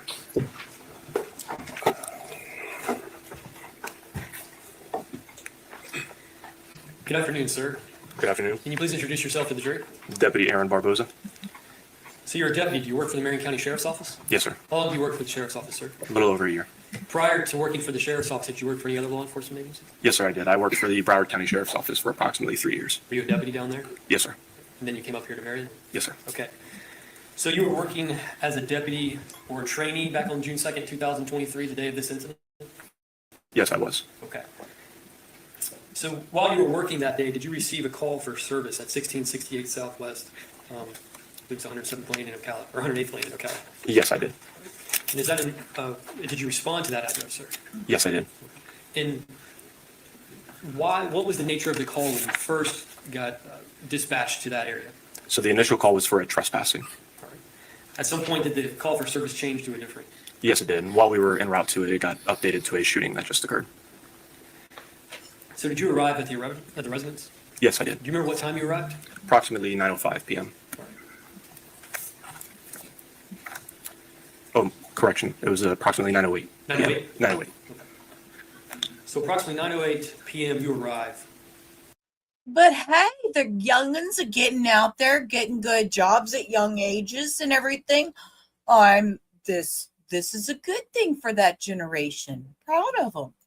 First, at the area that you arrived, is that in Marion County, sir? Yes, it is. What did you see when you arrived? I saw the victim laying on the ground, and several people were stating that she was shot. Now, did you also go to a residence and detain someone? Yes, I did. Okay, if you could please describe that. In what way? Yeah, did you like go up to the door? So, yeah, myself and my field training officer, we walked up and gave loud commands for her to exit, at which point she did exit, and we were able to place her in handcuffs. An individual who was placed in handcuffs, do you see him in the courtroom here today? Yes, I do. Can you please point to him, identify him, an article of clothing? She's wearing what appears to be a purple sweater. Your Honor, may the record reflect the witness identify the defendant? It will so reflect. Now, when you were there detaining the defendant at her door, did she make any statements to you? Yes, she did. We asked her where the firearm was located, at which point I believe she said it was in the bedroom. And she had also asked us to make sure the door was closed because she didn't want her cats getting out. Were you wearing a body cam that evening, sir? Yes, I was. Was your body cam? They all look young to us, Cindy. I can remember my mom getting to an age where she was like, y'all all look so young. And I'm like, whatever. Now I'm at that age where everybody looks like babies to me. Okay, so we're getting the body cam, so we might get to see body cam footage. Nope. Oh, we can see a little bit. Okay. Getting out. Okay, y'all. Were you wearing a body cam that evening, sir? Yes, I was. Was your body camera working? Yes, it was. The recording? Yes, it was. I'm going to show you what previously marked as State's Exhibit G for identification purposes, sir. Can you take a look at that? Y'all know I like the body cam footage. That's my thing. Yes, I have. Is that a portion of your body camera from the evening that you just testified to? Yes.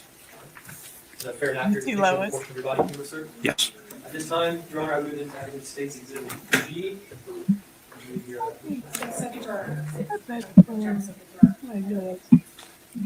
I note the objection, overrule the objection. Do you want me to read the instruction on Yes, sir. edited recordings? Please. Okay. So states G would be in evidence as states number 6. Members of the jury, if you can listen carefully to me. Members of the jury, you're about to view or listen to an audio or video recording. The court instructs you that the recording has been edited to eliminate irrelevant portions that would not add to your understanding of the case. The fact that the recording has been edited should not concern you in any way and must not impact the way you view or listen to and consider this evidence. Let me know when you're ready. We're ready, Your Honor.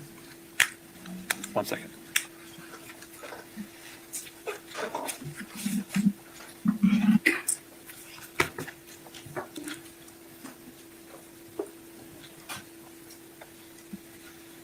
Lola, stop.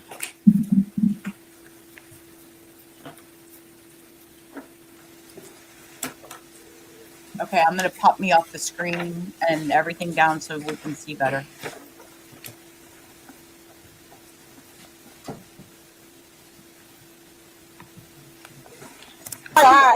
She said there's an old white lady. Yeah, do you have your travel bag? Bro, where? Ex-military, she's in the house, bro. That apartment. Right here. This first apartment. I need like a tour guide. Baby, wake up! Baby, wake up! Wake up! Wake up! Wake up, baby, wake up! Baby, wake up! Come on! Hey, baby, wake up! We need to do CPR real quick. Baby, wake up! CPR. Baby, wake up! Let me see. Do we have any pulse? Signal 35. Do we have any pulse?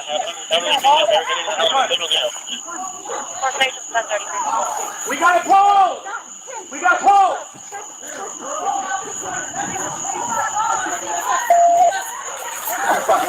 All right. Sheriff's office, come outside with your hands up! Is the Marion County Sheriff's office come outside with your hands up?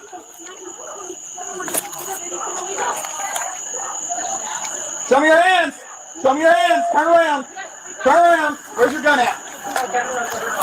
You got hands? You got hands? You're gonna be detained. Is there anybody else in the house? There's somebody else in this. Can I just get No, not right now. You're not under arrest. You're being detained. Okay, fine. Come over here. Wait, can we close the door to Cassie's head? Hold on. I want the cats over here.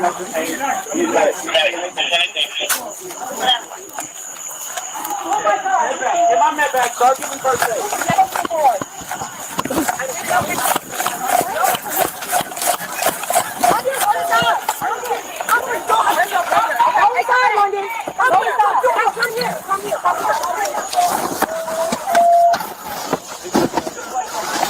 The police bag? Green shoulder bag. Here. Go assess the person now. Okay.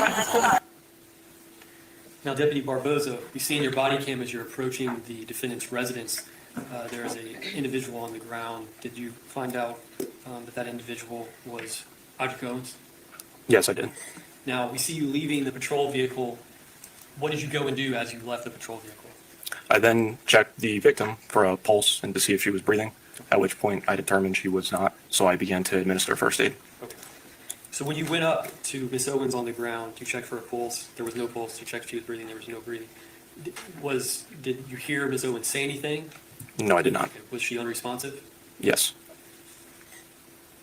Did you observe any wounds at all on Miss Owens?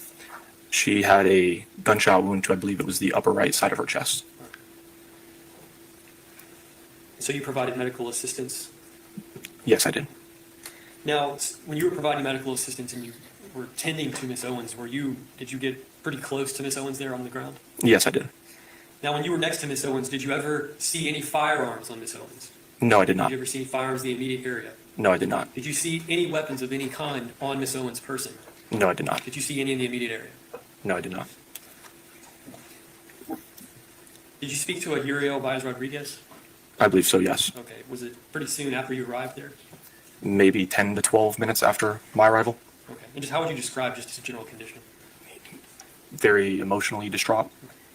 No further questions. Cross-examination? No cross here. Please excuse. Yes, Judge. Have a nice day, sir. Thank you. Thank you, sir. Does anyone need a break before we go further? All right. Next witness, please. Okay. The state would call Deputy Ashton Wilfenberg. What's his first name? Ashton, it's a female. Her first name. What is her last name?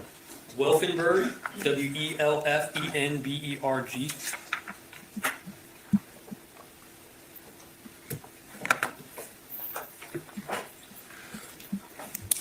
Raise your hand. Face the clerk. Do you swear or affirm that the testimony you're about to be able to give the truth, the whole truth, and nothing but the truth, so help you God? Yes, ma'am, I do. Have a seat, please. Good afternoon. Good afternoon. Can you please introduce yourself to the jury? Sure. My name is Ashton Wolfenberg, and I'm a deputy with the Marion County Sheriff's Office. How long have you been a deputy with the sheriff's office? 2 years, sir. What's your position there? Just a patrol deputy? Patrol deputy, yes, sir, and field training officer. All right. So I want to talk about June 2nd, 2023. Were you on duty as a patrol deputy that evening? Yes, sir, I was. Did you receive a call for service in the area of 1668 Southwest 108th Lane in Ocala? Yes, sir, I did. Now, what time do you remember that you arrived at that residence? I don't recall, but I could look at the CAD notes. and Sure. refresh.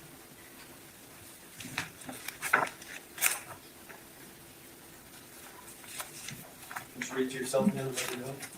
Your memory to refresh.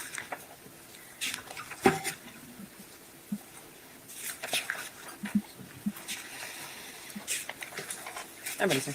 I'm sorry? I'm ready, sir. Okay, what time did you arrive here, man? 21:09 hours. Okay, so that's 9:09? Yes, sir. Non-military time?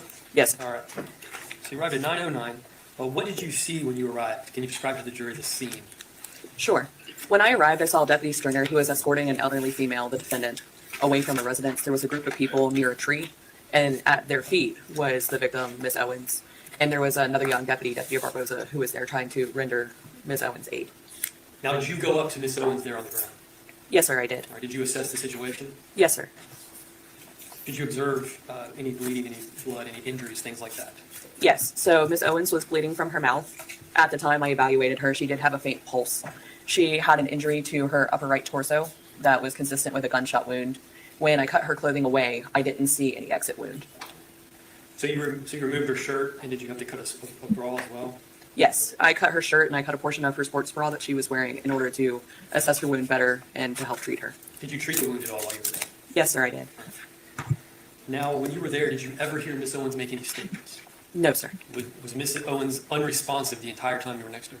Yes, sir. Was Miss Owens ultimately taken by paramedics? Yes, sir, she was.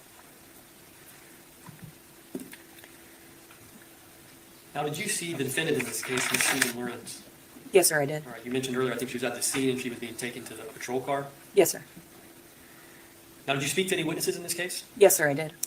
Now, there on the scene while you were there, did you come into contact with Isaac Williams? Yes, sir. Did you come into contact with Israel Owens as well? I did, yes. Owens is AJ's last name, AJ Owens, the lady that's life was taken. And the children that they're fixing to talk about is also Owens. Now, did you speak to any witnesses in this case? Yes, sir, I did. Now, there on the scene while you were there, did you come into contact with Isaac Williams? Yes, sir. Did you come into contact with Israel Owens as well? I did, yes, sir. Did you speak to them? Yes, sir. In what condition were they? Objection relevance? A lot of relevance. What's the relevance of this?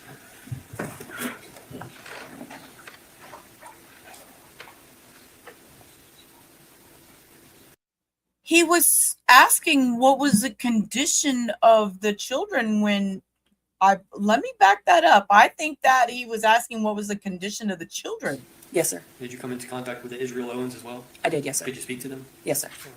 In what condition were they? Objection relevance? What's the relevance of this?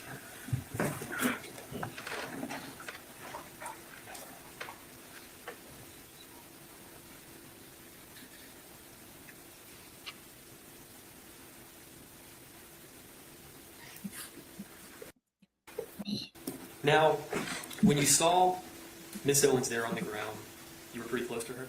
Yes, sir. Did you observe any weapons on Miss Owens' person? No, sir, I didn't. Did you see any weapons on the ground right around Miss Owens' area? No, sir, I didn't. Did you see any firearms on Miss Owens' person? No, sir. Or any firearms on the ground in Miss Owens' immediate person? No, sir. Now, the defendant, was she ultimately put in the back of your patrol car? Yes, sir. And did you, stand by the defendant for some time there at the scene? I stood by her briefly at the scene, and I transported her to the Marion County Sheriff's Office to be interviewed by detectives. Okay. So you spent some time with her sitting there at the scene and then ultimately taking her to the sheriff's office, correct? Yes, sir, I did. All right. And how would you describe her demeanor during your interaction with her? She seemed to be indifferent. She wasn't. Objection, improper opinion, speculation, move to strike. Overrule the objection. You can finish answering the question. She seemed to be indifferent. She wasn't crying or what I would expect of somebody who is Hold on, just shot me. Just describe what you saw. Okay. All right, thank you. Okay. Thank you. I have make sure 1 second there.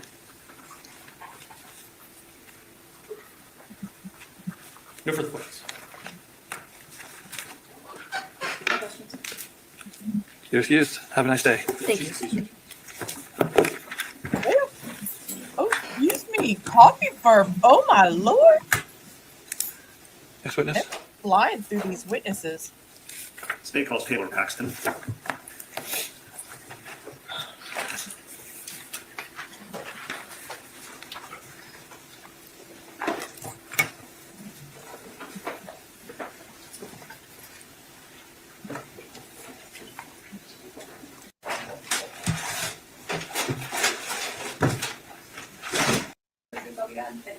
Ma'am, have a seat, please. Thank you.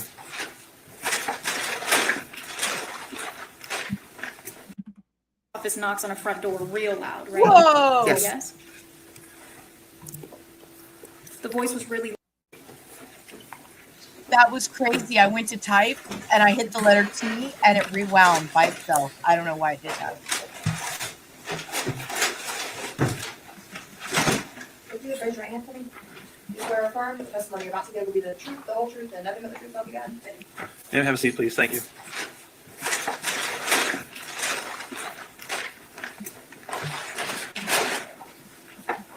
Good afternoon. Good afternoon. Would you please introduce yourself to the jury? My name is Taylor Paxton. I am a forensic DNA technician for the Marion County Sheriff's Office. Before you became a forensic DNA technician, what did you do for the sheriff's office? Before I was a DNA technician, I was a law dispatcher for about a year and a half. Are you also a crime scene investigator? I am. How long have you been doing crime scene investigation work for the sheriff's office? I'm cross-trained with it with DNA, so about 2.5 years. How long have you been with the sheriff's office in total? About 4 years. Can you describe to the jury your training and experience that allows you to do crime scene work? I have a bachelor's degree with the University of South Florida for interdisciplinary social sciences, training through the National Forensic Science and Technology Center, as well as 6 months on-the-job training for DNA and about 4 months on-the-job training for crime scene investigation. Have you heard the term processing a scene? Yes, sir. Can you describe to the jury what that means and what it involves? Typically, that will involve taking photographs or overalls of the scene.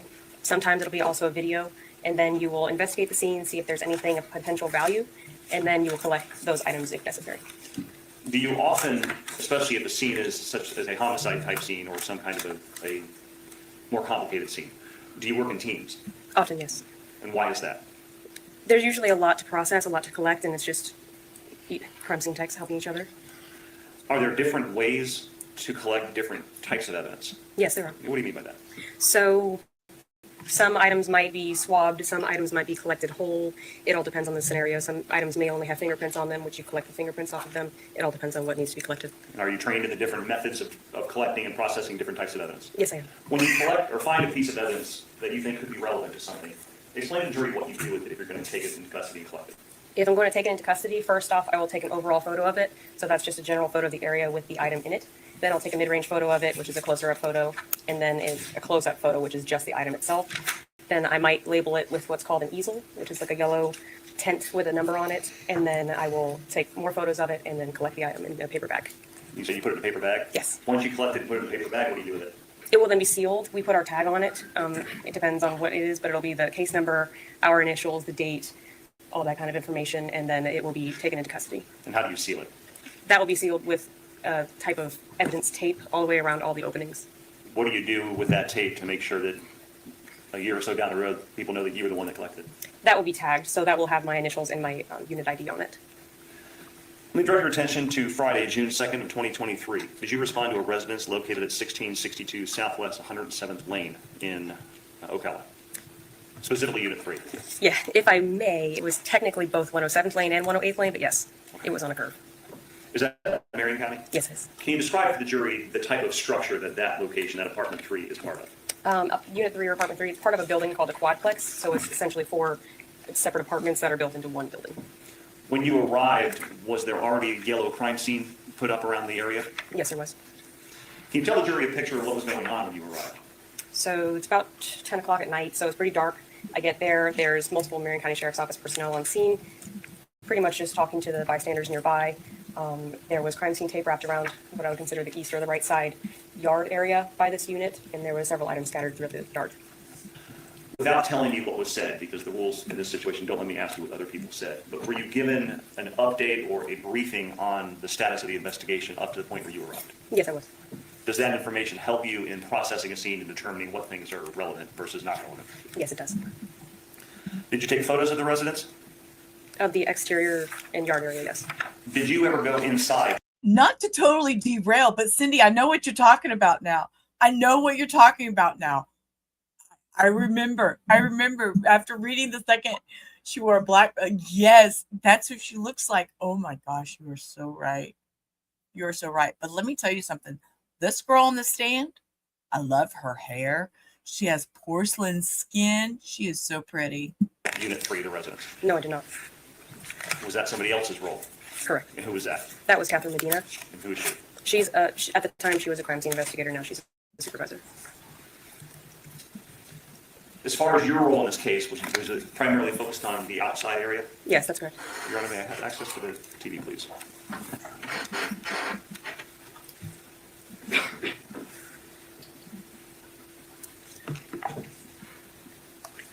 Showing you photograph 7 of States 1. What does this show? This is the front yard area of Unit 3. And where is the front door to Susan Lawrence's residence? If you see the middle green mailbox, it's just above that. So just behind that big tree. Just behind the tree, you said? Yeah. Okay. We see the yellow tape strung up. What is that? That's the crime scene tape sectioning off that area. Showing you photograph 8 of States 1. What do we see here? That's just to the right of the image that you just saw. So it's the rest of the yard and more crime scene tape. Between the residence that you were called out to investigate and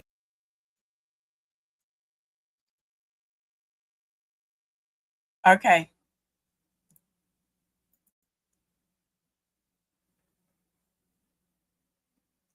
I can't get it. I lost the audio. Damn it.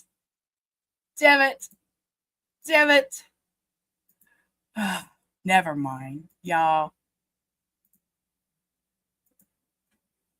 See, I was gonna be silly for just a minute and take a derail, and y'all, I can't even do it. But let's reset for a minute. Let's do something. Hold up, y'all. I need a break. Well, good morning. How are you? I think it's going to be a beautiful day, but you're going to have to do some things to help you have a beautiful day. You're going to have to be nice. You're going to have to be kind, considerate, well-behaved. I don't know if you're going to make it, but even if you do, good morning.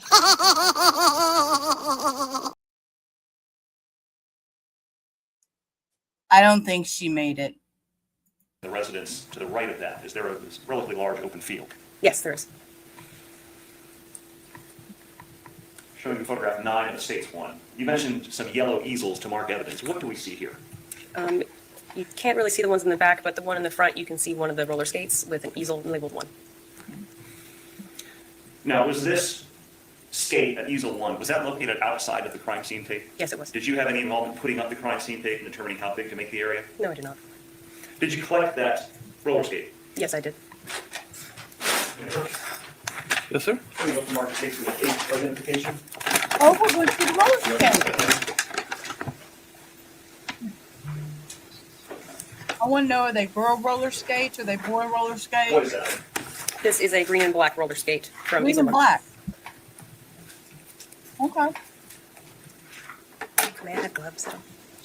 Look, she wants gloves. Small, medium, large? Medium is fine. Sorry. Thank you. Is that item sealed like you previously described with evidence tape? Yes, it is. Have your initials on that seal? Yes, it does. Right. Can you just open it up and give a chance to look inside and tell me to recognize the contents?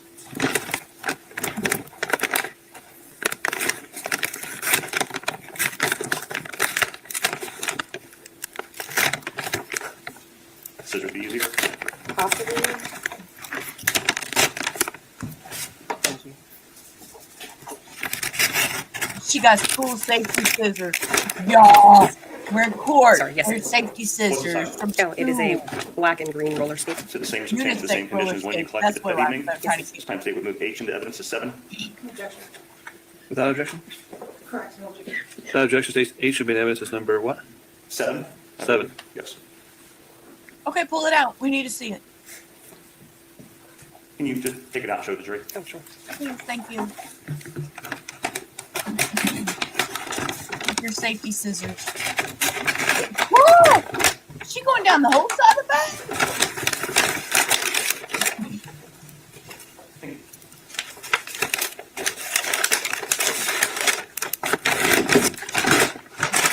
Okay. Did you find any other roller skates in that taped off area? Yes, I did. Actually, I went ahead. Is that photograph 10 of States 1? Is that just a close-up of the skate you just showed? Yes, it is. Where are the other the other roller skates that you mentioned? You can kind of see them. They're on the right side of the screen. I believe they're marked 2 and 3. Showing you photograph 12 of Stage 1. Is this just a close-up of those 2 skates? Yes, it is. Showing you photograph 13 of Stage 1. What does this show? It's a blue and white pineapple pattern roller skate. Showing you marked skates to the I for identification. Did you collect that skate in the photograph? Yes, I did. You open that up, look inside, tell me if you recognize the contents, please.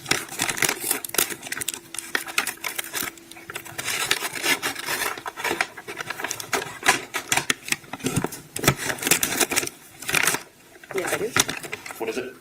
Actually, if I may, this is from easel 3. Why unit is it from? Not all. Apologies. Let me show you first. You said you space it J. There we go. Yes, easel 2. Is that also sealed?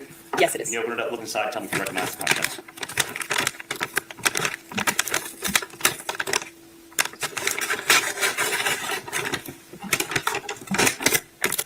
Yes. What is it? It's a blue and white pineapple roller skate. Same one we see in the picture? Is it the same or substantially the same condition as when you collected it? Yes. This time state would move J into evidence as states 8. No objection. States J, unanimous is number 8. Without objection. And photograph, showing you photograph 14 of states 1. What does this show? Excuse me. The other roller skate, another blue and white pineapple pattern roller skate. Is that the state in that bag that I gave you first? Yes, it is. Can you open that up, look inside, tell me if you recognize it? Yes. What is it? It's a blue and white pineapple pattern roller skate. Is that in the same or substantially the same condition as when you collected it? Yes, it is. This time state would move I into evidence as states 9. No objection. Without objection, states I, unanimous is states number 9. Would you please remove one of the skates? They're the same, aren't they? Yes.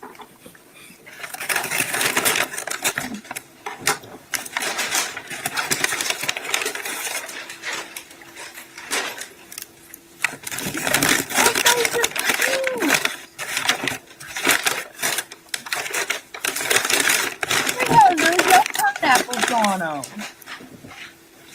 We just had ugly brown or white roller skates on ours. Showing you again photograph 12 of state 1. About how far away were those skates from the patio entrance to Ms. Lawrence's residence? Approximately, I would say 20 to 30 feet. Not terribly far. Showing you photograph 15 of states 1. What do we see here? It looks like a red piece of clothing and a sign, and also the patio of Unit 3. The patio that we see in the front door, or the front portion here, this door, is that the door to Ms. Lawrence's residence? That is correct. Showing you photograph 16 of states 1. What does this show? It's the victim's red t-shirt. Were you made aware that the victim was treated in that area and had clothing removed to help treat her? That's correct.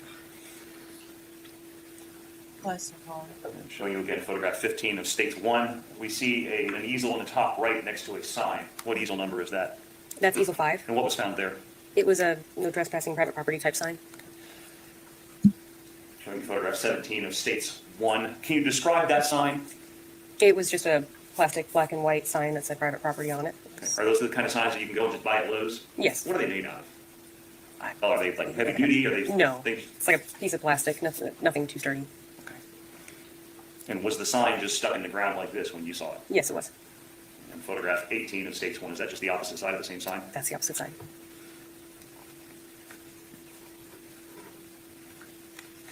Thank you, ma'am. No other questions, Your Honor.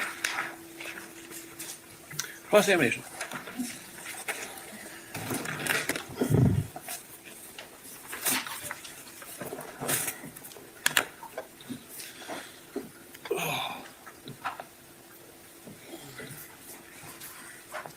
I'm telling y'all, it is bring your son to work day. This kid over here has nothing to do with this trial. He's just sitting here like, mommy made me come sit here. Stephanie, Stephanie. you said that you took photos I don't get of it. the location Yes, outside of the residence? correct. May I approach the witness? Yes, ma'am. I am showing you what's under by identification as Defense Exhibit B. Okay. What is it?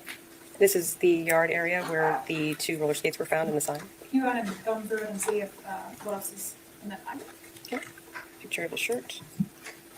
Yard around the area, the patio area. A close-up of the back door. Excuse me, the sliding glass door.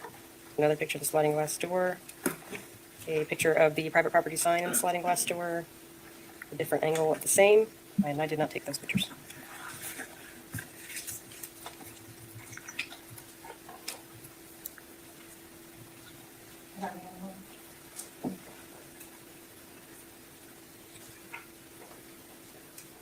You think so too? I don't see any reason for him to be just sitting there like this. I find it very odd. I find it strange. I would be like, is he maybe in high school and thinking he wants to be a judge when he grows up. It's really weird.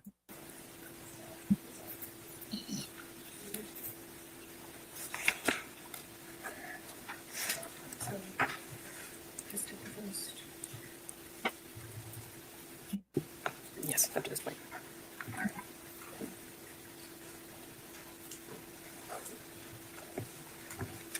So those photos that you were just looking at, the first 8 of which you said that were, oh, did I leave? Oh, that's yours. I don't know. That wasn't mine. I don't know where it was left. I don't think that was mine either. Sorry. So the first 8 of those photos in defense, what's been marked for identification as defense exhibit B, you took those photos? Yes.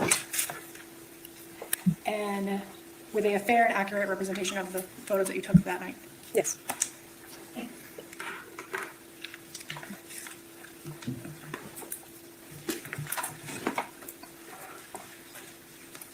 May I have a moment to confer with counsel? Sure. Okay. Need to redirect? No, you are. She excused? No You're excused. Thank you very much. No redirect. Moving on. You need a break? A short break? So leave your notebooks here. Okay, they're gonna take a break.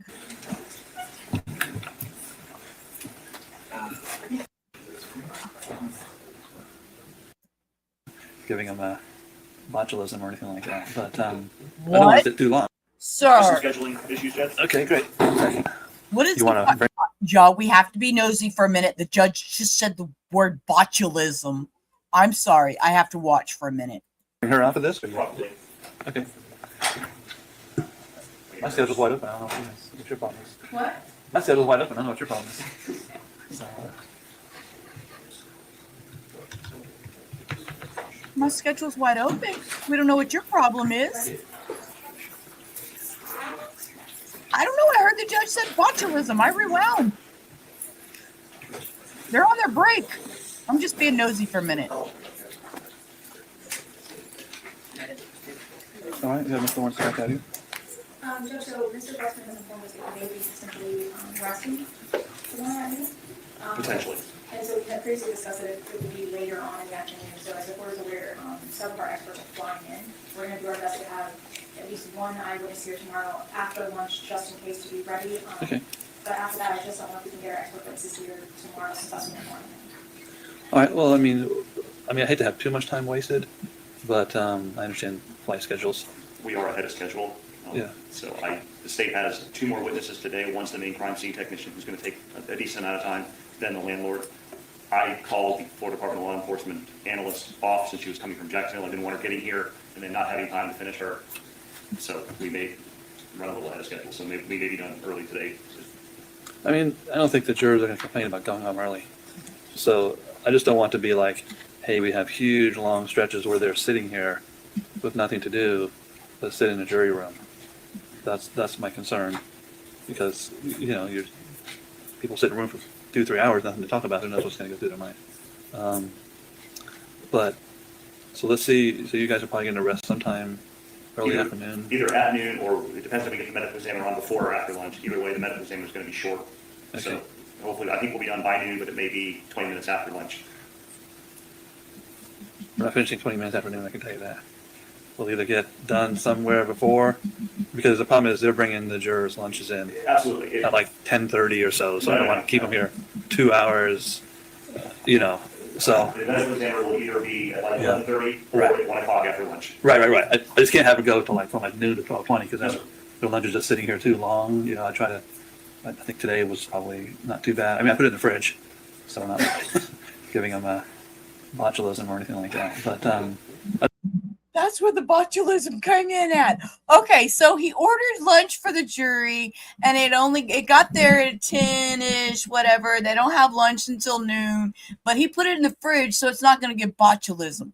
Sir. I don't want to sit too long, so, and the way it is now with the lunch vendor, they have to bring it early before their lunch rush. So we all have to work with what we have. And so just keep that in mind. So I'll probably go to lunch a little bit early than late. Late is the hard part. The person just looking at each other for, Okay, that was very nice of you, Judge. So now they don't get botulism. you go is you've taken it home, you read it out loud to someone in your house, because reading it out loud is where you always find some little error. I didn't read it to someone in my house, but I did read it out loud in my office.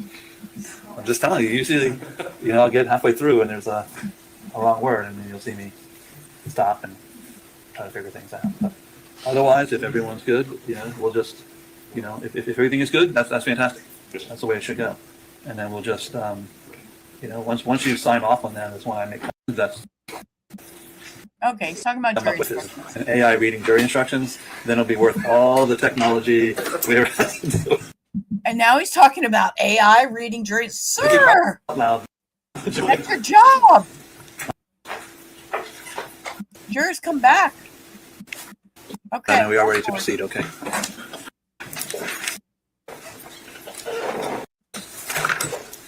Bring the jury. We need them. Do you swear to affirm that the testimony about to be the truth, the whole truth, and nothing but the truth shall be God? I do. Have a seat, please. Go ahead. Good afternoon, ma'am. Hello, Could you please introduce yourself to the jury? I'm Catherine Medina. Where do you work? I work for the Marion County Sheriff's Office. And what do you do for them? I am a forensic crime scene supervisor now. How long have you been in crime scene work at the Sheriff's Office? Just about 9 years now. Can you describe for the jury your training experience that allows you to do crime scene work? I have a bachelor's degree in criminal justice with a specialization in criminalistics. And while I was in college, I volunteered for 3 years with the Polk County Sheriff's Office, their crime scene section. And then after I got hired, we went through a 16-week training process. And then after that, I have about 500 additional hours of specialized training. Let me direct your attention to June 2nd, 2023. Did you become involved as a crime scene investigator in the case of State of Florida versus Susan Lorincz? I did. Did you end up going to the hospital to document Miss Owens, Miss Ajike Owens? Yes, I did. Okay, and did you take photographs of certain things and clothing and things like that? Yes, I did. Is that standard procedure in any kind of homicide? Yes. After you finished there at the hospital, where did you go? After the hospital, I went to the incident location. Was that in Marion County? Yes, it was. What was going on when you arrived at the scene? At the scene, our DNA technician, Taylor Paxton, was finishing processing the outside, and a search warrant was being completed for the interior of the residence. Is a search warrant a document that allows you and law enforcement officers to go inside a location and collect evidence? Yes. And is that signed by a judge? Yes, it is. Did you have, we've already heard from crime scene investigator Paxton, did you have any involvement in processing the outside on the grass area? No, I did not. What was your focus? My focus was mostly on the inside of the residence. Did you take photographs of the residence and the inside of the house and things that you found inside that were relevant? Yes, I did.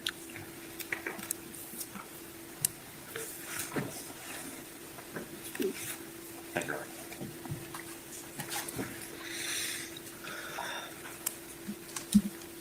Showing you photograph 19 of States 1. What do we see here? Right now, you're standing in the lawn area on the side of the building, the quadruplex. Right now, we are facing her, the unit 3. And her meeting, Ms. Lawrence? Yes. Photograph No. 20? I'm so sorry. Let me correct myself. That was, yes, Miss Lawrence. Okay, the defendant. Yes. Show me photograph 20 of States 1. What do we see here? Right now, you're standing at the exiting or entrance of the porch, and you can see the sliding glass doors and the front door. Photograph 21 of States 1. What about this? This is a close-up of the sliding glass door. And what did you notice on the sliding glass door? There was a sign that said no trespassing, and there was a camera that was taped to the inside of the door. Did you examine the sliding glass doors? Yes, I did. Did you notice any damage to them? No, I did not. Any cracks, dents, breaks, anything like that? No, I did not. Any dents to the frame around the sliding glass door or the handle? No. You mentioned a camera that was taped on the inside of the sliding glass door? Yes, the camera was taped on the inside, but the camera itself was facing outward. Is that the black box we see to the right of the handwritten no trespassing sign? Yes. Photograph 22 of States 1 is to close. There it is, close up. Yes, it is. Who needs my zoom? Showing you photograph 23 of States 1. What is this? This is the front door on the exterior side. You mentioned the ring camera, or the camera on the inside of the sliding glass door. Did you have any involvement in examining that ring camera or seeing if there was any footage collected from that ring camera? No. That was somebody else's job? Correct. Turning to the front door, what did you notice of significance in the front door? On the exterior, before going in, I did observe a hole that was suspected to be a gunshot hole. And where on the door was that located? It is on the first column, the second row, right there where the pointer is. Before we get to that hole in the door, that bullet hole, Showing you photograph 24 states 1. Did you notice any damage to the door's locking mechanisms, the doorknob, the deadbolt, anything like that? No, I did not. Did you look for such damage? Yes, we did. Showing you photograph 25 of states 1. Did you notice any damage to the door frame? Yes, I did. Explain what you saw. There was cracks along the door frame near the strike plates. Did you notice any evidence of repair to that area? Yes, it appeared to be partially repaired. And explain what you saw. Inside of the cracks, there were some screws that appeared to be on top of the cracks, and the deadbolt strike plate was on top of the crack, as well as it did not have significant damage to it. And the bottom lock strike plate had what appeared to be regular wear and tear on it. Did you notice any wooden splinters or remnants of the door in the area either right outside or right inside of the door on the ground? No, I did not. Did you look for that evidence? Yes, I did.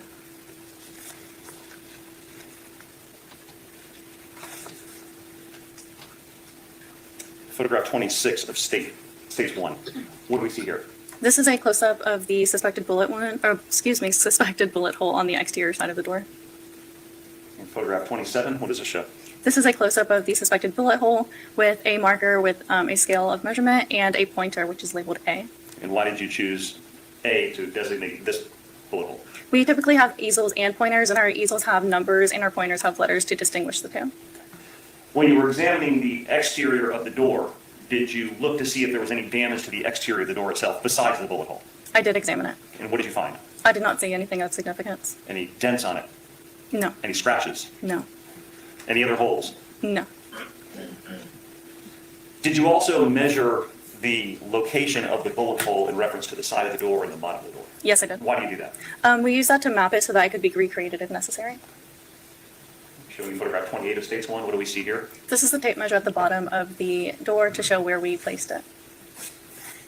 And photograph 29 of states 1, what does this show? This is a close-up of the suspected bullet hole and the tape measure from the bottom up to the top, showing you a close-up of the measurement of the hole. And what was the measurement of the hole? How high from the bottom of the door was the hole located? The center of the hole is typically what we measure, and the center of that hole was a little bit less than 52 inches high. Showing you photograph 30 of states 1. When you went inside of the house, did you also examine the inside of the door? Yes, I did. Showing you photograph 31 of states 1. What did you notice on the inside of the door? The inside of the door also had a suspected bullet hole that was in a similar area as the exterior hole. Was it in a location consistent with one hole being an entrance and one hole being an exit? Yes, it appeared to be, yes. And for the record, how did you designate the inside damage to the door from that bullet? We used the pointer B to distinguish the two that are different, and then the scale of measure is also on the side of it. Did you notice any damage except for the hole to the inside of the door? Any dents, scratches, anything? No, I did not. Did you again measure the distance of the inside bullet hole from the bottom of the door? Yes, I did. Showing you photograph 32 of states 1, what does it show? This is showing the overall scale of the tape measure from the bottom to the hole. And photograph 33 of states 1, what was the measurement of the location of the hole? The center of the hole appeared to be 52 inches. Did you also measure the location of the bullet holes on the inside and outside of the door as it relates to the unhinged side of the door where it would open and close? Yes. Showing you photograph 31 of states 1, what do we see here? This is the tape measure showing from the hole from the interior and the unhinged side of the door. And what was showing you photograph 35 of states 1, what was the distance of the hole from the unhinged side of the door? It was just under 10 inches. Did you do the same thing on the outside of the door? Yes, I did. Showing you photograph 36 of states 1, is that what this shows? Yes. Photograph 37 of states 1, what was the distance from the unhinged side of the door horizontally? This was also just under 10 inches.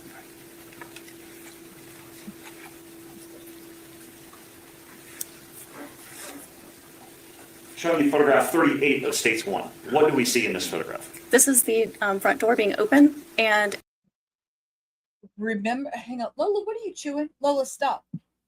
Remember the umbrella incident where she came out and was poking at them with an umbrella? Look what's behind her door right there. I just remember it being reported about the umbrella. And just for fun, because we try to put the comedy in the chaos. Lola gonna bark. But this is your little house on the prairie, lady. Shh. Inside, you can, or towards the center, there is a trajectory rod that is going through the 2 holes. Explain what a trajectory rod is. A trajectory rod is a metal rod that is used to go through the possible bullet hole to show a possible trajectory path of the bullet. And we see, is that what we see in the photograph, the yellow item is the rod? Yes, correct. Is that one rod or 2 rods? That is 1 rod. So it's gone completely through the door, through the 2 holes? Yes, correct. We also see some black items that are close to the door on the end of each of the trajectory rods on the door side of it. What are those? Those are cones that we use. We use them so that the trajectory rod is placed into the center of the hole and so that it is more stable. And what do you mean by that? How do you do that? We use the cone and then the rod goes through the cone, so it's right in the center of it. And then we push the cone into the hole gently so that we're not changing or altering the hole itself. I'm assuming that not all holes are the exact same size as the trajectory rod.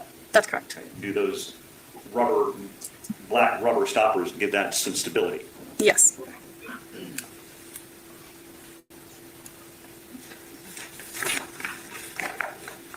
Have you had any training in dealing with trajectory rods and placements and things like that? I've gone to one shooting reconstruction class where we did use them, and I've also practiced and used it in my college education. Did you measure the angle by which that trajectory rod entered the door on both the inside and outside? Yes, I did. And what's the point of doing that? That's to show the angle, whether it's upward or downward, to show the path of the bullet hole. And what does photograph 39 of States 1 show? The picture is showing the cone is the little black part through the hole, and then the trajectory rod is the yellow, and the orange box is the digital angle finder that is attached to the trajectory rod. And how does it get attached to the trajectory rod? It's magnetic. Okay, so it just sticks on there? Correct. Okay, and what was the angle, the trajectory angle according to the angle finder? On the inside of the door, it appeared to be 8.8 degrees. Did you do the same thing on the outside? Yes, I did. The same process you just described? Yes, correct. And what was the angle on the outside of the door? From the outside, it was 7.8 inches. Or, I'm sorry, 7.8 degrees.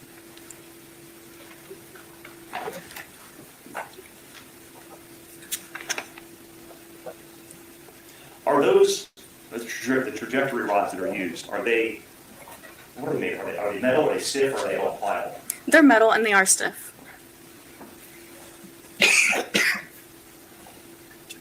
Showing photograph 41 of States 1.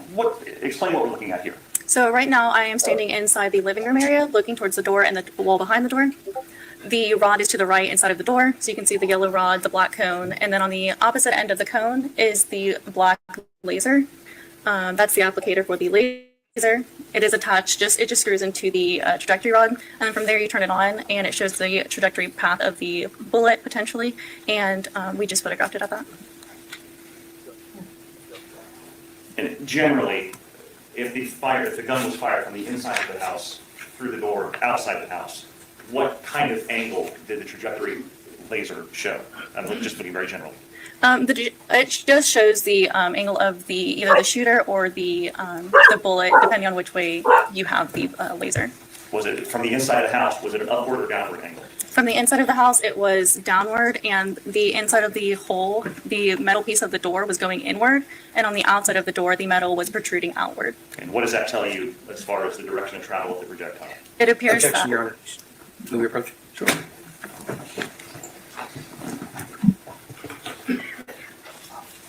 Okay, they're approaching. So we're going to take a moment to be the chaos, the comedy in the chaos, because y'all know that's how we roll sometimes. Are you ready? Are you ready? Everybody, are you ready?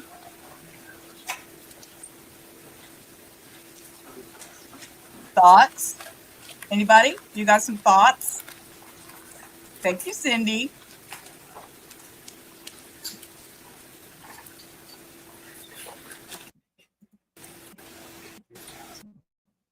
Overrule the objection. Hold on one second.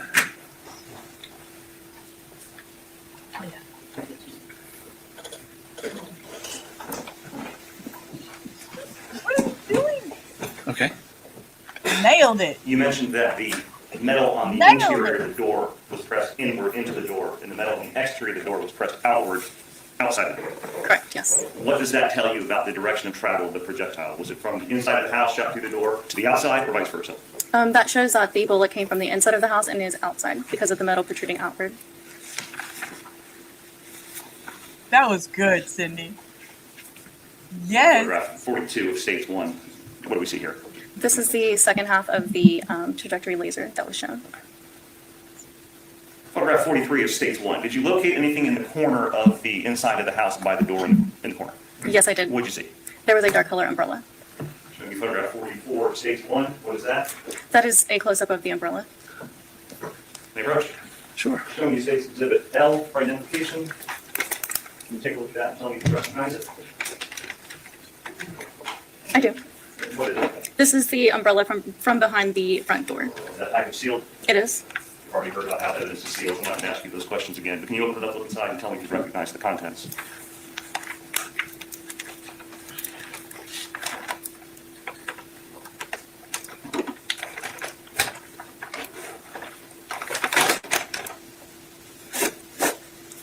Ma'am, it's not that hard to unzip with those safety scissors. Come on. Come on. Is it in the same or substantially the same condition as when you collected it? Moving you This along. time State would move L into evidence as 10. No objection, Your Honor. No objection, states L, be evidence to states number 10. Oh, Yes, sir? Well, look at there. It's that umbrella. don't worry, I'm not going to ask you those.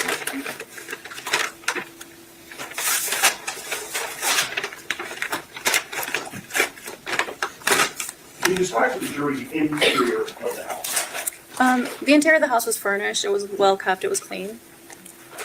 Can you describe kind of the layout of the house? So when you first walk into the entryway, on the left side is your living room. Straight ahead from you would be a small round table with 2 chairs, which is the dining area. Past the dining area was a galley kitchen. To the left of the galley kitchen was a laundry room and pantry.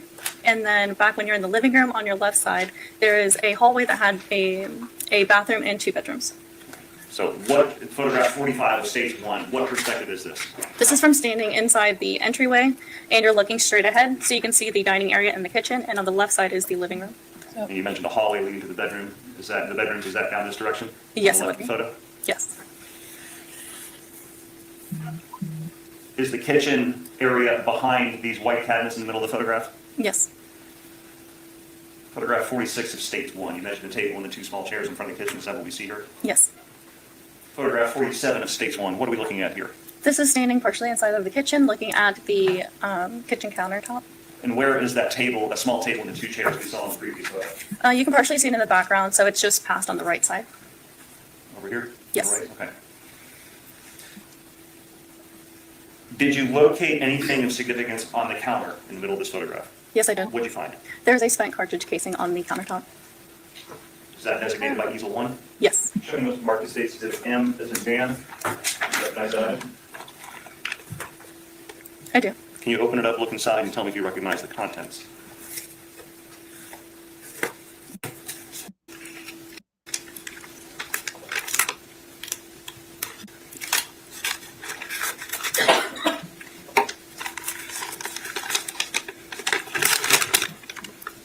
I do recognize it. What is it? It is the spent cartridge casing from the kitchen counter. Is it in the same or substantially the same condition as when you collected it that evening? Yes. This time State would move M into evidence as 11. No objection, Your Honor. No objection, states M will be evidence as number 11. Showing photograph 48 of State 1. Is that just close up of casing? Yes, it is. What caliber was the casing? It was a Blazer 380 Auto.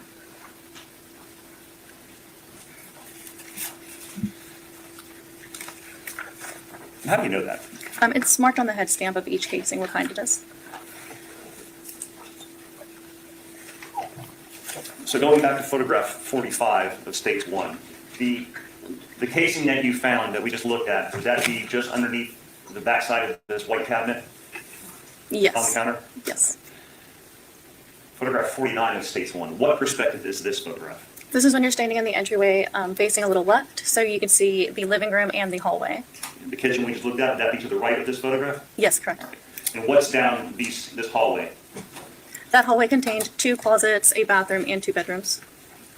And photograph 50 of States 1, what perspective is this? This is when you're standing on the other side of the living room, so near the dining room table, and you're looking towards the front, which is the front door and the sliding glass door. And these curtains that we see on the right side of the photograph, are those covering the inside portion of the sliding glass doors? Yes, it is. Back to photograph 49. Did you go into the master bedroom? Yes, I did.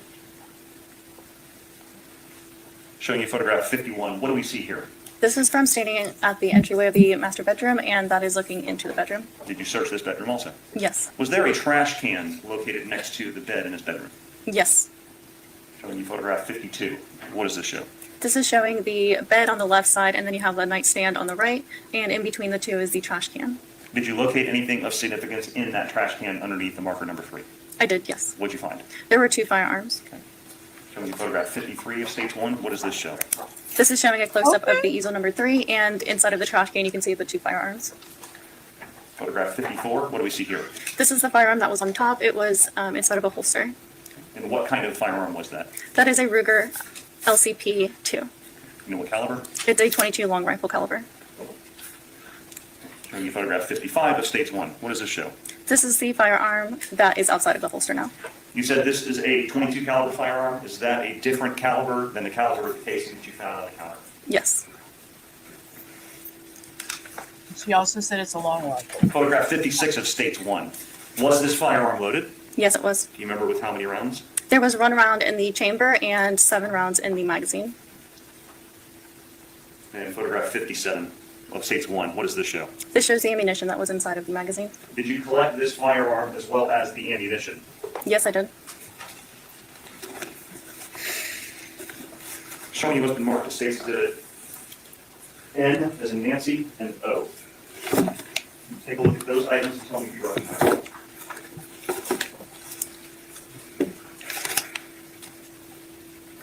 I do. What are they? The one in the bag is item 17, and that is the 8 rounds of ammunition that were inside of the Ruger firearm. And then the other one is the Ruger firearm and the holster and the magazine.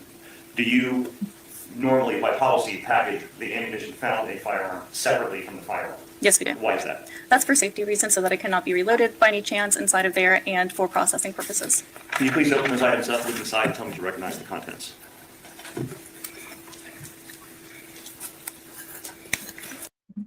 We'll go with her slow opening again.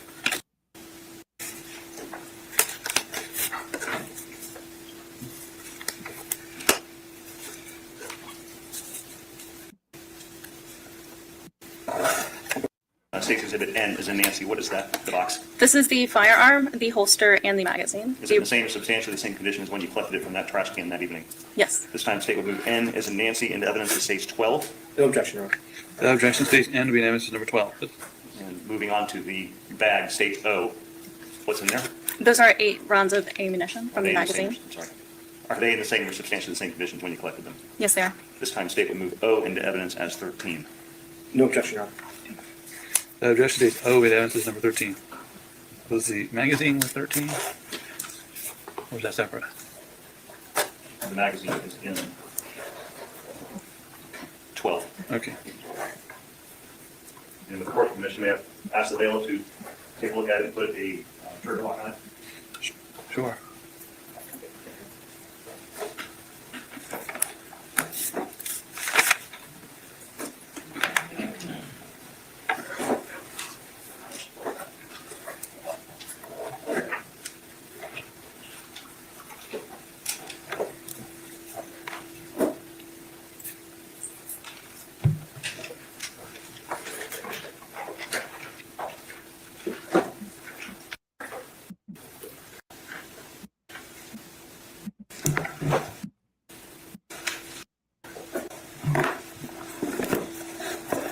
Okay, y'all, we're For the putting record, Your Honor, firearm there's a trigger away. lock now on the 22 caliber firearm. All right. You published the firearm injury? Here we go again, another slow opening. This is the firearm. Can you hold that? Yes, I will. Notice how careful she is.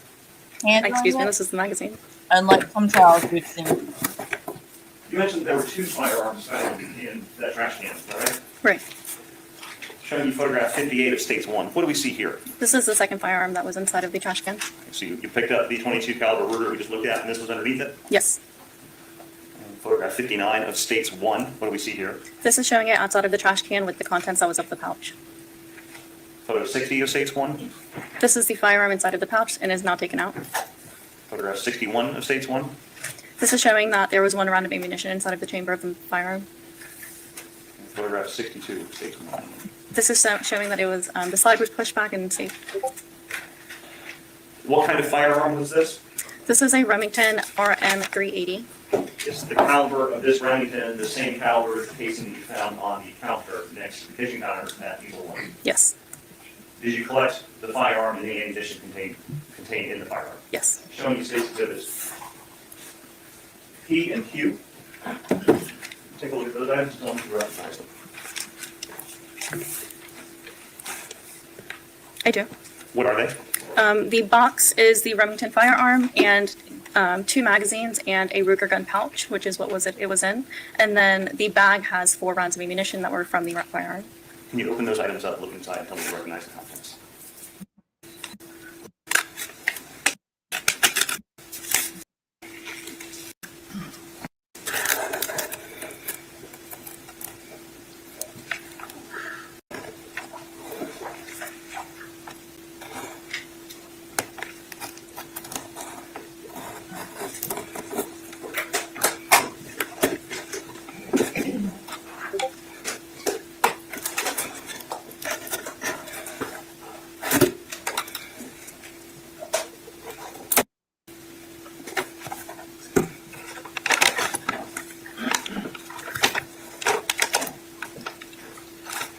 I do recognize both. Referring to state's P as in Paul, what is that item? This is the Remington firearm, the pouch, and 2 magazines. Is it all in the same or substantially the same condition as when you collected it on June 2nd? With additional packaging, yes. Okay. Was that item sent to the Florida Department of Law Enforcement for analysis? Yes. Do they do their own test fires based on your training experience? Yes, they do. Are those consistent with the additional packaging you just mentioned? Yes. Okay. This time, statement moves states P into evidence as 14. No objection, Your Honor. Without objection, states P with evidence number 14.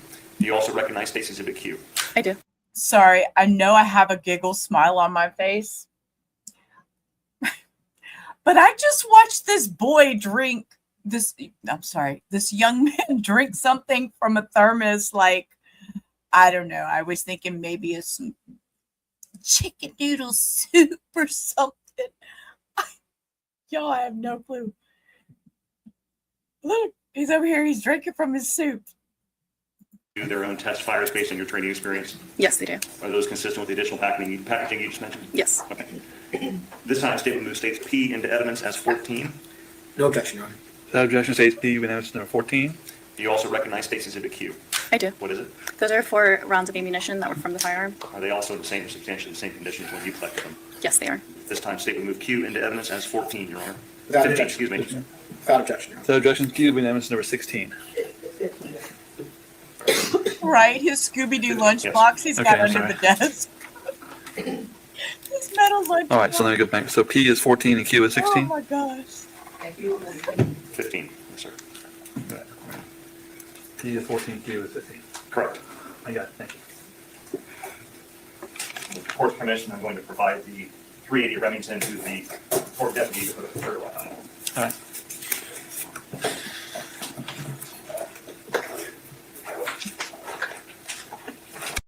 Okay, she's put the lock on it.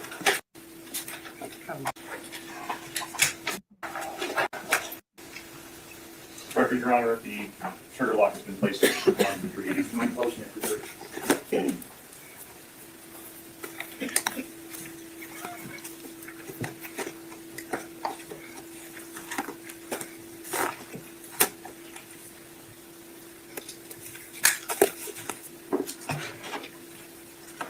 This is the firearm.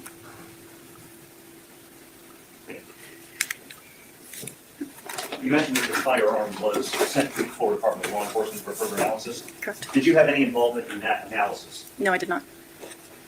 I noticed that while you're in the stand, you keep changing your gloves. What precautions do crime scene investigators take on scene for those purposes? On scene, we put our hair up so that we're not dropping any hair on the ground, and we put gloves on so that we're not transferring any of our DNA to anywhere else that we're touching or collecting. And there's other precautions that we can also take for other parts of us. And for housekeeping purposes, marker 1 was the casing on the kitchen counter? Correct. Marker 3 were the firearms in the trash can?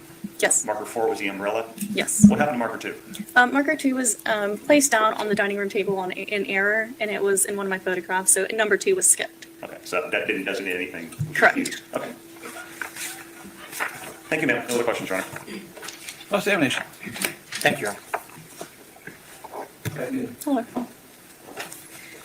You were the only crime scene technician who responded out to the scene, right? Yes. And you observed damage to the door frame of Miss Lorincz, is that right? Yes, I did. And you took pictures of said damage, correct? Correct. There was some damage on the interior side of the door frame near the strike plate, right? Yes, there was. The wood was broken and cracked, right? Yes. There were a few no trespassing signs around the residence, is that right? Yes. One up front in the grass, correct? Yes. One on the sliding glass door that was next to her front entrance door, correct? Yes. And one on the side window, right? Yes. Now, you've never been qualified as an expert in a court of law in ballistics or trajectory analysis, is that right? Yes. And that's because you just don't have the training, knowledge, education, and experience to testify in that capacity, is that right? Correct. And certainly you are not testifying today as an expert in the field of ballistics and trajectory analysis, right? Correct. Do you know the make and model of the trajectory rods that you used in this case? No, I do not. Did you calibrate the trajectory rods? No, I did not. Do you know what the error rate for trajectory rods, what those are? No, I do not. Do you know the make and model of the digital angle finder that you used in this case? At this time, I do not. Do you know the make and model of the laser that you used in this case? No, I do not. What's the error rate for the digital angle finder that you used in this case? I have learned that the angle finder's error rate is. He is trying to discredit her so fast. Do you know the calibration? Do you know the brand? Do you know the model? Do you know? Oh my gosh, this sounds like when I took Meadows Place Police Department and railed them. They pulled me and somebody over at the same time. And I know somebody that is a radar speed tester person. Those radar things, he does those as a living. And I got all kinds of pointers or tips. Beat that ticket because you can't clock somebody at the same time.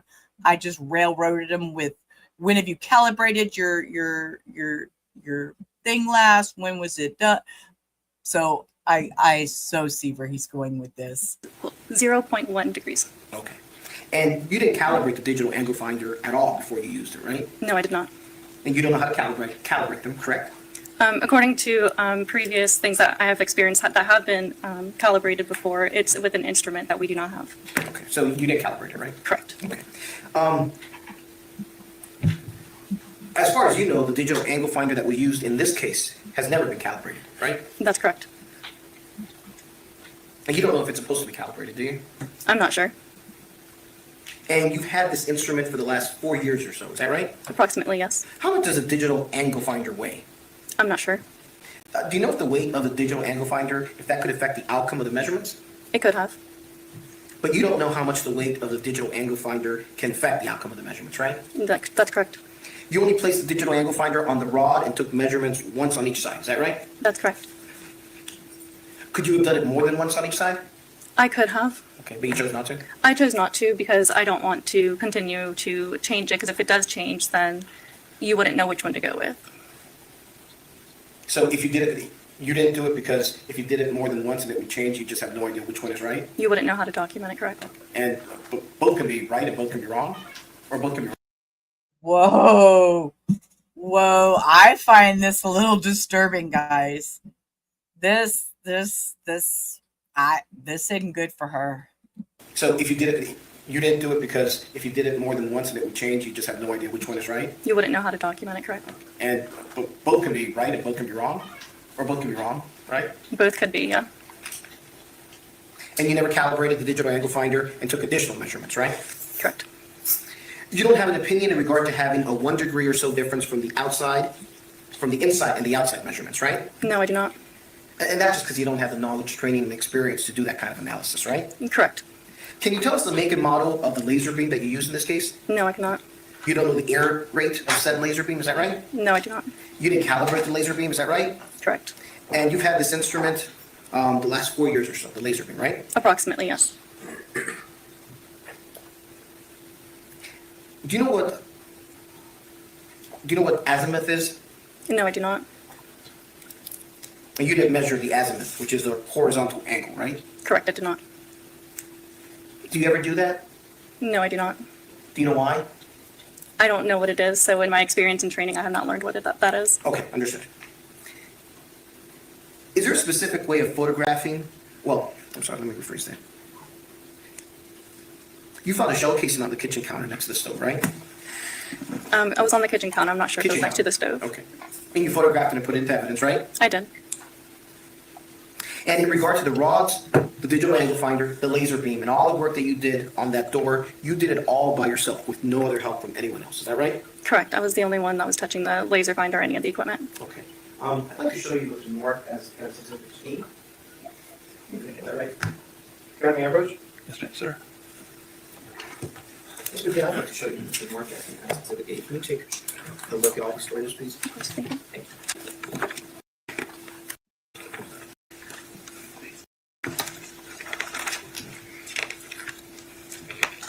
Okay.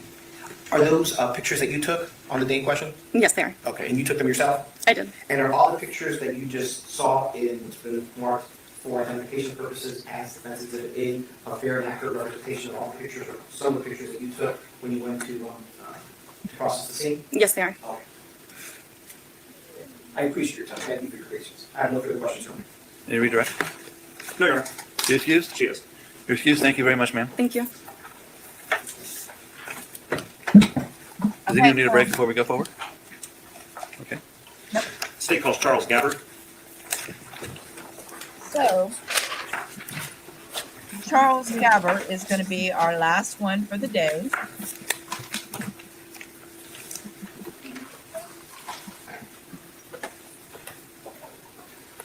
I hear my baby crying.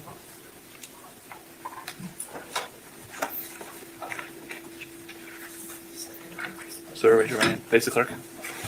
Do you swear or affirm that the testimony you're about to give will be the truth, the whole truth, and nothing but the truth, so help you God? Yes, I do. Have a seat, sir. Thank you. Come in, sir. Hello, Can you please introduce yourself to the jury? my name is Charles Gabbard, Can you spell your last name? Gabbard. What do you do for a living? I'm a landlord. All right. Do you own various rental properties around Marion County? Yes, Do you own a rental property located at 1662 Southwest 107th Lane? yes. How many different rental properties do you own? I own 2 quadplexes. Is the property located at 1662 107th Lane, is that also a quadplex? Yes, May I have access to the TV, Your Honor?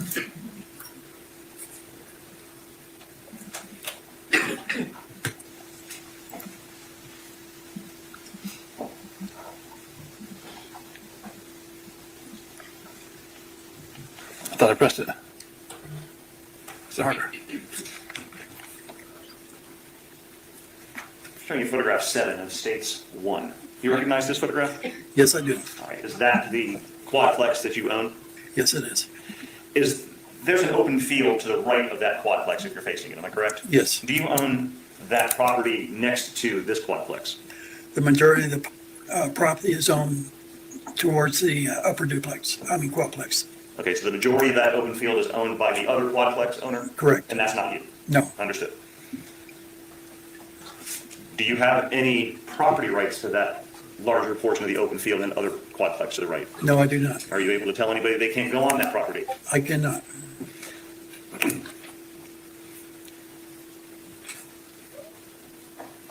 Are you aware that there are children that sometimes play in that open field? Yes, Have you ever personally told any of those children they weren't allowed to do that? I have not. Okay, and why wouldn't you be able to do that? It's not my property. Okay. How long have you owned this quadplex? Approximately 20 years. And where do you live in relation to it? I have a house in Denellen. So I have a apartment that I live in sometimes in the adjacent quadplex. Okay, so right nearby? Yes. I understand. Do you know a woman named Susan Lorincz? She used to be a tenant. Do you see her here in court? Yes, I do. Can you please point her out and tell me what she's wearing, sir?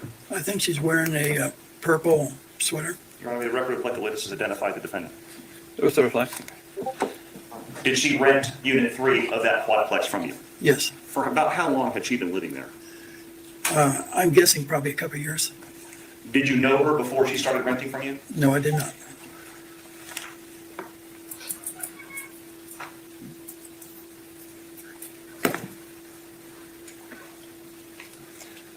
At some point at the defendant's request, did you put up some no trespassing signs? I put up 2 signs that said no trespassing and keep off grass. Okay, describe those signs. They're just bought from Home Depot. They're just rectangular signs. Okay, are they like heavy duty signs? Or are they just No, they're just small. Okay, you just stick them in the ground? I'm thinking probably about 8 by 12. Okay. And did you put those signs up at Ms. Lawrence's request? Yes, I did. Well, she asked me to try to control the children. And I said I didn't have any ability to do that, but I could put up a couple signs on my property line. And did you do that? Smart man. Smart Do man. you see the no trespassing sign in the photograph, stage 7? Yes. Is that generally where your property line is? Yes.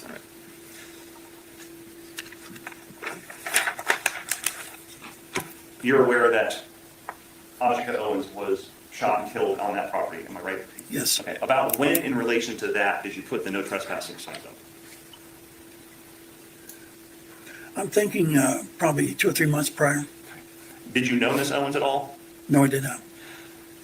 I want to ask you some questions about the front door to the defendant's apartment. Was there a time where you were asked to do some repairs on that door? Yes. Showing you photograph 23 of States 1. Oh, really? Is that front door to this? The door had Lawrence's issues. residence? Yes. It wasn't from Ajike beating on it. We see in the photograph here, taken after the shooting, we see a bullet hole in the door, am I right? Yes. Do you remember also seeing that bullet hole? Yes. Did you, after the shooting, did you do anything to repair that bullet hole? I filled the hole in with stucco. And what else did you do with that? Explain the process. In other words, I filled the hole in and sanded it with sandpaper. Okay, just to make it flush? Yes. Sir. Sir, I have a problem. As somebody who used to rent houses, as a property owner, and I used to rent many houses, I would never, sir, you replace that door. That is, you are a naughty, naughty landlord. You filled that hole, patched it up, and painted right over it like nothing happened. Sir, there was a bullet that went through I am just disgusted right now. I was really going to give this man some praise. But as a landlord, I do not own houses anymore. I do not do that. But I would never. I am appalled. Totally appalled. Shortly after you did that, did law enforcement come and actually take that door physically off the frame? Yes, I did. Oh. And take it away? Yes. Well, good. Then your dumbass had to go buy a new door anyways. I'm sorry. I said it. Damn it. Good. You spoke a few minutes ago about a time where you did some other repairs on the door jamb. You know what I'm talking about? Yes. All right. Do you remember about when that was in relation to the shooting? I'm thinking maybe it was probably weeks. Could be 4 to 6 weeks. 4 to 6 weeks or so? I'm guessing. Did you personally see what happened to the door to cause the damage? No, but I assume. Did you personally see it? No. Okay. No, I didn't personally see it. Did the defendant ever tell you specifically what happened to the door to cause the damage? No, she did not explain what happened to cause the damage. When she asked you to repair the door, did you do it? I made a temporary repair structurally. Okay. I'm showing you photograph 25 of stage 1. What do we see here? I added some new metal plates for the locks to go into. I put additional screws in the gem itself to give it structure. And cosmetically, it still looks rough, but it was structurally sound at that point. You said you put new strike plates on. Are those the strike plates, the Yes, in the on the top and the bottom? yes, The right. strike plate in the bottom, is that where the doorknob Yes. lock goes? Correct. What about the strike plate on the top? That's for the deadbolt. You said that you used screws to stabilize it. Explain what you did. Well, it's just take wood screws. They were probably inch long, and you take a drill motor with a bit, and you screw them into the door jamb.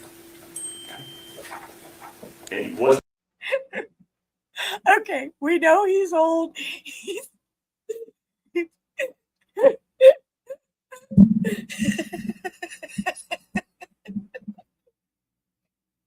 I'm sorry. He said, I'm sorry.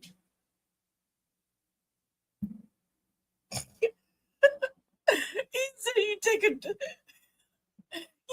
drill motor and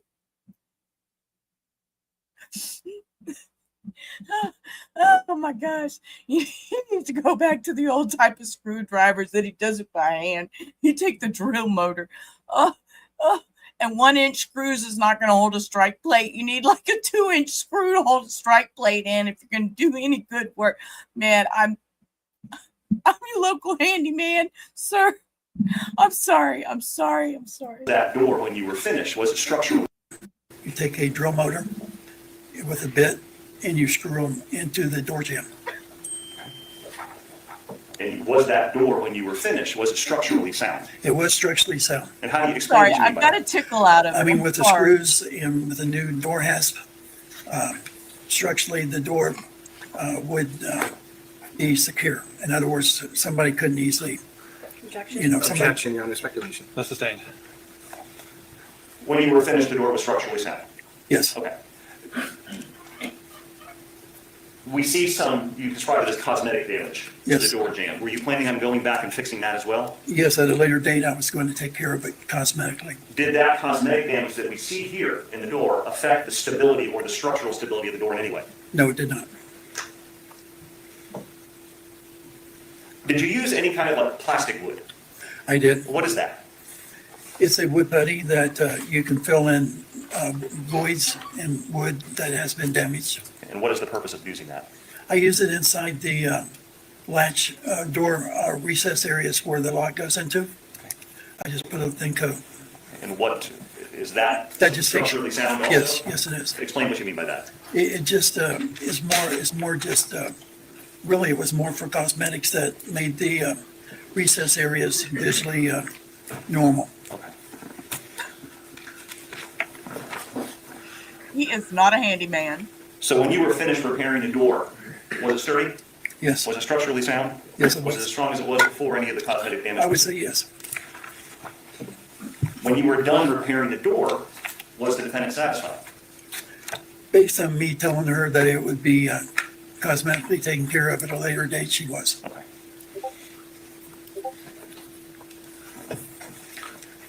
Showing you photograph 30. You mentioned that the door was also equipped with a deadbolt. Yes, it was. Okay, did you install that deadbolt? Yes, I at one time replaced the whole door as a new door, and with the deadbolt and regular lock.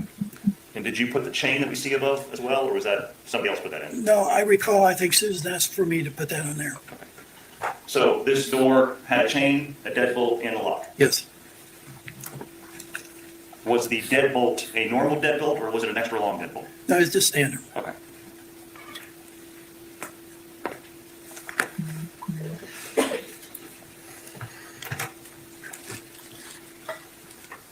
Except for filling in the bullet hole and spackling it and sanding it, did you do anything else to the door after the shooting?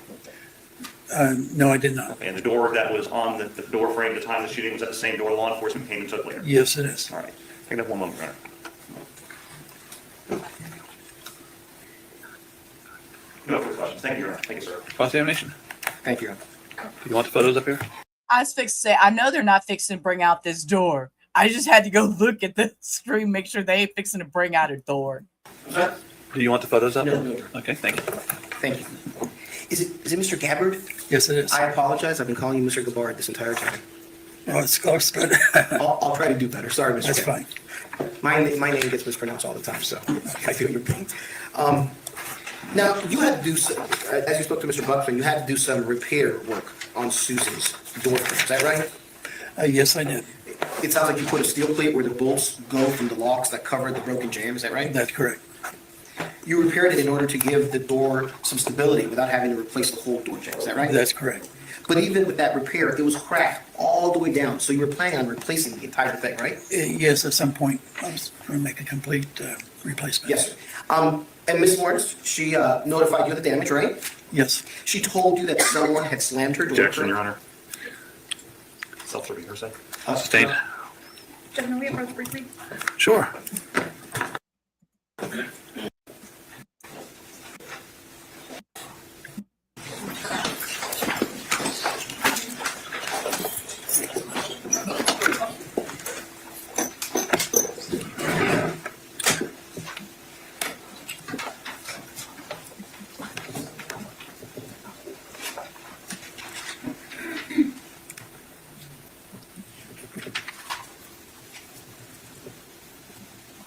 So go ahead with the argument outside the jury department.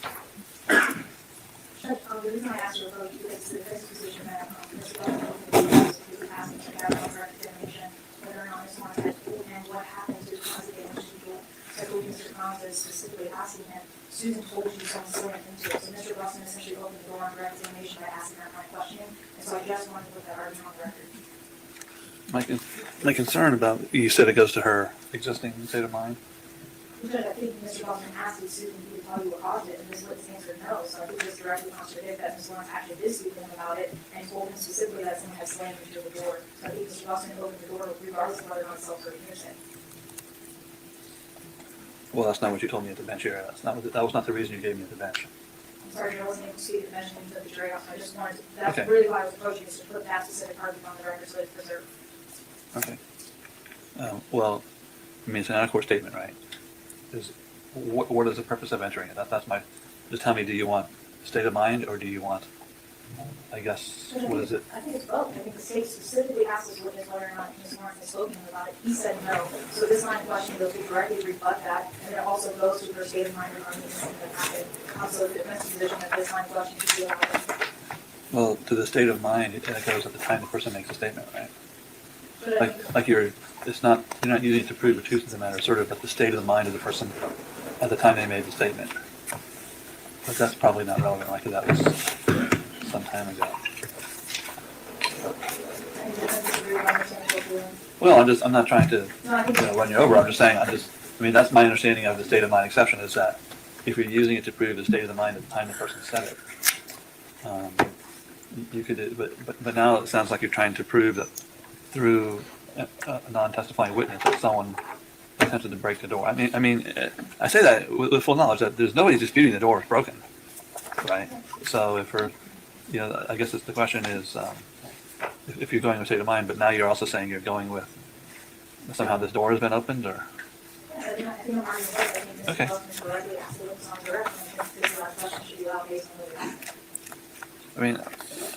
Mr. Buckman did ask him that, and he answered that she never told him. And if he can testify to something else, then I would find that the door is open for that. I don't find that it fits the state of mind exception to hearsay because the time she said it, her state of mind was not relevant.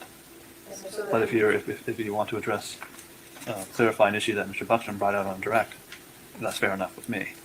But that's not, like I said, that's why I wanted to flesh this out, because that's, and granted, there's more than one person talking, but that wasn't the reason I was given here. So I'm just trying to get a fair record as to what the actual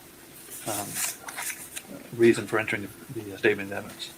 So I'll allow him, I'll allow him for those purposes. Yes, sir. Let's ask the jurors to come back in as soon as they're ready.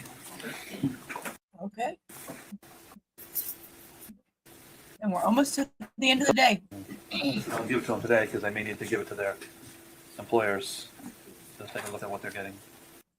I don't know. Okay, take a look at it. All right, no problem.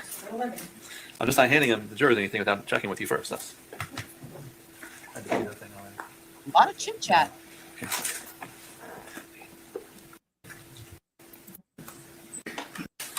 Ms. Lawrence notified you of the damage, right? Yes, she did. And she told you that someone had slammed her door, correct? She didn't give me any explanation, but it was obvious somebody had slammed the door. Do you remember you and I speaking probably back in December of 2023 about this incident? Vaguely, yes. Okay. And do you remember me asking you these types of questions back then? Yes.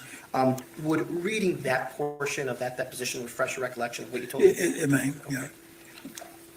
Mr. Buxman, page 28 of deposition, line 25. May I approach, Your Honor? Yes, sir. Can we approach? Yes, sir.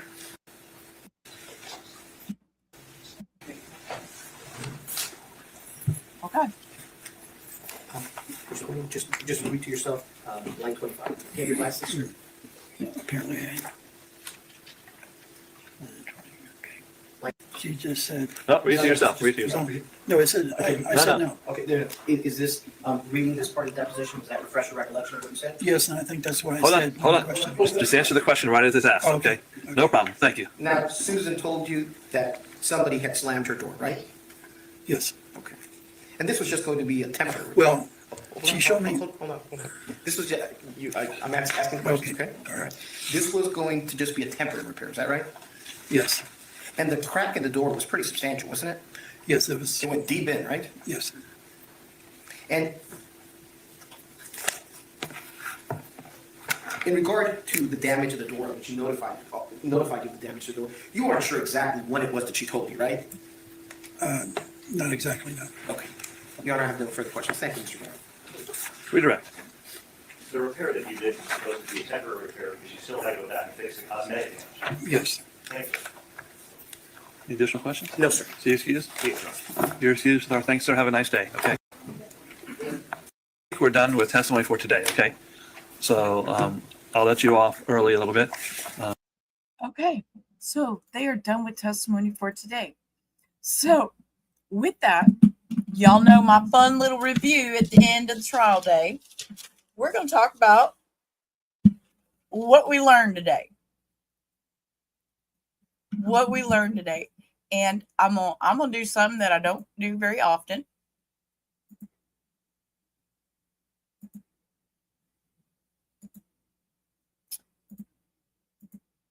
There you go. For anybody that's in here, if you have something you want to say, you can pop up, say it. You don't have to turn your camera on if you don't want to, but that option is always there. I do want to always put that out there. We are a very open room, and if anybody ever wants to pop up and say anything, all you gotta do is holler, toss me a link. Drop a link, Sheila.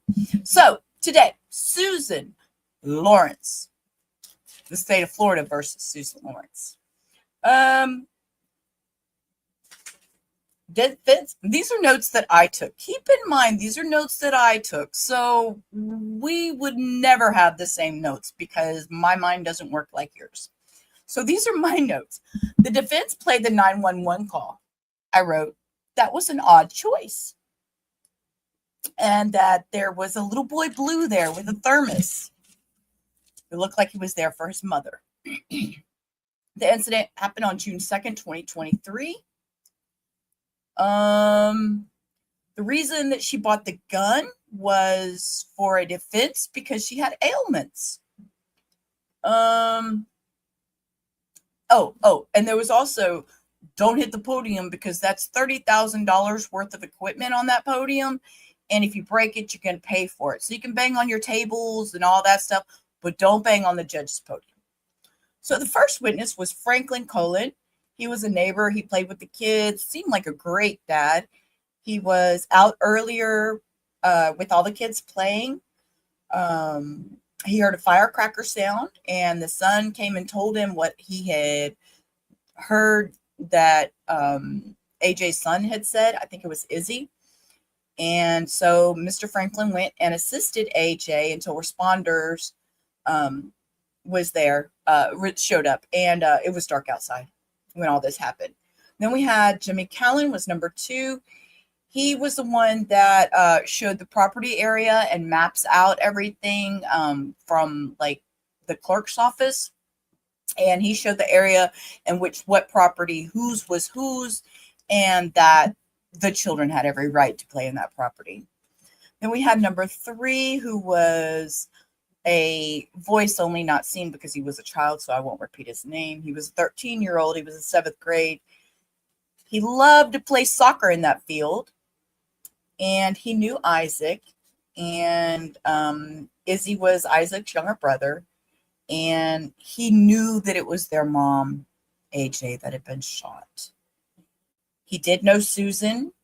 He did use the word Karen, which when you do watch the documentary, you will see that the kids do refer on body cam to the lady as Miss Karen or the Karen. It was a little disturbing to hear that. That obviously had to be a learned behavior, which probably came from, I don't want to say came from the parents, because the social media these days, all the Karen videos out there and stuff, who knows where it came from. But irresponsibly, in my mind, they were calling her Karen, and that probably triggered her and pissed her off. They were playing in the field in the evening, and he went over to the basketball hoop, and that's where he was. AJ, she was cursing and heading over to Susan's. And that AJ was banging mad hard, open the door. The B word was used, the F word was used. Then we had witness 4 was Jared Gardner. He was 22 years old. I didn't write anything about him. We had number 5 was the neighbor of Susan, Yvonne Costa. Unfortunately, I was on the phone with my sister-in-law and I didn't get to hear what she said, so I'll have to go back and listen to that one later. And then we had number 6 was London Robinson. I'm sorry, she was another young one.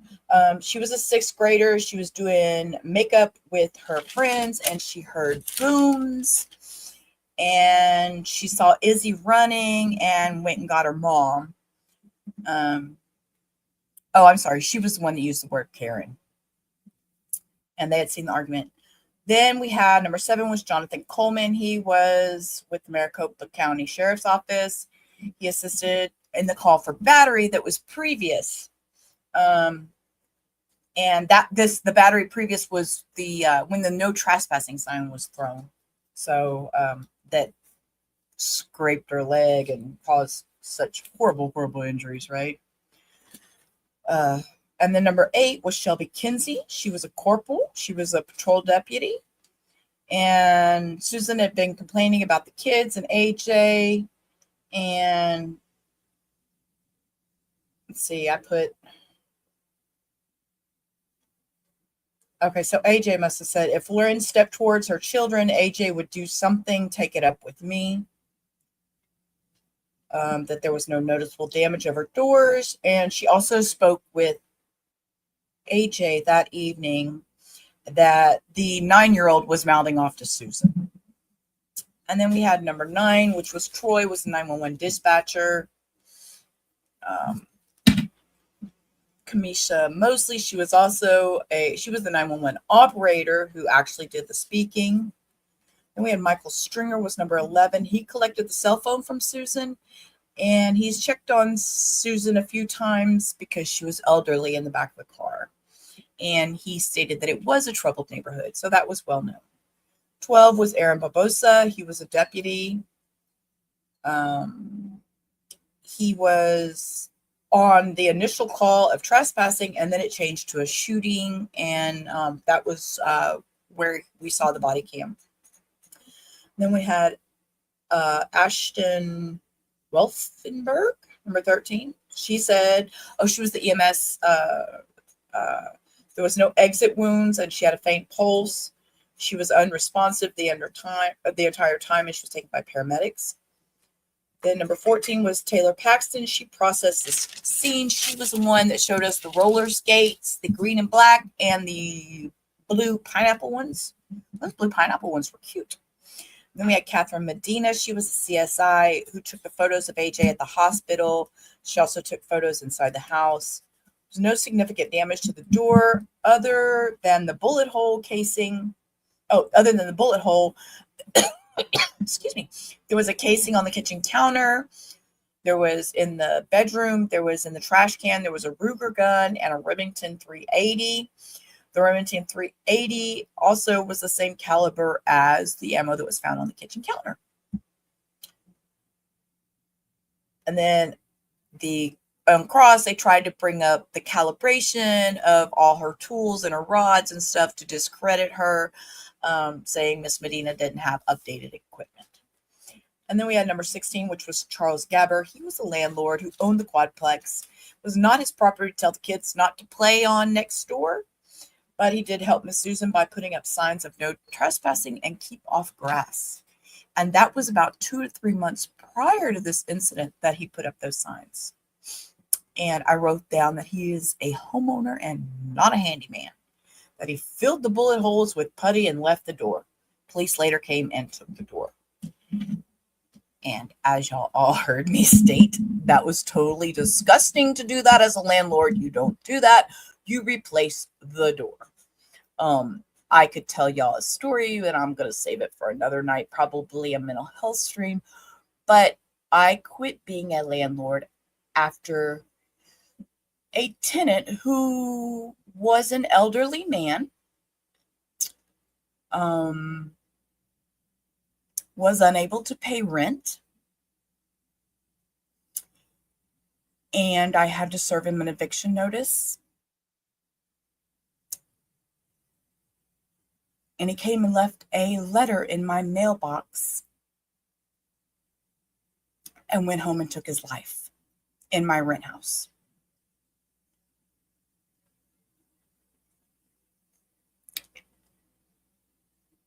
It was very traumatic.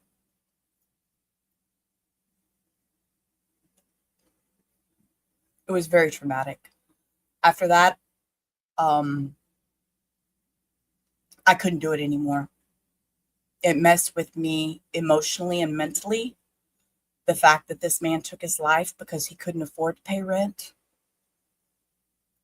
And because of me being the landlord and serving him with eviction papers, it took a lot out of me. It took a lot out of me. So therefore, I no longer do property anymore. So yeah, that's going to be a mental health night. It's Cindy, it is what it is.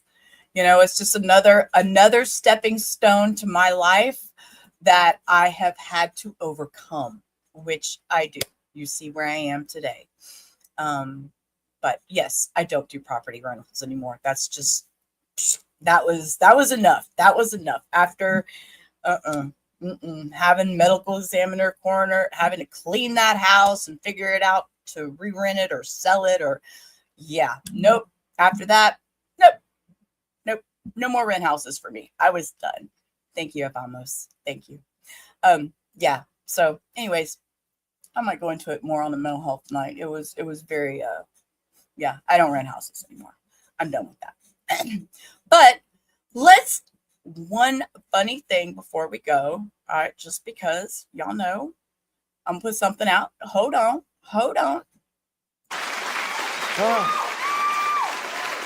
And my message for everybody out there is to own your insecurity. Whatever you're insecure about, own it. And if you own it, people will rock with you because of that. We are all in this thing together. We are all messed up. And no matter how